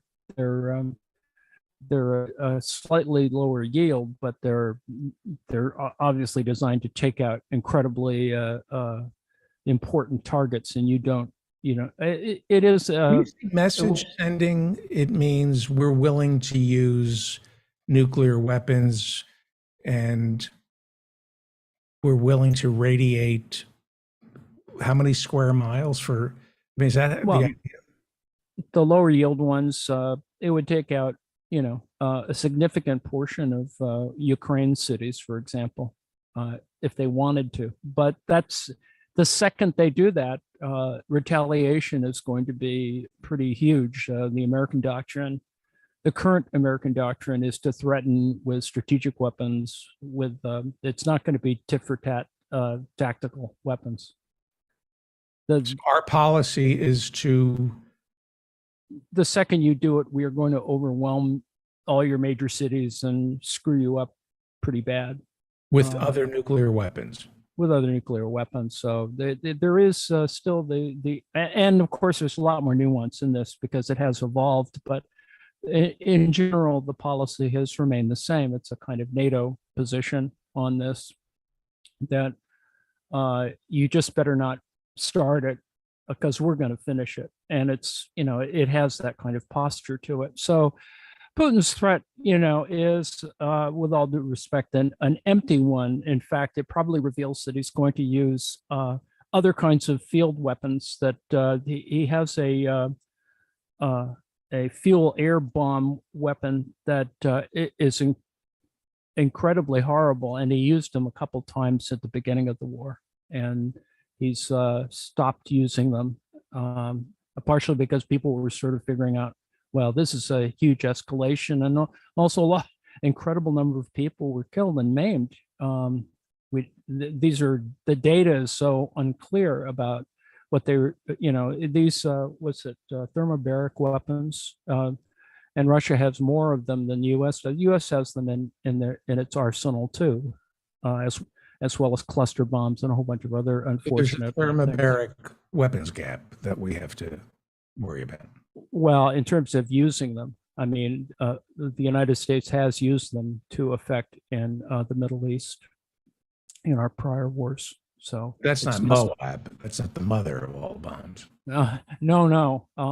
And in fact, it would be unclear whether they would ever use the Moab in this in this conflict. Although, if for some reason, if it got to it, I suppose they would use it on the mines in Donbass, because the Moab is a weapon that kind of designed to create a small earthquake.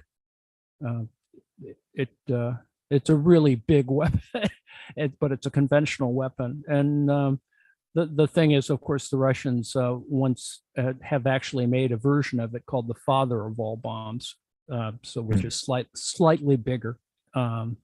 Anyway, enough of weaponry. The most interesting thing to me is the sort of side stories. I mean, it's going to be problematic, and people are going to parse out not only it's really interesting when Putin makes these national speeches, what he's going to do. And the big problem is this so-called partial mobilization, where he claims that he's going to they're going to increase recruitment or conscription to 300,000 troops. But the problem, of course, is that there's actually a whole bunch of people who are eligible to be conscripted, but it's being used in an incredibly punitive way, so that people who have been in demonstrations, they say, have been instantly recruited, put into the military. This is there's a lot of disinformation here, but this does continue the issue of offering clemency for prisoners, convicts, to either join the private military corporation Wagner, or to fight with the Russian army. But the question still is of whether he has enough skilled troops, and the real number is essentially to offset the number of Russians, and we still don't know what that number is, killed since the war began. So that's sort of interesting. And the side issue that at least I wanted to end on a lighter note. So Newsweek writes about a bar in Tbilisi, Georgia, because Russians are starting to flee the country. There's been you can't get an airline ticket out of Russia to save your life, as it were, because of conscription. And this is clearly shows us kind of a class difference. If you can't afford to get out of Russia at $1,000 or $2,000 a ticket, you're really screwed. And so there's backups of traffic, of auto traffic, vehicular traffic to either places like Finland, or in this case to Georgia, which is going, you take a route, and if you can manage to drive that far to North Ossetia or South Ossetia, whatever. But so anyway, in Georgia itself, capital Tbilisi, there's a bar. It's called the Dana, and bars in some ways are a measure of the real political situation, because this particular bar is forcing Russian citizens desiring to enter the establishment to fill out a visa. you have to fill out, those little It's like forms. Rick's place in Casablanca. Yes, exactly. So they tell you that citizens of Russia need a visa to enter the Dana bar because not all Russians are welcome. We stand for equality and unity, but we need to make sure that brainwashed Russian imperialists do not end up in our bar. Please support us by filling up a visa application so nobody has to hang out alongside a-holes. Thanks for understanding. And so there's a checkbox, a series of checklists. Like if you do enter a foreign country, the customs folks do make you fill out these forms. So you got to sign your name and surnames acknowledging that they're Russian citizens visiting Georgia and that they plan to show quote unquote respect for their host country. And then you got to check off a series of boxes. So you have to check off whether I didn't vote for Putin. He is a dictator. I condemned Russian aggression to Ukraine. Yes or no? Crimea is Ukraine, so are other disputed territories, very important relative to Georgia and North and South Ossetia. Abkhazia and Tishin Valley, I know Adnan will correct me on these matters, regions are Georgia. 20% of Georgia are occupied by Russia. Agree or disagree, every 12th Georgian turned into a refugee due to Russian invasion. And the last two are kind of interesting, and I'm going to butcher this because I know no Georgian. I like the phrase, Ruski Vene Karabi Idi na Shui, which is Russian worship, go screw yourself, which is the phrase that from Snake Island. And is, has that image of the Moskva sent to the bottom of the Black Sea. And finally, agree or disagree, Slava Ukraini, Gloria to Ukraine.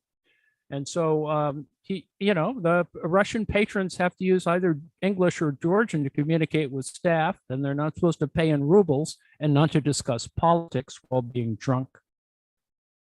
Oh, we should have more bars like this in the United States. Well, anyway, that's any my little hope of- Ukrainian report. No negotiations, no possibility of sitting No, down. Zelensky made fun of the Russians, although there was a prisoner swap where one of the oligarchs who was in line to take over, he was one of those couple of folks who would have been the new puppet ruler of Ukraine. And they tracked him down and caught him about a month after the invasion started. And he's a big deal. He's an oligarch on the same level as Poroshenko. They did to the Russians for a bunch of folks, some with one on the political level, some members of the Azov battalion who were in Mariupol defending the steel plant. But what more interesting was who negotiated this prisoner swaps. About 215 prisoners. They're high priority, high value prisoners. MBS and Erdogan were both involved in the negotiations, and these prisoners are not going to be sent back to Ukraine, the ones from the Azov battalion, but they're going to be interned, I suppose, with nice houses or whatever in Turkey until the war is ended. So anyway, that's kind of where we are. Zelensky met with Larry Fink, aptly named since he's the head of BlackRock, which manages close to $10 trillion worth of assets around the world. And Larry Fink, the head of BlackRock, very generously, pro bono, met with Zelensky to offer advice on how to rebuild Ukraine's infrastructure, how to get people to invest in Ukraine. There's going to be so many land deals and construction projects. It's if you have money in concrete and steel, you're going to make a lot of money if you invest in Ukraine. It's unfortunate that this is what it is, but and I don't think it was intentional because the Russians didn't have Well, it was for artillery. Halliburton in Iraq. I mean, Halliburton. Oh yeah, it is. I mean, Halliburton made money off the invasion, servicing the troops, and then they were supposed to make money on the oil drilling and the building of, homes. And so when they're sitting at the top of BlackRock, these investment houses, they're thinking about the whole menu, right? From soup to nuts. The invasion, investing in the missiles, the bombs, and the reconstruction, right? They have that all planned ahead. It's it's a frontier. People are it's good for corporations. There's going to be a lot of building in Ukraine. I mean, they're not, the war isn't even close to ending, and already BlackRock is planning the future.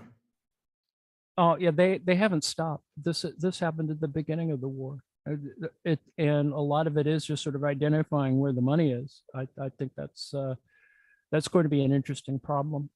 Is this a new thing, or were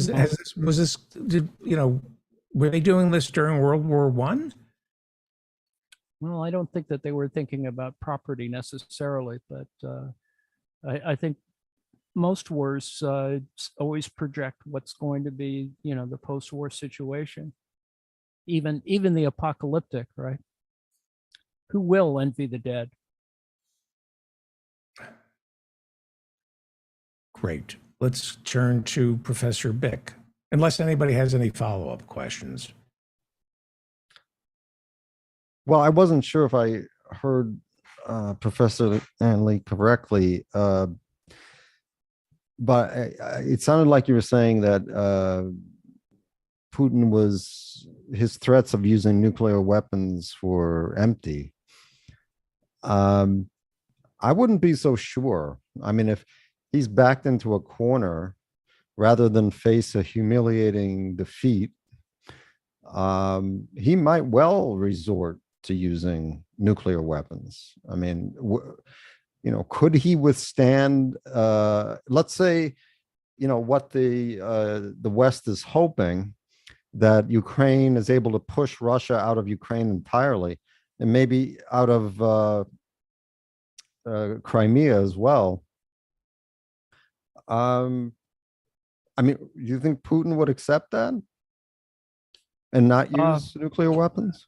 Well, we'll see what the state of the Russian military is. It may not be his to accept. Yeah, this is the issue, that at some moment the Russian military will not put up with a really losing proposition. Much of their assets are being used up, and then of course a lot of a lot of generals are getting fired, or are dying, or are getting captured, or whatever. So this is and also from an analysis point of view, the tone, it really actually is no different. It's the same threat he's made before. It isn't any more radical than other threats when you look at it from a linguistic point of view. He uses the same lexicon, and a veiled threat that we have more terrible weapons and we're ready to sort of use them, is sort of what the interpretation he's trying to go for. But the reality, of course, is that, he's in no position to do that. There's a lot of disinformation, of course, where people are saying, well, they're not in good shape and blah, blah, blah. It really only takes one. And this is the issue, that one nuclear weapon, this goes back to failsafe, right? One nuclear weapon can ruin your whole day. It will be, the first actual military nuclear device since World War II, if it happens. And if that's I agree with you that he could be threatening to do that, but I don't know if that's the mark he wants to make on history. Well, let's hope not. But I mean, I think we should be, I think we should consider it as a possibility. and the pressure should be resolved as quickly as possible through diplomatic means. Oh, But I agree. that doesn't seem to be the what the playbook is from the United States part, particularly. Well, actually, I would assume that the Russians actually probably have greater control over their nuclear weapons than the United States, but that's only because No, I'm talking about resolving it through diplomacy. Oh yeah, well I published a thing that estimated why hadn't the Kerch bridge between Crimea and Russia been hit by any kind of missiles yet. Well, it's because actually both sides perceive that they have more the Ukrainians think they have a lot more leverage by not destroying it, as opposed to and you got to leave the Russians a means by which they can flee Crimea. So you're not going to attack it, even though from a total war point of view, you'd probably, I mean, with all due respect, I thought it was going to be targeted the first couple of weeks of the war, but it isn't, and it won't be. It's a huge bridge. I mean, it's two bridges. It's a railway bridge and a vehicle bridge. And of course, the Ukrainians, in their little sense of trolling the Russians, made lots of fun about, they make fun about too much smoking near weapons and stuff like that when sabotage occurs. But yeah, they made a few jokes about the Kerch Bridge, which actually they haven't talked about it that much. Okay. Great job. And everybody should subscribe to Professor Ann Lee at the Daily Kos. She writes under the handle Annie Lee, and we'll put the link in both chat rooms. Professor Bick, what would you like to talk about tonight? Well, David, by the way, how are you doing, David? Good. Oh, good. I'm not doing so hot tonight. I don't know. I think you're aware that I'm a vegetarian, and I tried to adapt a new recipe that I saw online for vegetarian cooking, and I tried soaking tofu in NyQuil and cooking that up, and not feeling great right now. Ah, I hear the I don't know kids. if that's related or not. I did like the minty taste, though. What I really wanted to talk about was is this phenomenon that's called quiet quitting. Yes. And I think it's called that because of the alliteration. People really go nuts for alliteration, having that. They're absolutely lit. The alacrity about quiet. Okay, sorry. Yeah, it's a little confusing. So they call it quiet quitting, which came to prominence this summer as a term, and it was promoted particularly via TikTok videos. But the name is really misleading because there is no quitting involved. Rather, employees reduce the level of their engagement in their work and reduce their discretionary effort in their work. But more importantly, there is nothing new to these actions. Workers have been resisting their employers in this way for hundreds of years. However, so-called quiet quitting appears to be having at least a partial effect on the real world. Labor productivity has been falling during the second quarter of this year and showing the largest year-over-year decline since the U.S. Labor Department began tracking it in 1948.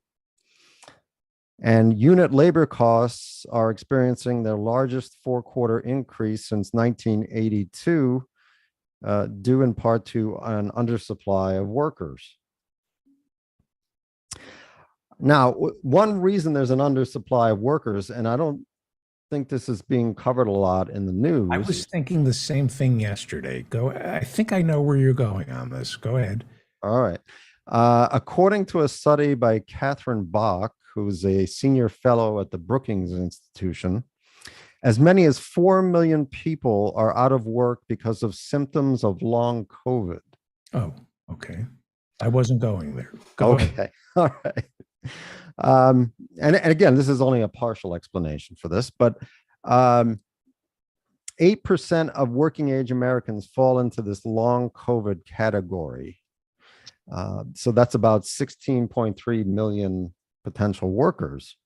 And the annual cost of just lost wages, so not including lower productivity, not healthcare costs, not the costs of caregivers who had to give up work to care for people with COVID, et cetera.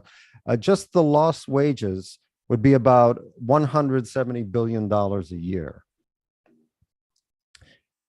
And this is not getting a lot of reporting because it's not easy to diagnose long COVID in many cases.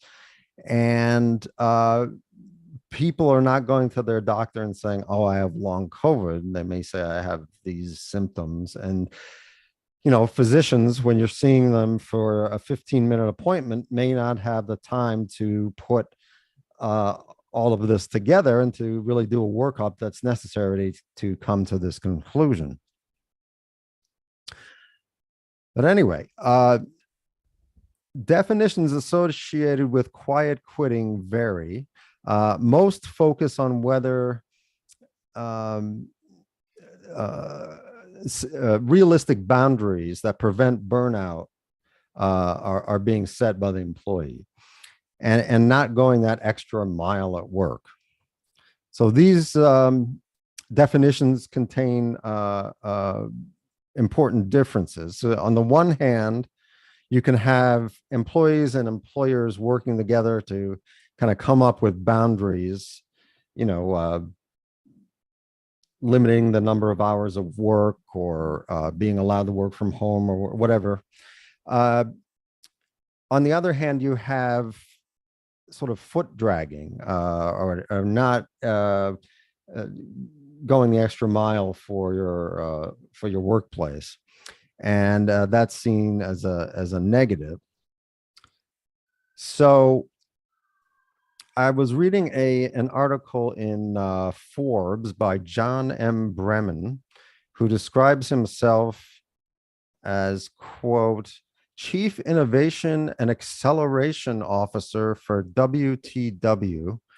I'm a global business leader, C-suite and board advisor, and thought leader. I'm frequently asked to speak at global and industry conferences, and he's quoted often in the business presses around the world. Okay. And so he has a few suggestions on how to address this quiet quitting phenomenon. So one of the quietly firing people. No, I think he's trying to address this in a constructive way, as far as he's able to perceive things with, given where he is in the economic structure. So number one, he says, do not pin quiet quitting on Generation Z. He says employee engagement challenges began long before there was such a thing as Generation Z or TikTok, which is true. Effective leaders do not subscribe to generational or other stereotypes. Instead, they consider each employee as a unique individual with their own set of needs and priorities, and they consider the impact of quiet quitting across the entire organization. Okay, that's fair, right? We're not going to pin this on a particular generation, and I don't think that holds up.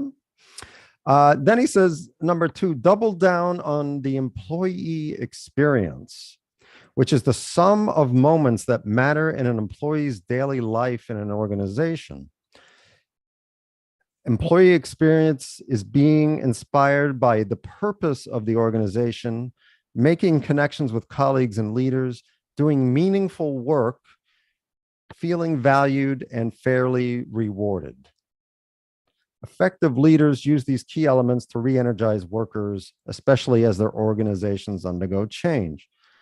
Okay, now here, I think we need to be very specific, right?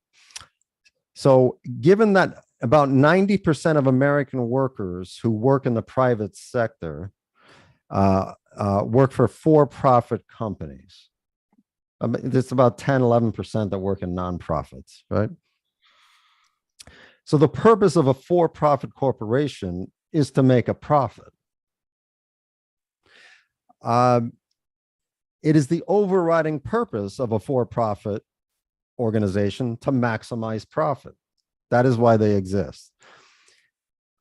So my question is, how many workers can be re-energized by the purpose of maximizing profits for the owners of the corporation? So not for themselves, but for the people who own the company. And this is closely related to the idea of doing meaningful work. How do you define meaningful in the context of a business that values profit over everything else? And if the company is a public company that is traded on the stock market, they are punished for looking after anything other than the bottom line. So when he says that employees should feel valued and fairly rewarded, well, how should we define fairly rewarded in the context of a business that derives at least part of its profits from underpaying employees? Right. Whenever possible, businesses pay their workers less than the value of their labor. That's how they make a profit, part of how they make a profit, right? Now, this brings us to what the Federal Reserve did yesterday and what it's continuing to do in raising interest rates in an attempt to reduce demand in the economy. By raising interest rates, that makes money more expensive to borrow, which results in cutting housing demand, cutting auto demand, making new businesses harder to start, et cetera. And all of this eventually will result in job loss and reduced power of employees in the labor market. In fact, I find it interesting, whenever employees get any kind of leverage in the economy vis-a-vis their employers, the Federal Reserve is on the spot to raise interest rates and therefore crush any power that working people have in the economy.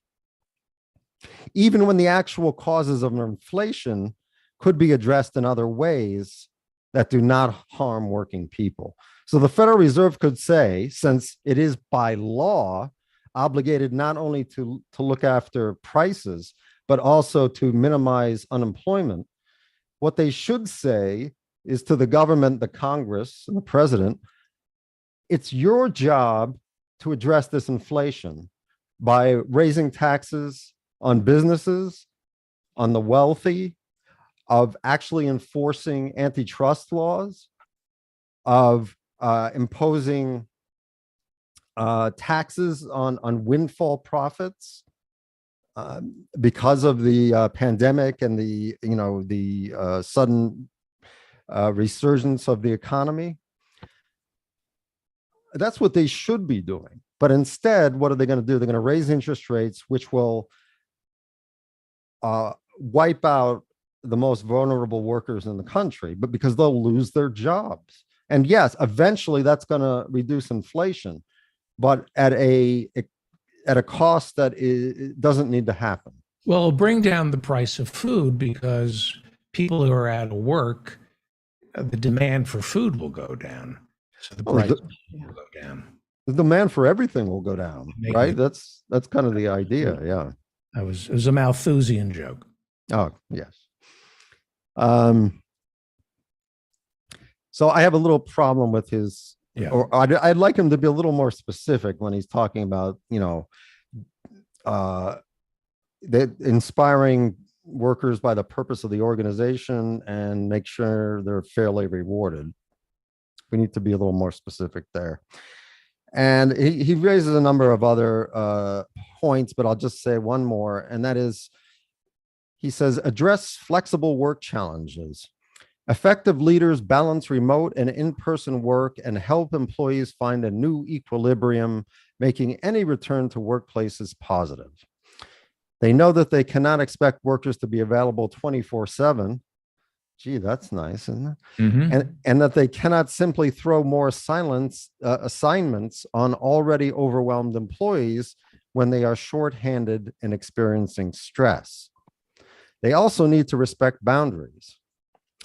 Okay, so I have some suggestions here. The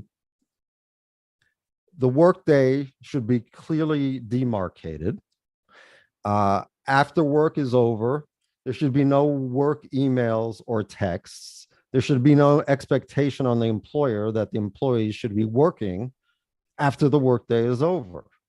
Just because we have these electronic devices and texts and all that, doesn't mean you can have them essentially on call.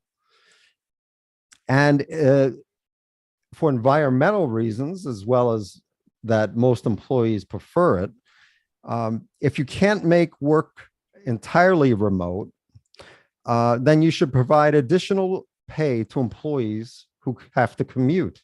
Right. And they should reduce the work week. If you really care about life-work balance and respecting boundaries and all these nice little phrases they throw out, then we should reduce the work week. We can reduce it from 40 to 37.5, and then to 35, like France has done in other countries, and then to 30. I think we could get there over time without a reduction in pay for employees. But of course, somebody who consults for businesses is not going to say these kinds of things, at least explicitly. So yeah, those are my thoughts on that. Great. Thoughts? Yeah.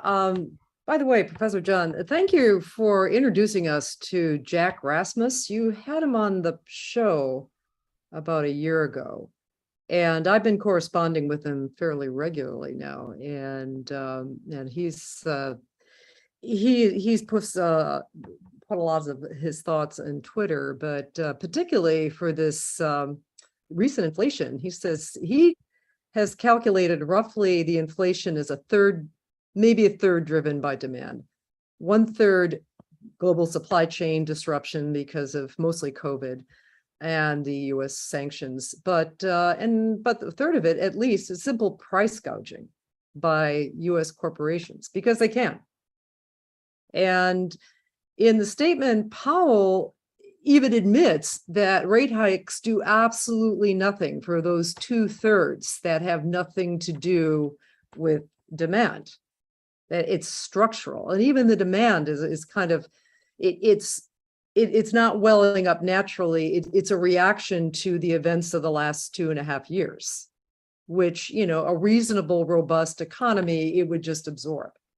But, the Federal Reserve decides that, our population needs shock doctrine, capitalism, to get us more disciplined or something. I don't know. Maybe we've been spoiled, in their opinion, by having growing up with indoor plumbing. But I mean, seriously, this seems to be almost sadistic. I mean, and they're just callous disregard for the suffering of most people in this country. Yeah, and I recommend having Dr. Rasmus back on the program. Yes, let's do that. Yeah. He's got he directed me to several articles. I mean, it's hard for me to understand exactly, these predictions economics, because I'm looking for like a conserved current like physics, and you don't have it exactly. But I mean, his thinking seems to be very much rooted in reality and in what people are actually going through. And basically, policy.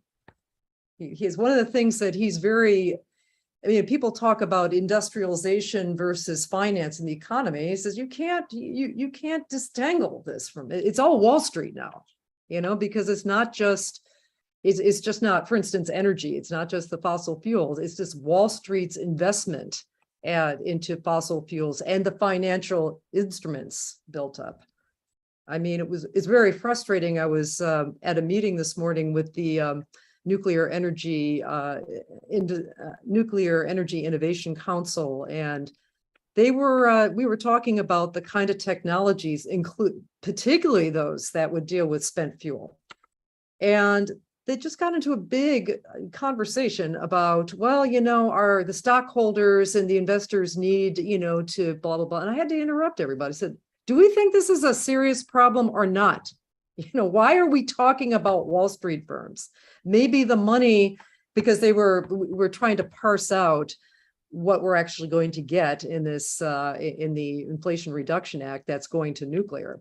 Some amount of that money is going to go to R&D. And I said, this should have nothing to do with Wall Street. We're trying to solve a problem. They'll follow us when we build stuff. They'll have no problem. The business will have no problem trying to invest later. But it's just so frustrating that the thinking of people is so straitjacketed into figuring out what Wall Street will invest in, rather than, hey, let's solve a problem, which is an existential crisis, which is energy and fossil fuel and global warming.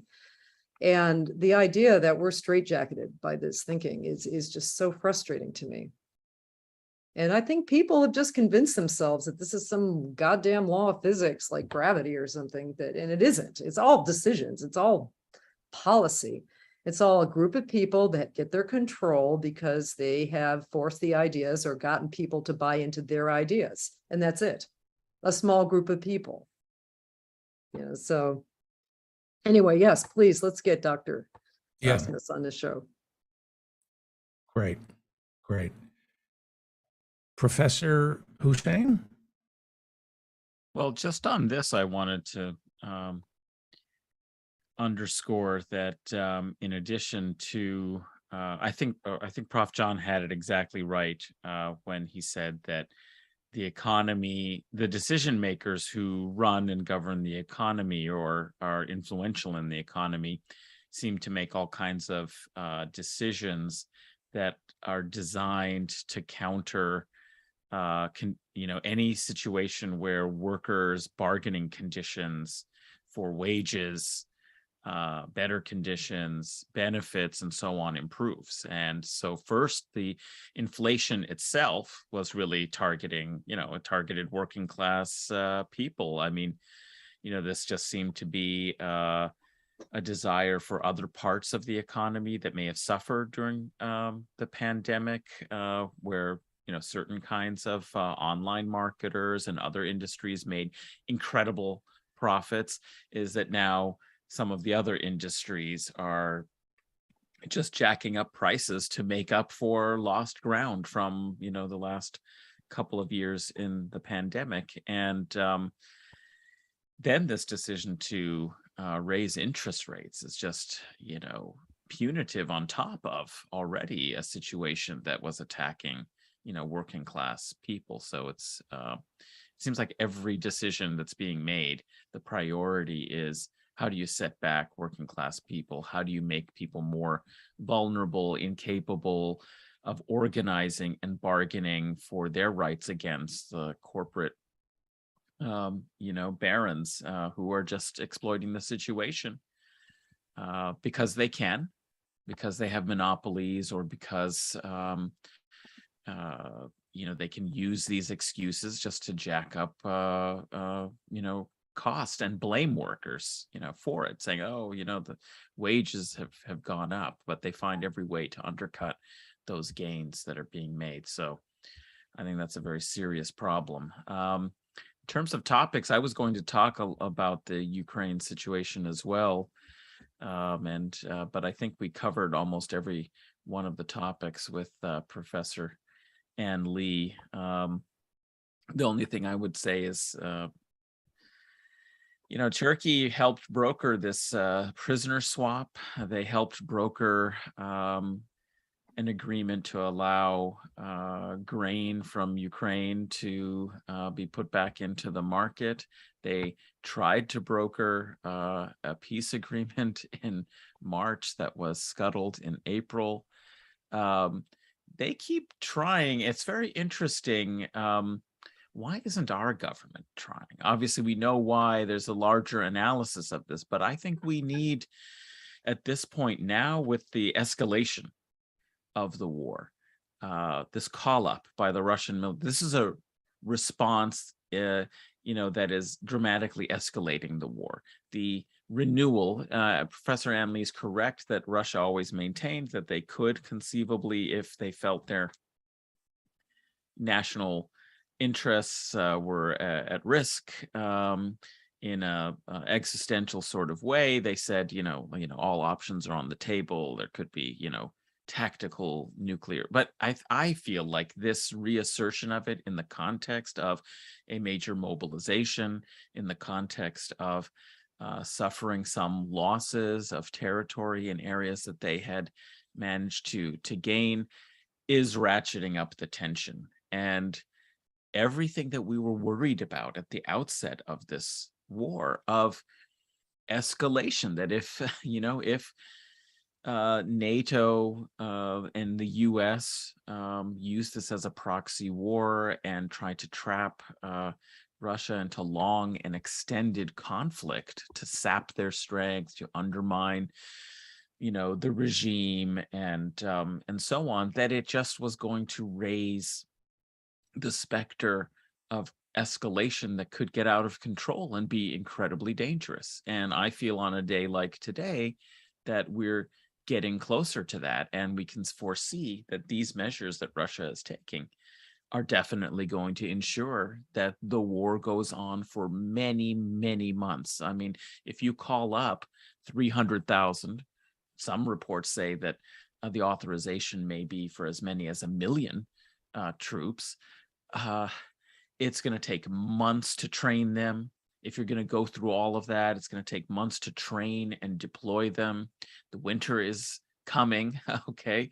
Russia is probably hoping that pressure on the energy crisis will force, Europe and NATO to back off, or at least pay a cost for this. That all has to be played out over the course of the winter.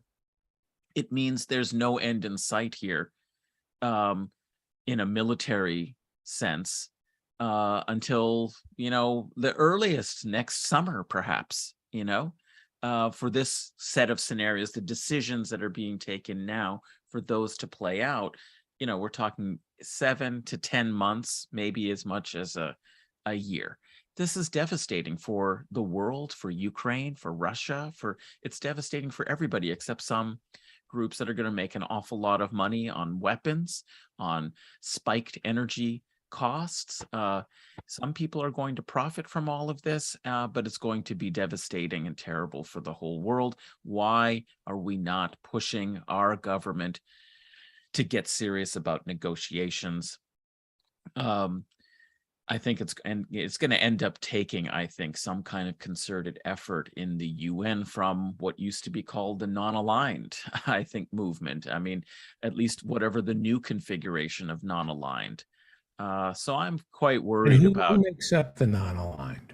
Well, these are, would be countries that have thus far refused to come down on supporting sanctions, nor have they necessarily defended Russia's military action. The group of countries in Africa, in much of the Middle East and Asia, who have, like India, large economies. We're talking about most of the world's population, and we're talking about a very significant part of the world economy, if you count the BRICS countries, and who are basically trying to avoid the us versus them approach that the U.S. rules-based order and sanctions regime is trying to force everyone into. I just read a report about how upset, and we've seen statements being made by, Jen Psaki and others from the administration of being really frustrated and a little annoyed and threatening of India, because India has not come out very directly in supporting the U.S. position. They're still trading, they're willing to pay in rubles, but at the same time, they are cautious and concerned about the situation and also want to maintain national sovereignty, international law, and the idea that invasion and annexation of territory is against the UN Charter. So they're trying to be balanced, and I think at a certain point, these sorts of countries are going to need to collaborate and cooperate together to maintain their position in the world economy, to have their interests looked after, and they will need to put pressure, on both sides. And by sides, I don't mean just the Ukrainians. I mean the U.S. and NATO and Russia, to try and come to an agreement, because it's going to be disastrous for, these countries if this continues on for a whole other year, which is what the prognosis looks to be, because there's been no interest whatsoever. This is just outrageous to me. No interest whatsoever by our government to broker any kind of diplomatic resolution to this. And the fact that there isn't a peace movement, maybe there will be one in Europe. Because they're going to. What about in Russia? Is there a possibility that there are? I think anytime you begin, drafting people, Right. which is what's happening, you're going to have consequences. It's not going to be popular, but that will take time, for that to really play out. And if people are waiting for the, Russian regime, Putin's administration to collapse, I mean, you run the risk of having further right-wing, more militaristic and aggressive ultra-nationalists who, will say Putin, wasn't willing to go all the way. He wasn't aggressive enough in his But don't they have a initial military history? tactics. Isn't there a history in Russia? I think Foreign Affairs has a piece. The history of the coup to replace the leader who's gone off the reservation. Bad expression. I apologize for. Right. Well, but I know what you mean. Of course. I mean, this is a danger, possibly, but the question is can Putin sort of put the blame on, the military staff, decisions of the generals and their tactical enactment of the battle plan? I wonder, because I think a lot of those decisions were predicated on political decisions and choices early on, miscalculations perhaps that, the Ukrainian regime would just immediately collapse, or they could sort of replace, Zelensky quickly. That didn't happen, so they shifted into, territory in the east and the south. Now there are problems with that. They're bogged down, and they have to go from what they called a special military operation. Now they have to actually have a more general mobilization, and that's going to be unpopular. It's going to have political consequences, but we shouldn't imagine that these are very predictable consequences. So I mean, relying on that is very, very dangerous. Perhaps you will get some people who, as Prof. John mentioned, might push for using, weapons that so far haven't been implemented. That's a very dangerous situation. I just say we heard this in the U.S. When America lost the Vietnam War.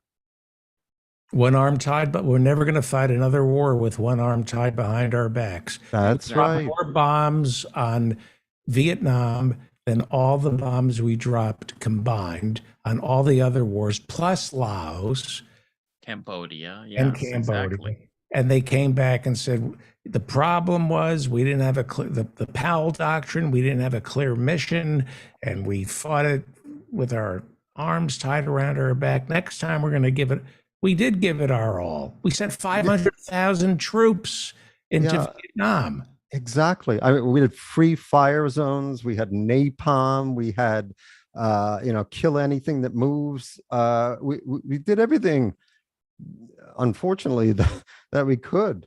I had a cousin who fought in Vietnam, and he says those things. He says we didn't. It's the stabs in the back. It's how. Yes. Go ahead, Professor Hussein. No, that's just exactly the motif of the far right and the fascists, as we saw it in response to the Nazis basically said we were stabbed in the back, right? I mean, it's the same kind of logic. Something like that could easily happen there, I think, as well. So I don't see why we don't have a stake in, let's just say the left. Forget about our administration, but where is the left to push for peace, diplomacy, nuclear disarmament? Let's get back into the nuclear disarmament, treaties. Those were a very good thing for the world, but there's no call for this, it seems. It is still going on, by the way. The New START treaties, there are still negotiations. We might, because about 8 years ago, I was involved in sort of a more or less back of the envelope type calculation, but nonetheless, it was just a, how long would it take a system of our subcritical nuclear reactors to dispense with 34 metric tons of weapons grade plutonium, producing tritium and a whole bunch of other isotopes that might be useful for medical purposes, and so on and so forth. And the demand for that was less when we formally broke off from that several years ago with Russia, and that's a damn shame. I don't know what's happened to the left. I think partly it was just kind of the Russia hate that's been whipped up for the last 6 or more years. I mean, I remember distinctly at the Democratic National Convention, it was almost comical and childish, but there was a little bit of a, I don't know, sinister aspect to it too, when suddenly in the middle of the convention, mostly in the afternoon, there would be some 2-minute film on Donald Trump, and everybody's supposed to boo. And so I started reporting it as, oh, time for our 2-minute hate, and it was kind of clownish. But even as that convention went on, especially the couple talks before Hillary's final talk, I mean, at the end of this talk by this general, this whole Democratic National Convention felt like a Trump rally. So I think there's been a lot of not so subtle propaganda on our own country that has whipped everybody into a state of, I don't know, sort of neo red baiting that makes people just want to shoot something or kill somebody or like defeat Russia or something like that. So, but yeah, there is no peace. There is nothing on the left here, and that's eerie. That there is nobody, on the side of negotiation. I mean, it's late as April this year, there was a serious peace negotiation that was being conducted, that was being brokered by Turkey between the players, between Ukraine, the Donetsk, Russia, and others. And Boris Johnson just, visited Kiev and spiked it. And here we are, like the war. I don't even think they care that the war is not going well or that we may not win it. I think there are forces in the United States and in the West that just want to keep the war going. Can I jump in for a second, because you guys obviously you're on mine and Harvey's time, and I'm here. And we're sorry, Alan. Yeah, no, but that's not why I'm jumping. I'm jumping because I want to respond. PDA has an official alliance with Code Pink. Medea Benjamin's on our advisory board. They've been with us since, we came out of the Iraq War era 2004. So what Adnan just outlined is basically PDA's official position on Ukraine and Russia. And it is also Code Pink's. Now, they are more forthright. And I'll be honest, within PDA's ranks, Marianne is spot on. They're, even within the PDA old guard, Dennis Kucinich is our, the campaign the PDA came out of, very peace. By the way, Kucinich's line is very close to Adnan's too, right now. But for the first thing to say about where's the left, Code Pink and yes, PDA, but more props even to Code Pink, have been out there saying exactly what Adnan's saying, but nobody else on the left has been following. So the Bernie left has just not taken this up. And there is also a falling away of support, and we've had a lot of rancor inside PDA taking issue with the heads of our, we call it End Wars and Occupations Issue Organizing Team or Foreign Policy Issue Organizing Team, Marcy Winograd and Jim Carpenter. And they are both, peace activists. And, Roots Action, Code Pink, PDA, Win Without War. We all have a line very similar to Adnan's, but our leadership within PDA has taken a lot of flack from some of the rank and file because, they've watched too much friggin' MSNBC over the last, whatever it's been, 6-7 years. There's been a lot of Kool-Aid that's been offered up to be drunk around that. And so unfortunately, though, I would say the main thing is it's not that some of the institutional the left peace groups aren't taking a line that's decent in this. Because I think Ivan's clearly right. What the heck? Putin's not going to back down anytime soon on this. I mean, this has got to be negotiated. And it's a horror show for the world, exactly as Adnan was saying and Marianne was saying. So, but nobody's taken us up. In the UK too, there's very little movement on this. Well, I'm distressed that there's just nothing in our political culture now that seems to allow for somebody who it may be our adversary or even enemy to have actual legitimate concerns, whether you agree with them or not. I mean, that's the whole basis of diplomacy. Somebody has a concern. That needs to be addressed. The mythology I think it's largely the mythology of Trump's relationship to Putin that is handcuffed people and got them thinking nonsense, about it all. It's turned the left stupid. Mm-hmm. I hate calling it the left, but I can't do think about the world. Sadly, I do think significant portions of the left, I don't think you'd even get this on an agenda at a DSA meeting almost anywhere. Yeah. Right. Well, we have to wrap it up. Great job as always. Professor Marianne is a particle physicist as well as Parks Commissioner, Aurora, Illinois. Follow her on Razor Girl. We didn't have time tonight to talk about what you wanted to talk about. I apologize. Professor, we can get to it Monday. Sorry about that. Professor Adnan Hussain, host of the Mudgeless Podcast, and Guerrilla History. Who do you have on the show? Well, I'm hoping we'll have Professor Harvey J.K. on quite soon to talk about the new edition of the British Marxist Historians. My copy is on its way, and so we'll be arranging to speak with him very soon about all these wonderful, great historians and the relevance of that sort of work today. So I'm really looking forward to that conversation. And also, I just want to encourage people to go register for my new online free course on the Crusading Society and what medieval history has to do with the birth of forms of religious and racial bigotry and prejudice. So the interconnected histories of Islamophobia, anti-Semitism. You can go register for the course on my new website, www.adnanhussain.org. Great. There are other Adnan Hussains out there, alas, and they got to .com ahead of me. So I've been pushed to the .org, but so you need to put in www. I was very happy about that. Yeah. I'm more of an organizational type than a commercial type. So yeah. www.adnanhussain.org. Yep. And you are being generous enough to teach your course on the Crusades. Yeah, and so you can register for it and get the link by going to, the course page there. I'm doing it right now as we plug rahima.org, rahima.org.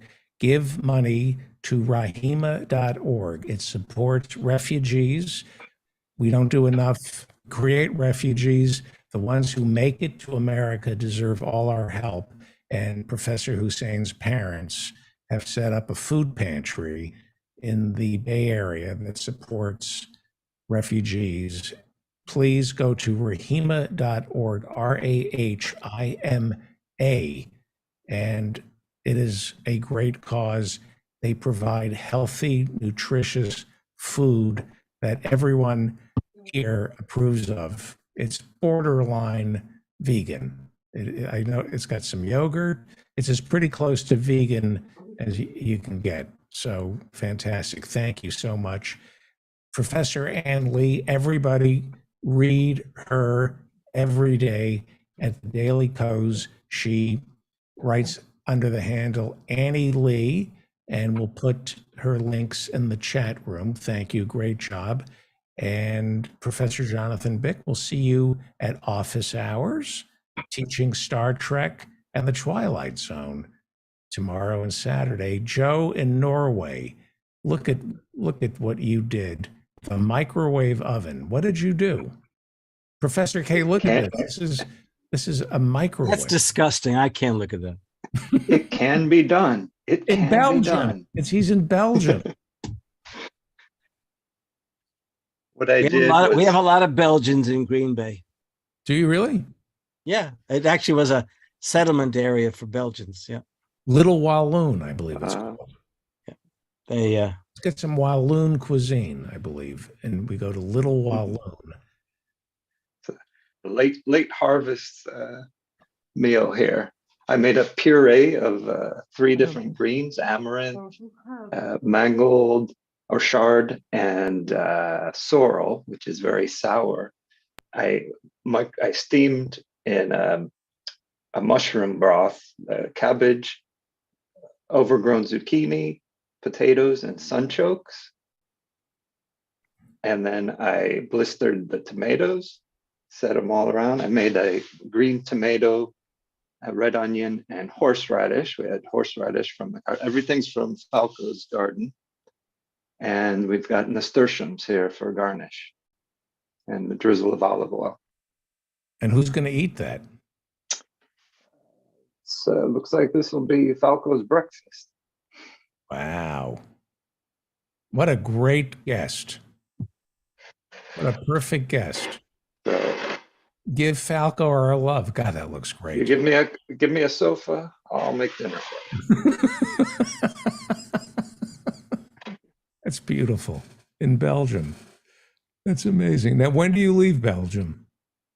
I'm not sure. I'm booking my flight tonight, so we'll see. Maybe a week or week and a half. Fantastic. Great job, as always. Thanks. Thank you, Joe. All right. See you this weekend. Yes, thank you. Take care. Minsky and Kay, Professor Harvey J. Kay is the author of FDR and Democracy and the aforementioned British Marxist historians. Alan Minsky, Executive Director of Progressive Democrats of America. And Professor Kay, do you remember Space Force? Donald Trump created a brand new military branch. Oh, yes. I haven't thought of that in a few years, I bet. Sure. And they have their own song now. Have you heard it? No. They have their own motto, Oh, yeah? Semper Sutro, which means gangsters for capitalism and zero gravity. That really is their, it's Semper Sutro. I would assume that would be, what, Latin? And That means always. Yeah. so would you like to hear their new song? This is real. I actually would love to hear the song. Yes. They have this is from the Air Force. They're a branch, Space Force is a branch of the Air Force, and this is their new official song that came out this week. We're the mighty ones.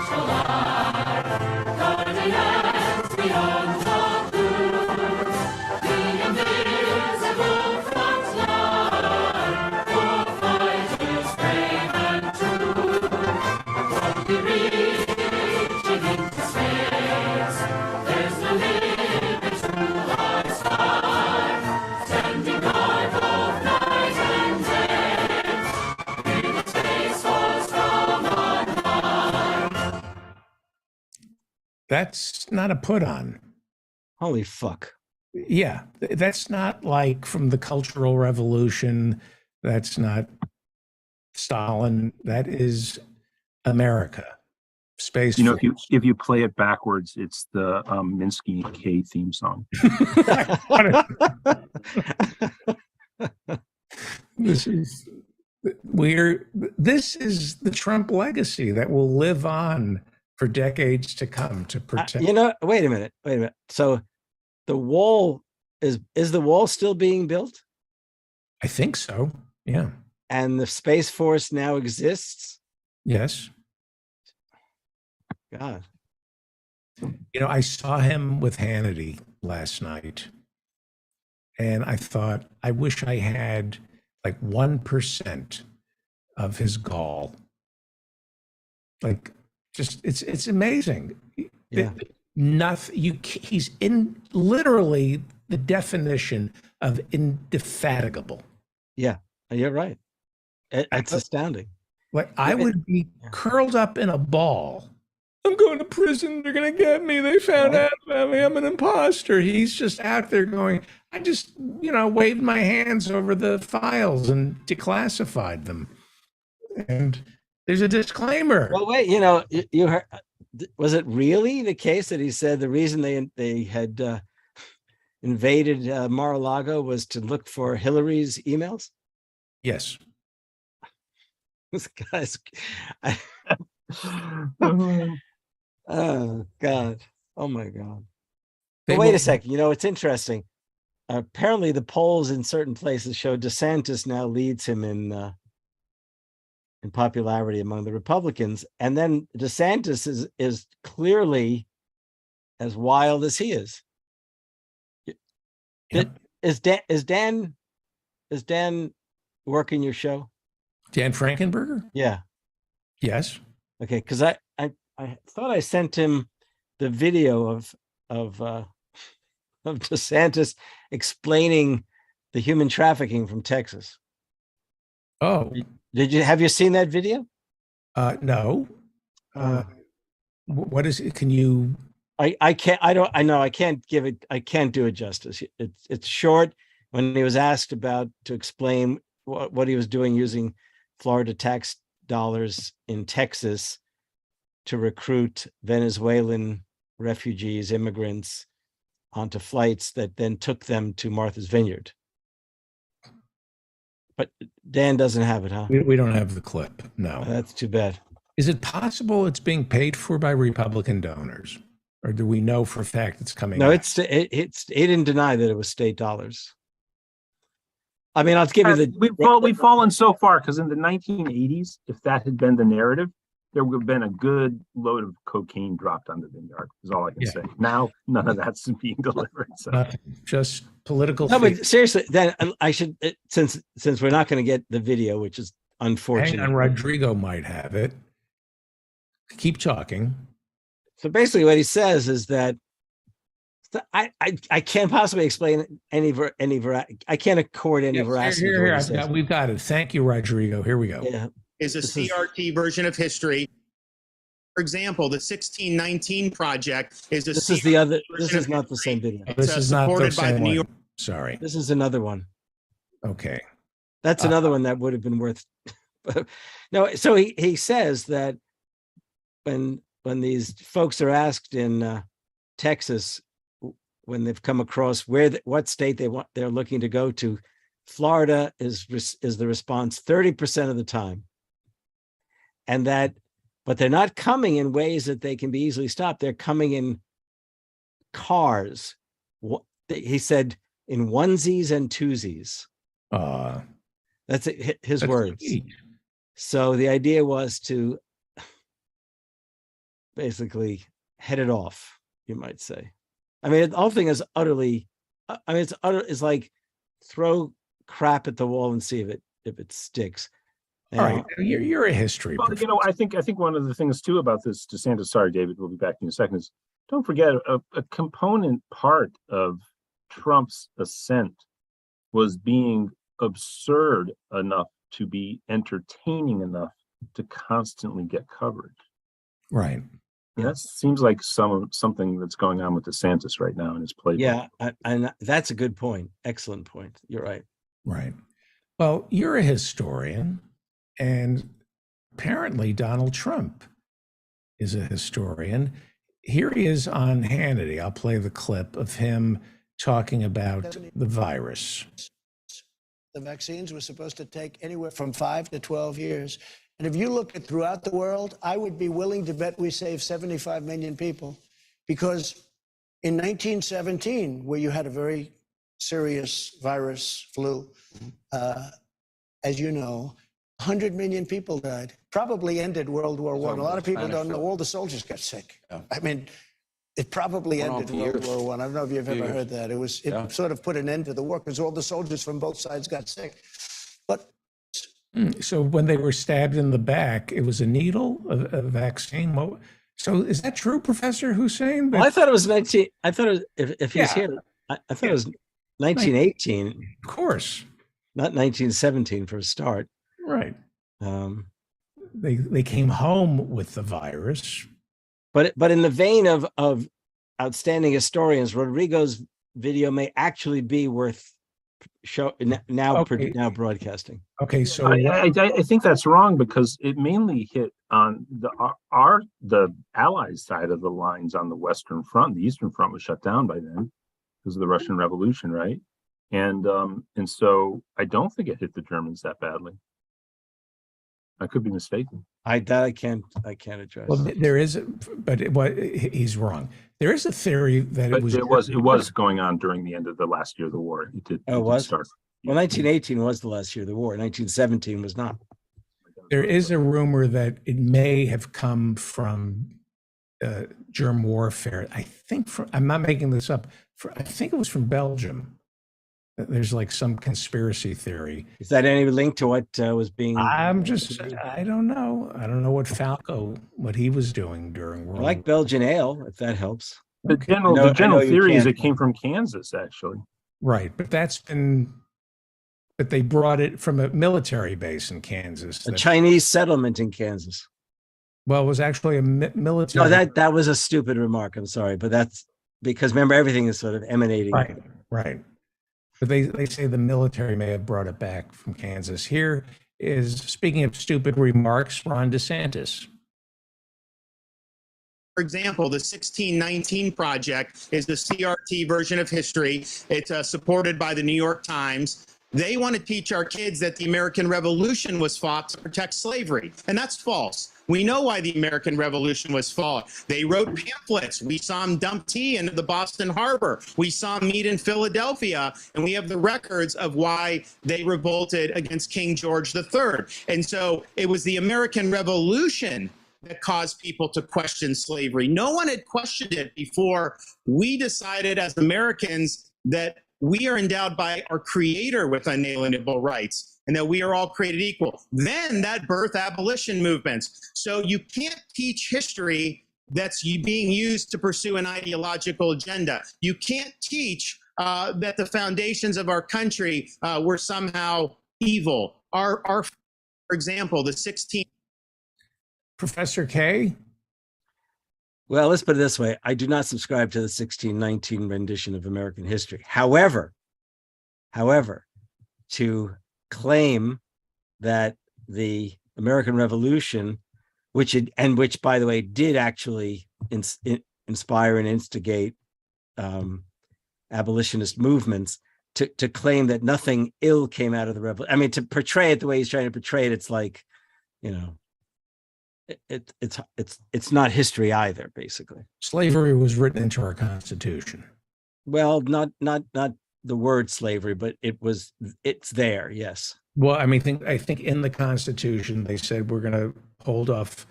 The slave trade will be legal until 1820, I believe. Something like that. Yeah. Which was written into the Constitution. And of course, Black people were counted as 3/5. Yeah. Right. So for electoral representation purposes. Right. So, but the 1619 Project, it just has it wrong. Okay. In what way? Well, the American Revolution did actually launch abolitionism. in many ways. It's like, it's not the first time people question slavery, but it did actually, that's a fairly obvious historical reality. But to say that, what he did is this, he then projects the unalienable rights without then acknowledging the degree to which slavery persisted and expanded in the South as a consequence of the domestic slave trade. Okay, that kind of stuff. It's as unbalanced or imbalanced as the 1619 is. There were people who wanted to get rid of slavery during the Constitutional Convention. It was brought up. It was brought up during the entire revolutionary period, right through the early years. Yeah, absolutely. But they needed the southern states, the southern colonies. Yeah, well, yeah, right. The southern states. But by the constitutional moment, they were southern states. Right. Right. Alan, your thoughts on that? I was just actually, by the way, I'm in upstate New York, David. I'm visiting my mom, and who's been, struggling after having had COVID. But she's doing okay right now. And I travel and I got very, very little sleep. And I was on a flight today, and I had the recent edition of the New York Review of Books. And there's an interesting article about the divide between the red states and the blue states, how severe it is. And they just start, there are two authors, I can't remember their names off the top of my head. I have the article right over there, but this is, I was I thought Harvey and I have a bit of a rejoinder to an article like that, because yes, the divide between red state America, blue state America, and red America and blue America is very sharp. It's very distinct. You can look at its cultural delineations and its roots in the Confederacy, its roots in the very divide that you guys are talking about inside American history. And, obviously the divide going back, if it's just, property white men who are debating it at that point, it's obviously in a very different historical phase now than it was then.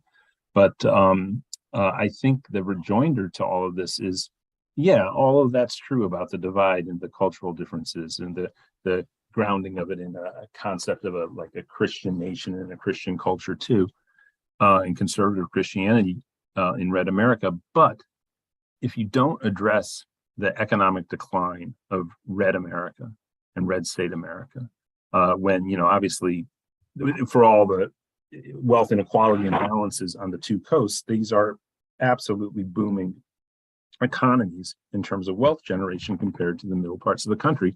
And relative to the wealth generation in the middle part of the country, say for 100 years before Ronald Reagan was president, the divide is profound.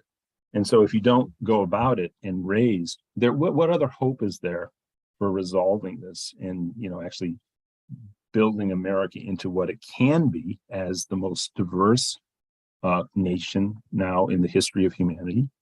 And, is there such a hardcore grip on red state white Americans that is so unequivocally racist that if they did start to be prosperous societies, it wouldn't mitigate this divide? I think it would mitigate the divide. And in any way, it strikes me as the only thing that really can be used to address it. I think we saw Sanders make a lot of headway in red state America with his economic message in 2016. I think if the left is serious about being a left, a positive return to it. Again, I think that's what Harvey and Mine's project is about, around the 21st century economic Bill of Rights. And obviously you guys are having a very substantive conversation off of what DeSantis says around the 1619 project and CRT. These are live issues, but they're live issues because which are very exacerbated by the economic disparities within the country. And distractions from the economic disparities. Mm-hmm. Yeah. It's almost cliche. And you would think red America would get hip to it, but people get turned on by hatred, don't they, Professor K? When that's the food available, I guess that's what you eat. That's the red meat that they're giving the How is the Economic Bill of Rights? Well, actually, and the thing too about me and Harvey, Harvey's has lived in Green Bay now for much of his adulthood. Obviously, he's not from there originally, but I'm from St. Louis, so we're from the Midwest. And I obviously knew a lot of when I was in St. Louis as a kid, it was a very heavily Democratic town, and the white working class was heavily Democratic, and they were Union Democrats. But they also were for the Civil Rights Movement. At least the German the people, not necessarily the WASP elite in St. Louis. They would have probably been against the Civil Rights Movement, but the plurality of whites in St. Louis were of German and Central European descent, and they had a strong left tradition, and they were for the Civil Rights Movement traditionally. And I imagine now most of their offspring who stayed in the Midwest are voting for Trump. But I did not find these to be bad people when I was growing up. And there's no doubt there was a horrid race divide. It was a horribly racist metropolitan area, structurally, especially. But it's now, I think, the politics have moved very much to the right. I don't think these guys, though, are economically that far on the right. Did we talk last week? My days are a bit off right now. Well, they're always off these days, actually. But did we talk last night? We did talk last week about the race here in Wisconsin, right, between Barnes and Johnson. Go ahead. We have some new polling on it. So yeah, what new polling do you have? Do you have something newer than I was going to mention? That it's getting closer. Yeah, no, last week he'd lost like 9. He lost 9 points. Barnes. It was like his campaign was collapsing. Did we talk about the fact that Johnson and the Republicans and the right wing basically have been trying to portray him as a radical, okay, as a radical, defund the police, especially, okay. And the fact is that he, instead of responding by trying to ignore it and go beyond it, his response has been to run campaign ads in which he starts off by referring specifically to the lies against it, that he's being accused of, the stories he's being accused of, and then goes on to deny them. Right. So, I want people to realize that if he loses, it's not because of racism. It's because these Democrats just run terrible campaigns. Okay. And then now to come back to the Economic Bill of Rights question, the fact is that it's stalled right now. The so-called progressives have not picked it up. Okay. I have no idea what the progressives look. The Democrats have no story, but neither do the progressives. Okay. I mean, as far as I'm concerned, the Squad and all the others who came in, okay, never cultivated a story, never projected any kind of vision, right? It was like issue by issue. So as the second article in the series that we've developed offers, almost all of the key points of any progressive agenda are already in the form of bills presented. On the other hand, most Americans have no idea of that. They have no imagination about it, no consciousness of it, because there's no story, no vision, which is one of the things, in essence, we were trying to provide by way of the Economic Bill of Rights. So it's not going to happen this season, that's for sure. Right. Majority of Republican voters want to make Christianity the official religion. That's a poll you've got there. Yep. In my lifetime, throughout American history has been probably even worse than if there had been polling at certain points in American history. We know it would have been much worse. Really? Than what we have today. And by the way, never discount whatever sins and faults the founders had. They made it sure it was not a Christian nation. Great job there, actually. They did a great job. That may be one of the greatest contributions of the founding generation. That they wrote a godless constitution. Yeah, right. Brilliantly so. Right. Brilliantly so. In reaction to the extreme Christianity of 50 years earlier and earlier than that, and that snapped back again in what's the first great Christian revival is like the 1820s or 18 teens. Yeah, the Second Great Awakening, they call it. Yeah, and in that phase, boy, if you polled the American people, it would have been ugly. And we only exist as the country we do because that generation of the founding fathers were very wise to this. And it isn't just in the Bill of Rights, it's in the Constitution. Look, there's no religious oaths to be taken, no, tests for running for office. I mean, it's godless, absolutely godless.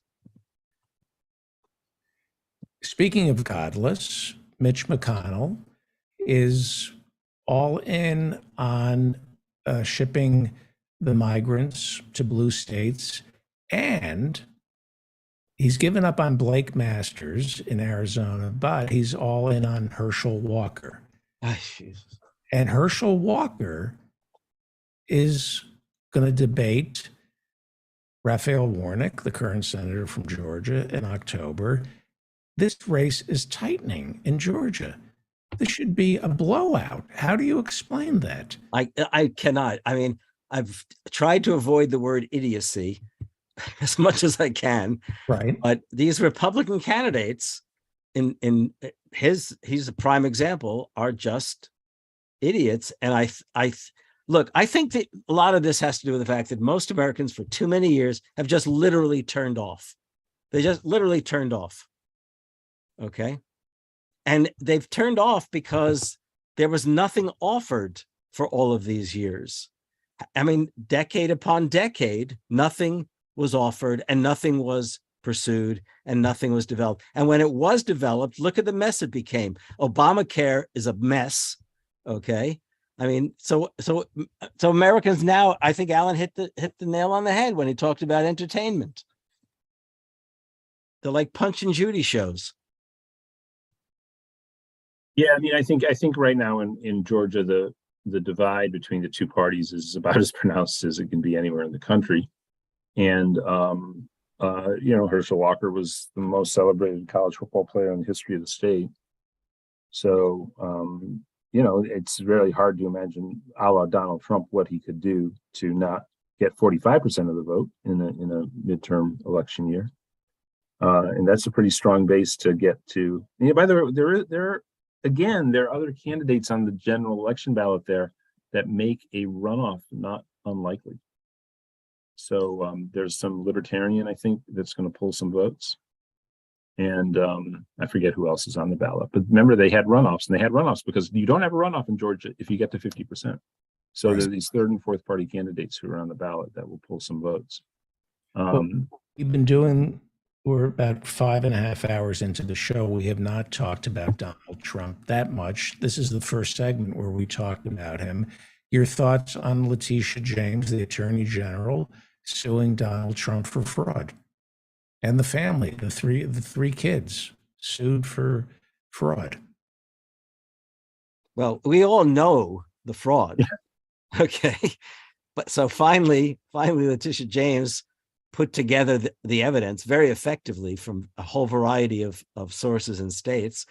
And, at least she's got the cojones that Merrick Garland has yet to show. Now, you're a professor. Retired. But a brilliant man. Alan Minsky, one of the most brilliant people I've ever met in my life. Bill Barr was Attorney General twice. Okay? And I saw him on Fox News saying Letitia James, the Attorney General for New York State, doesn't have a case. And she obviously doesn't believe she has a case. That's why she didn't file criminal charges against Trump. She only filed civil. And then I read she's not authorized in this purview to file criminal charges against Donald Trump. Federal government can file the criminal charges. So how did the former Attorney General not know that, and you did? Did he go to Yale Law School? Probably, yep. Yeah, we got all the good people. How is it possible that the Attorney General doesn't know what a professor of history knew about jurisdiction?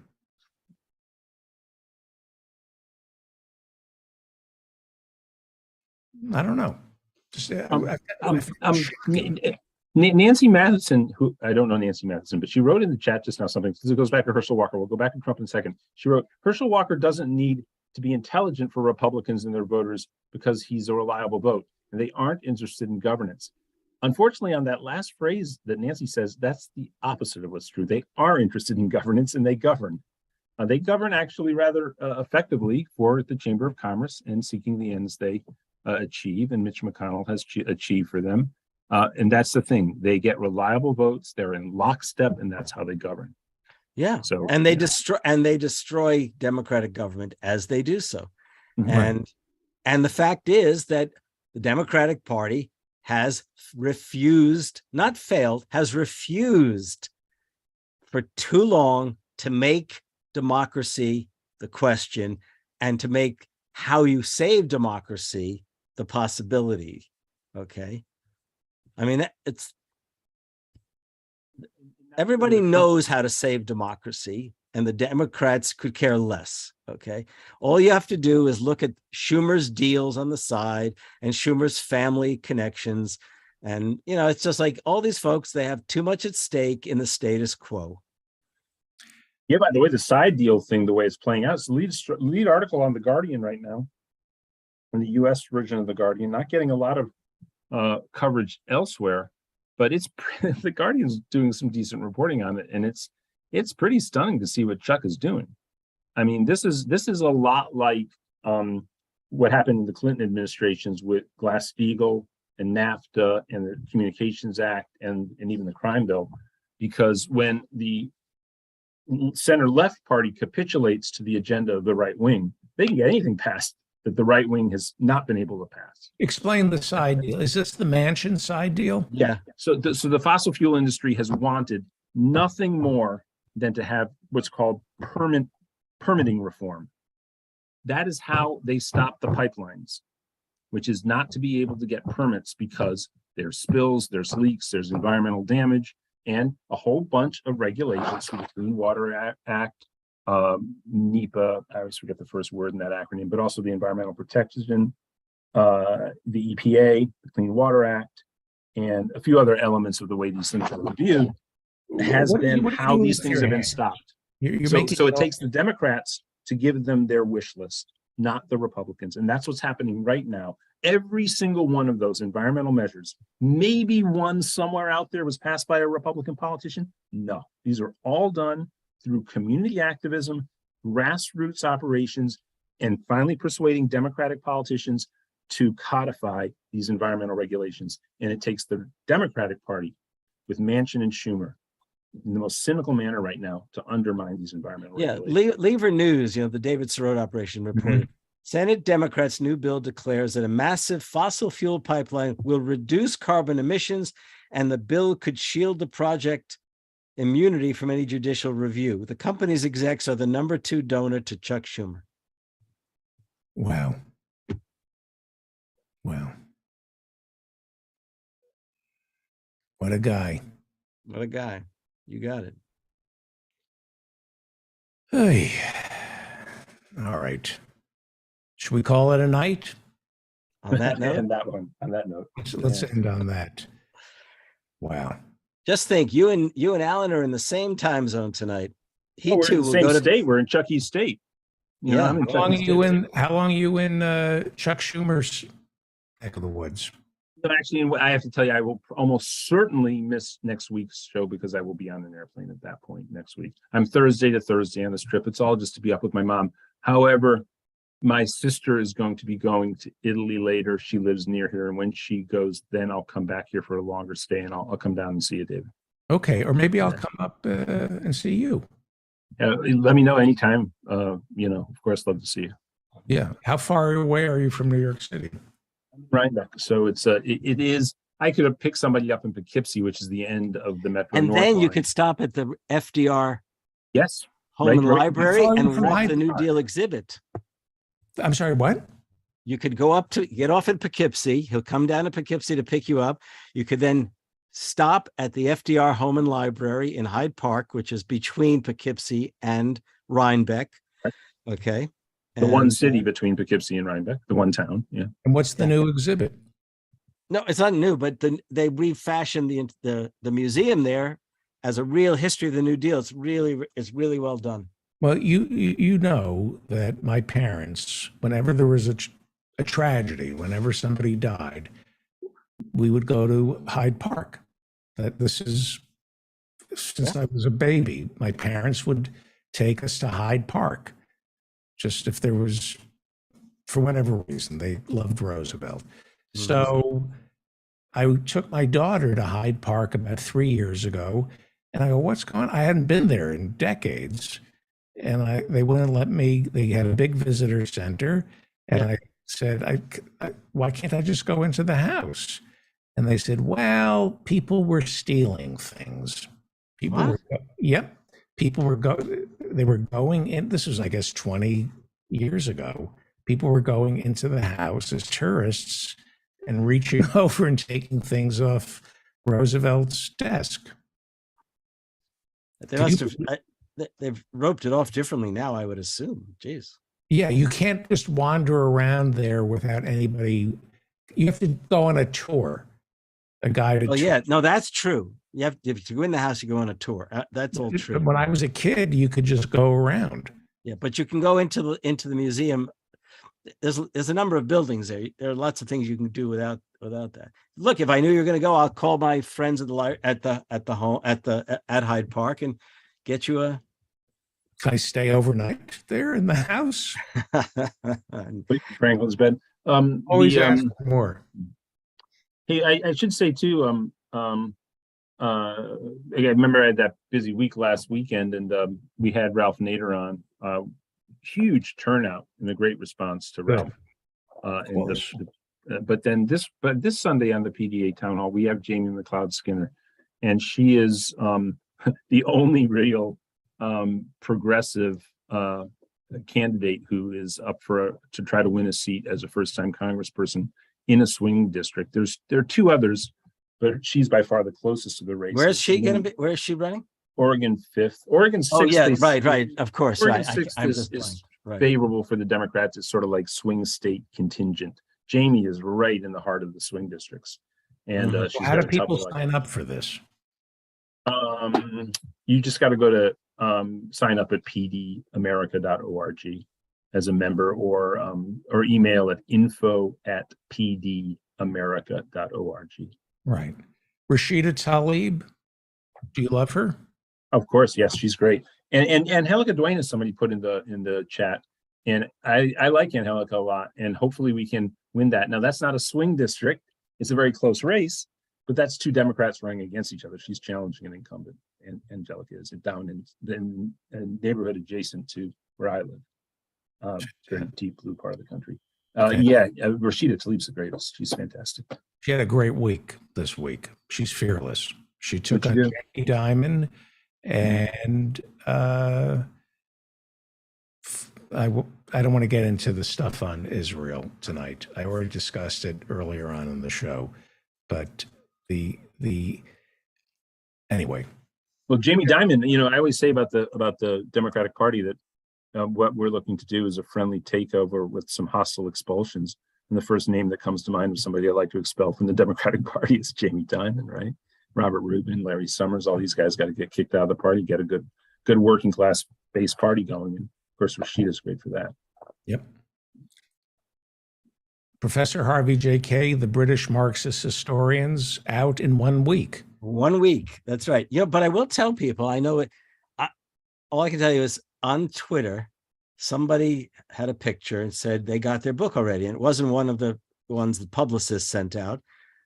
And I said, where did you get that? And they said, the Amazon is already delivering. So I'm not telling anyone to go to Amazon, but it's fascinating the way Amazon sets its own rules. What's wrong with Amazon? What do you have against Amazon? They create jobs. What is that? What? That's me supporting Amazon. Oh, that's you. That's you. Just burp it out already. Come on. I'm just saying that Jeff Bezos is a good man. And how else can people buy your book? How else? Red Emma's, the bookstore. If you're in New York, or there's Nally Jackson. You go straight on to Zero Books website. I mean, every bookseller is Powell's out in Portland, Oregon, online. Go to them. I'm buying Powell. Readily available. I'm Jeff Bezos. I'm buying Harvey JK. You're now my puppet. Jeff Bezos is mean. Don't ever do that again while I'm on with you.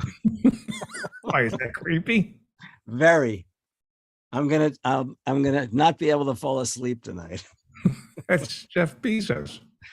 That thought alone is enough. I know. Alan Minsky, Progressive Democrats of America.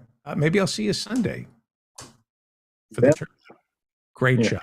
If Alan's not going to be here next Thursday, let's come up with something silly to talk about. Let's talk about British Marxist historians.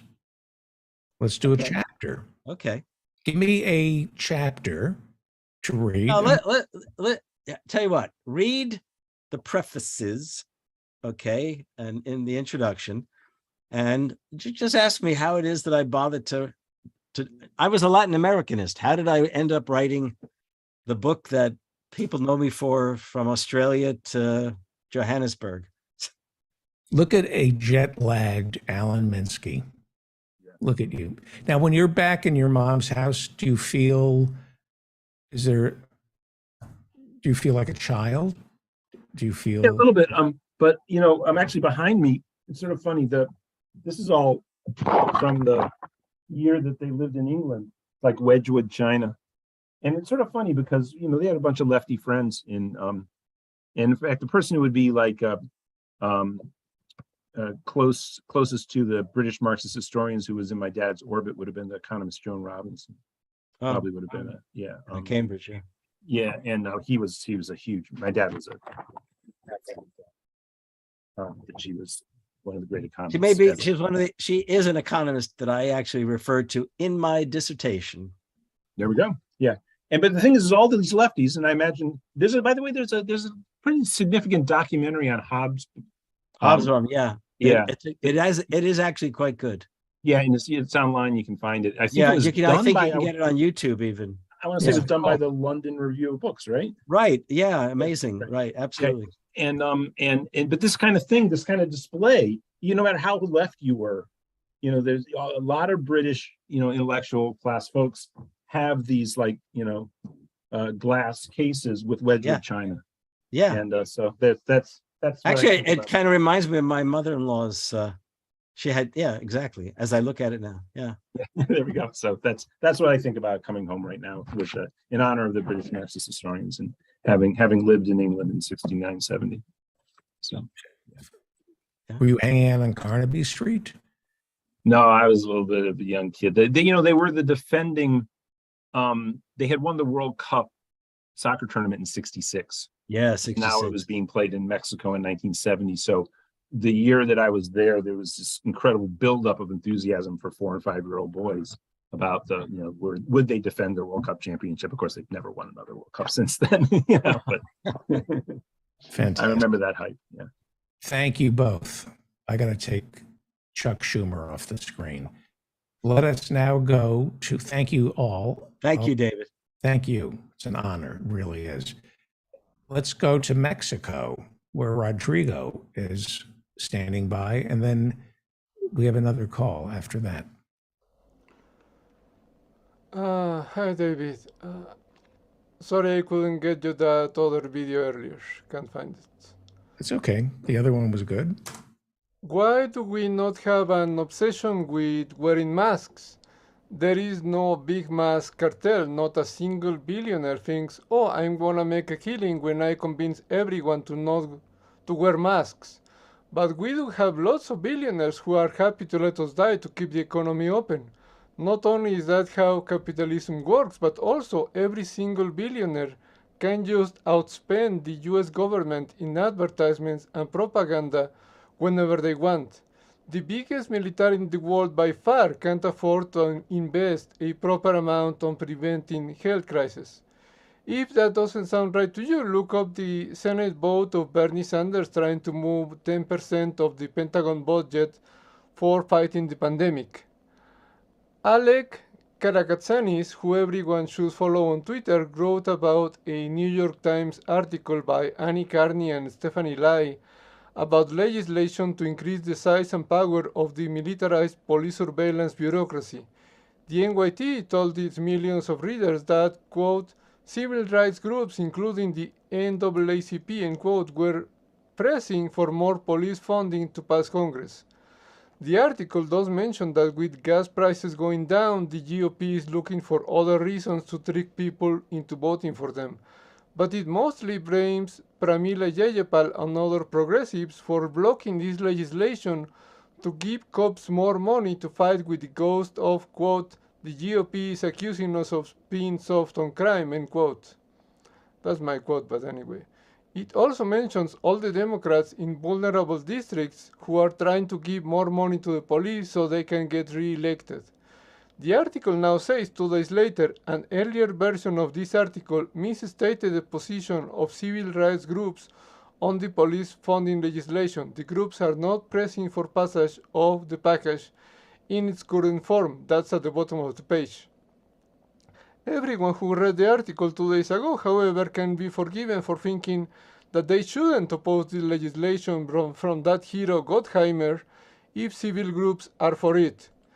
The article also pretends that the Congressional Black Caucus lobbied for more police accountability in the bill, which contains no such language. They also didn't speak to a single advocate for defund the police or prison abolition, about an issue that has held the country in trial for 2.5 years. Millions of people who have looked at the numbers and concluded that the solution to police abuse is not more cops. A quick reminder that there were 376 cops at Uvalde, and they waited an hour for backup while a shooter kept killing kids while he waited for the cops to kill him. You heard that right. 376 cops arrived at that school in Uvalde within the hour, some federal, some from other states. And the only reason the standoff ended so quickly is that some Border Patrol agents who are less scared of Latinos than other branches of law enforcement decided to go in without permission. You could probably win a civil war in a small country with all the military surplus gear all these cops brought with them. There was a cop who was willing to go in according to his training, but he discovered no one was following him, and the other cops told him to go somewhere else in the school and wait there. And the mother who ran in to save her own kid and got out despite the police trying to stop her is still in trouble with the police. A few months ago, I ranted about an 8-month investigation from beloved anti-bullying advocate Emily Bazelon, who somehow never met anyone who could explain to her that she was painting advocates of trans genocide as reasonable people. David Feldman ranted in the last episode about a very balanced expose they did about Linda Sarsour, which I will not read, but probably left out of their accusations about Russian bot farms that Sarsour kept refusing to distance herself from actual anti-Semite Louis Farrakhan. And if you want something you can That was mentioned. That was mentioned in the New York Times article. Okay. If you want something you can do to make things better, write to the New York Times and tell them to do better, or you won't subscribe anymore. You don't even have to subscribe, just tell them to do better, or you'll switch to the Washington Post, which has the CIA vet its stories while Jeff Bezos does contract work for the CIA. You can also write to the Washington Post that they need to do better, or you'll switch to the New York Times. This is something everyone can do, even if you don't read either of those papers. They do good work sometimes, and sometimes they both publish articles about how useful it is to have a second kitchen. But they also lie often, and you can tell when they're lying unless you already know better than their published articles, which kind of defeats the purpose of reading them. Francesca Fiorentini said on MSNBC that there's only 2 options for immigration: letting people in or letting them die, and Fox News quoted her accurately on this because they were trying to score points against the Democrats. as someone from the Majority Report community and me were saying, this is the trolley problem, but no one's on the track in front of you. Millions of people are on the alternate track you'd have to go out of your way to switch to. And you can picture the Fox News audience going, what was option 2 again? A reminder that overpaid advisors keep telling Biden that Putin is going to blink first because they think their stocks will go up when World War III starts. And finally, as I wasn't going to say anything about the 7.7 earthquake we had on Monday because it was, quote, only, end quote, a 7.7, but last night we had a 6.8 replica which killed 2 people. Seems we get all major earthquakes on the week of September 19. There was a big one on September 19, 1985, which made many affluent families move from Mexico City to Puebla. Thank you. Thank you. And finally, Randall. Hey, David, thanks for another great show. How are you? Hey, not bad. I had 2 questions for you. Number 1, is Aaron Berg okay? Yes. I should rebook him on the show. Yeah, I miss him. Yeah, Everybody we haven't else. had too many. We had, the past 3 months I've been going on autopilot, and I haven't had comedians on. I don't know why, but I need to start having some comics on. So yes, we've cultivated a community, and the comedians. I need to have more comics on. Yeah, they're not part of this community, so it doesn't. Yeah, I will call Aaron. Cool. I look forward to it. And yeah, it was. How it are was a lot of things in fun. Pennsylvania? How are Things things? are good. Is Josh Shapiro going to win? I think so, but hey, who knows? We all thought Hillary would win too, and then we woke up that morning. Yeah. Oh boy, I remember that. Thank Yeah. you, Randall. Great talking. Hey, yeah, one more thing, if I may, David. You've told us before about your other life as Feldo the Clown, and how you got hired to ruin parties. Is that correct? Can you tell us a brief story about ruining a party? This is a long time ago. I do remember. Did I tell you the story? And I think if you Google the San Francisco Chronicle, it's in the San Francisco Chronicle. I did a fundraiser in 1985, dressed as a clown, and I said they were blowing up abortion clinics. This was the joke I did. The message is clear. You better be pro-life or we'll kill you. This was back in 1985 when that joke, I think I was the first one to write that joke. You better be pro-life or I'll kill you. And I'm walking off stage, and a big guy picks me up and I'm in a clown suit. Wow. And throws me up against the wall and says, if you ever make fun of people who are pro-life, I will kill you. If you ever make fun of pro-life people again, I will kill you. And this was in San Francisco, and it was in front of other people. And it got picked up in the San Francisco Chronicle. Here's the thing. As a stand-up, I pissed the audience off. I've never been punched. Nobody, when I wore a clown suit, people wanted to punch the clown. I don't know what it was about wearing the clown suit, but people, it's just really creepy. And there were a lot of physical altercations. Plus I was drinking at the time. You shouldn't be drunk in a clown suit. There's a good rule of thumb. Don't wear a clown suit and drink. It's okay to drive in a clown suit, which I used to do to my gigs, which was some of my Bye, honey, I'm leaving. and I just walk out and drive to my gigs in a clown suit. Anyway, that's all I can remember. It's late. Thank you, Randall. All right, thanks. Thank you. I want to thank all our guests. They were tonight Grace Jackson, the brilliant Lane Hewitt, who was also Sir Arthur Grebe Streebling, and just a great, brilliant. There are 10 Lane Hewitts. I know this for a fact. There cannot be one. I want to thank Ben Burgess for not showing up. He sent me a note last night, and I missed it. So the Hirschenfelds, Dr. Philip Hirschenfeld and Ethan Hirschenfeld, and everybody go buy this book right now. Today is now. You can buy it on Amazon.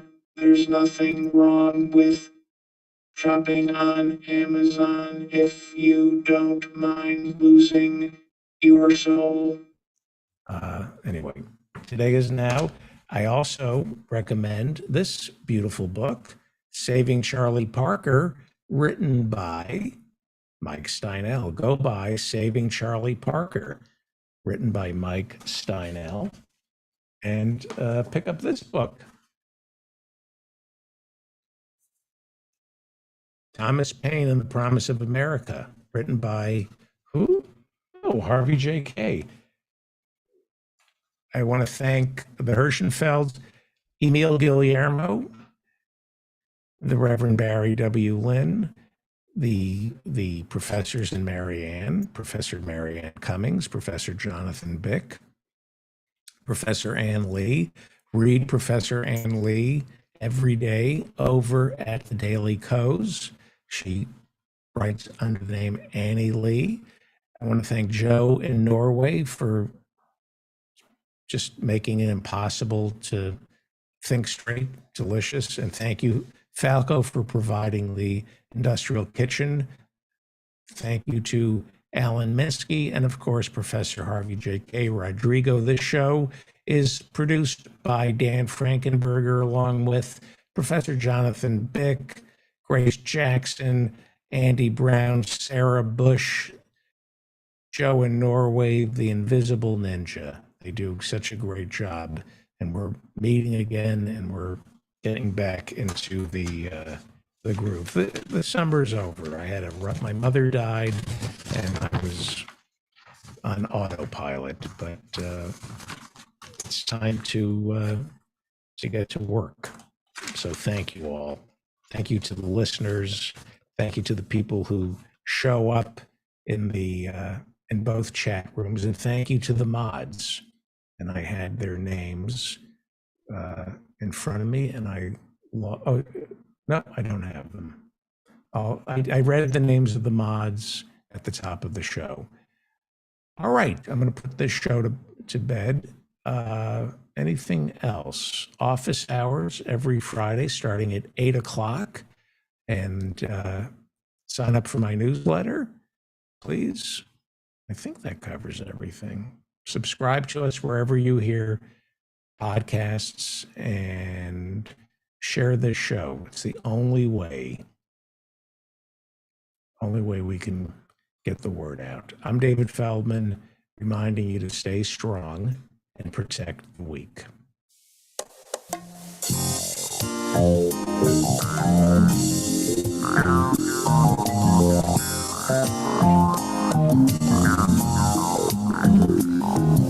The other day there was a knock at the door. It was the FBI. I said, what you here for?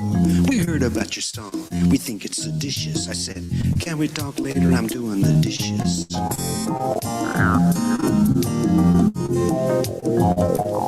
I said, what's the problem? What's the fuss? They said, we're the FBI, don't you mess with us. We can lock you up, we can put you away. We can make it so you never see the light of day. I said, Feldman made me do it. Feldman made me do it. Feldman made me do it. And that's all there is to it.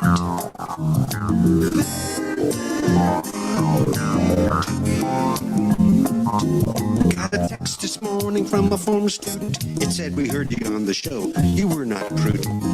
You said the F word, Professor, is that true? We really expected much better from you. I said, Thelma made me do it. Thelma made me do it. Thelma made me do it. And that's all there is to it.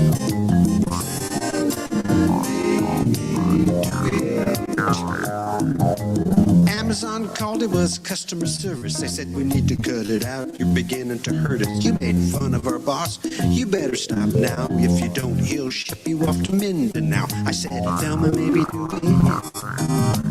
Thelma made me do it. Thelma made me do it. And that's all there is to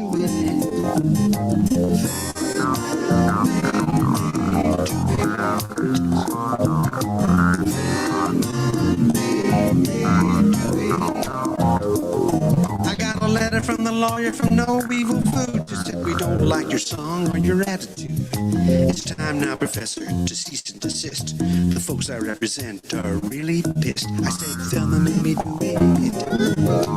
Thelma made me do it. Thelma made me do it. And that's all there is to it.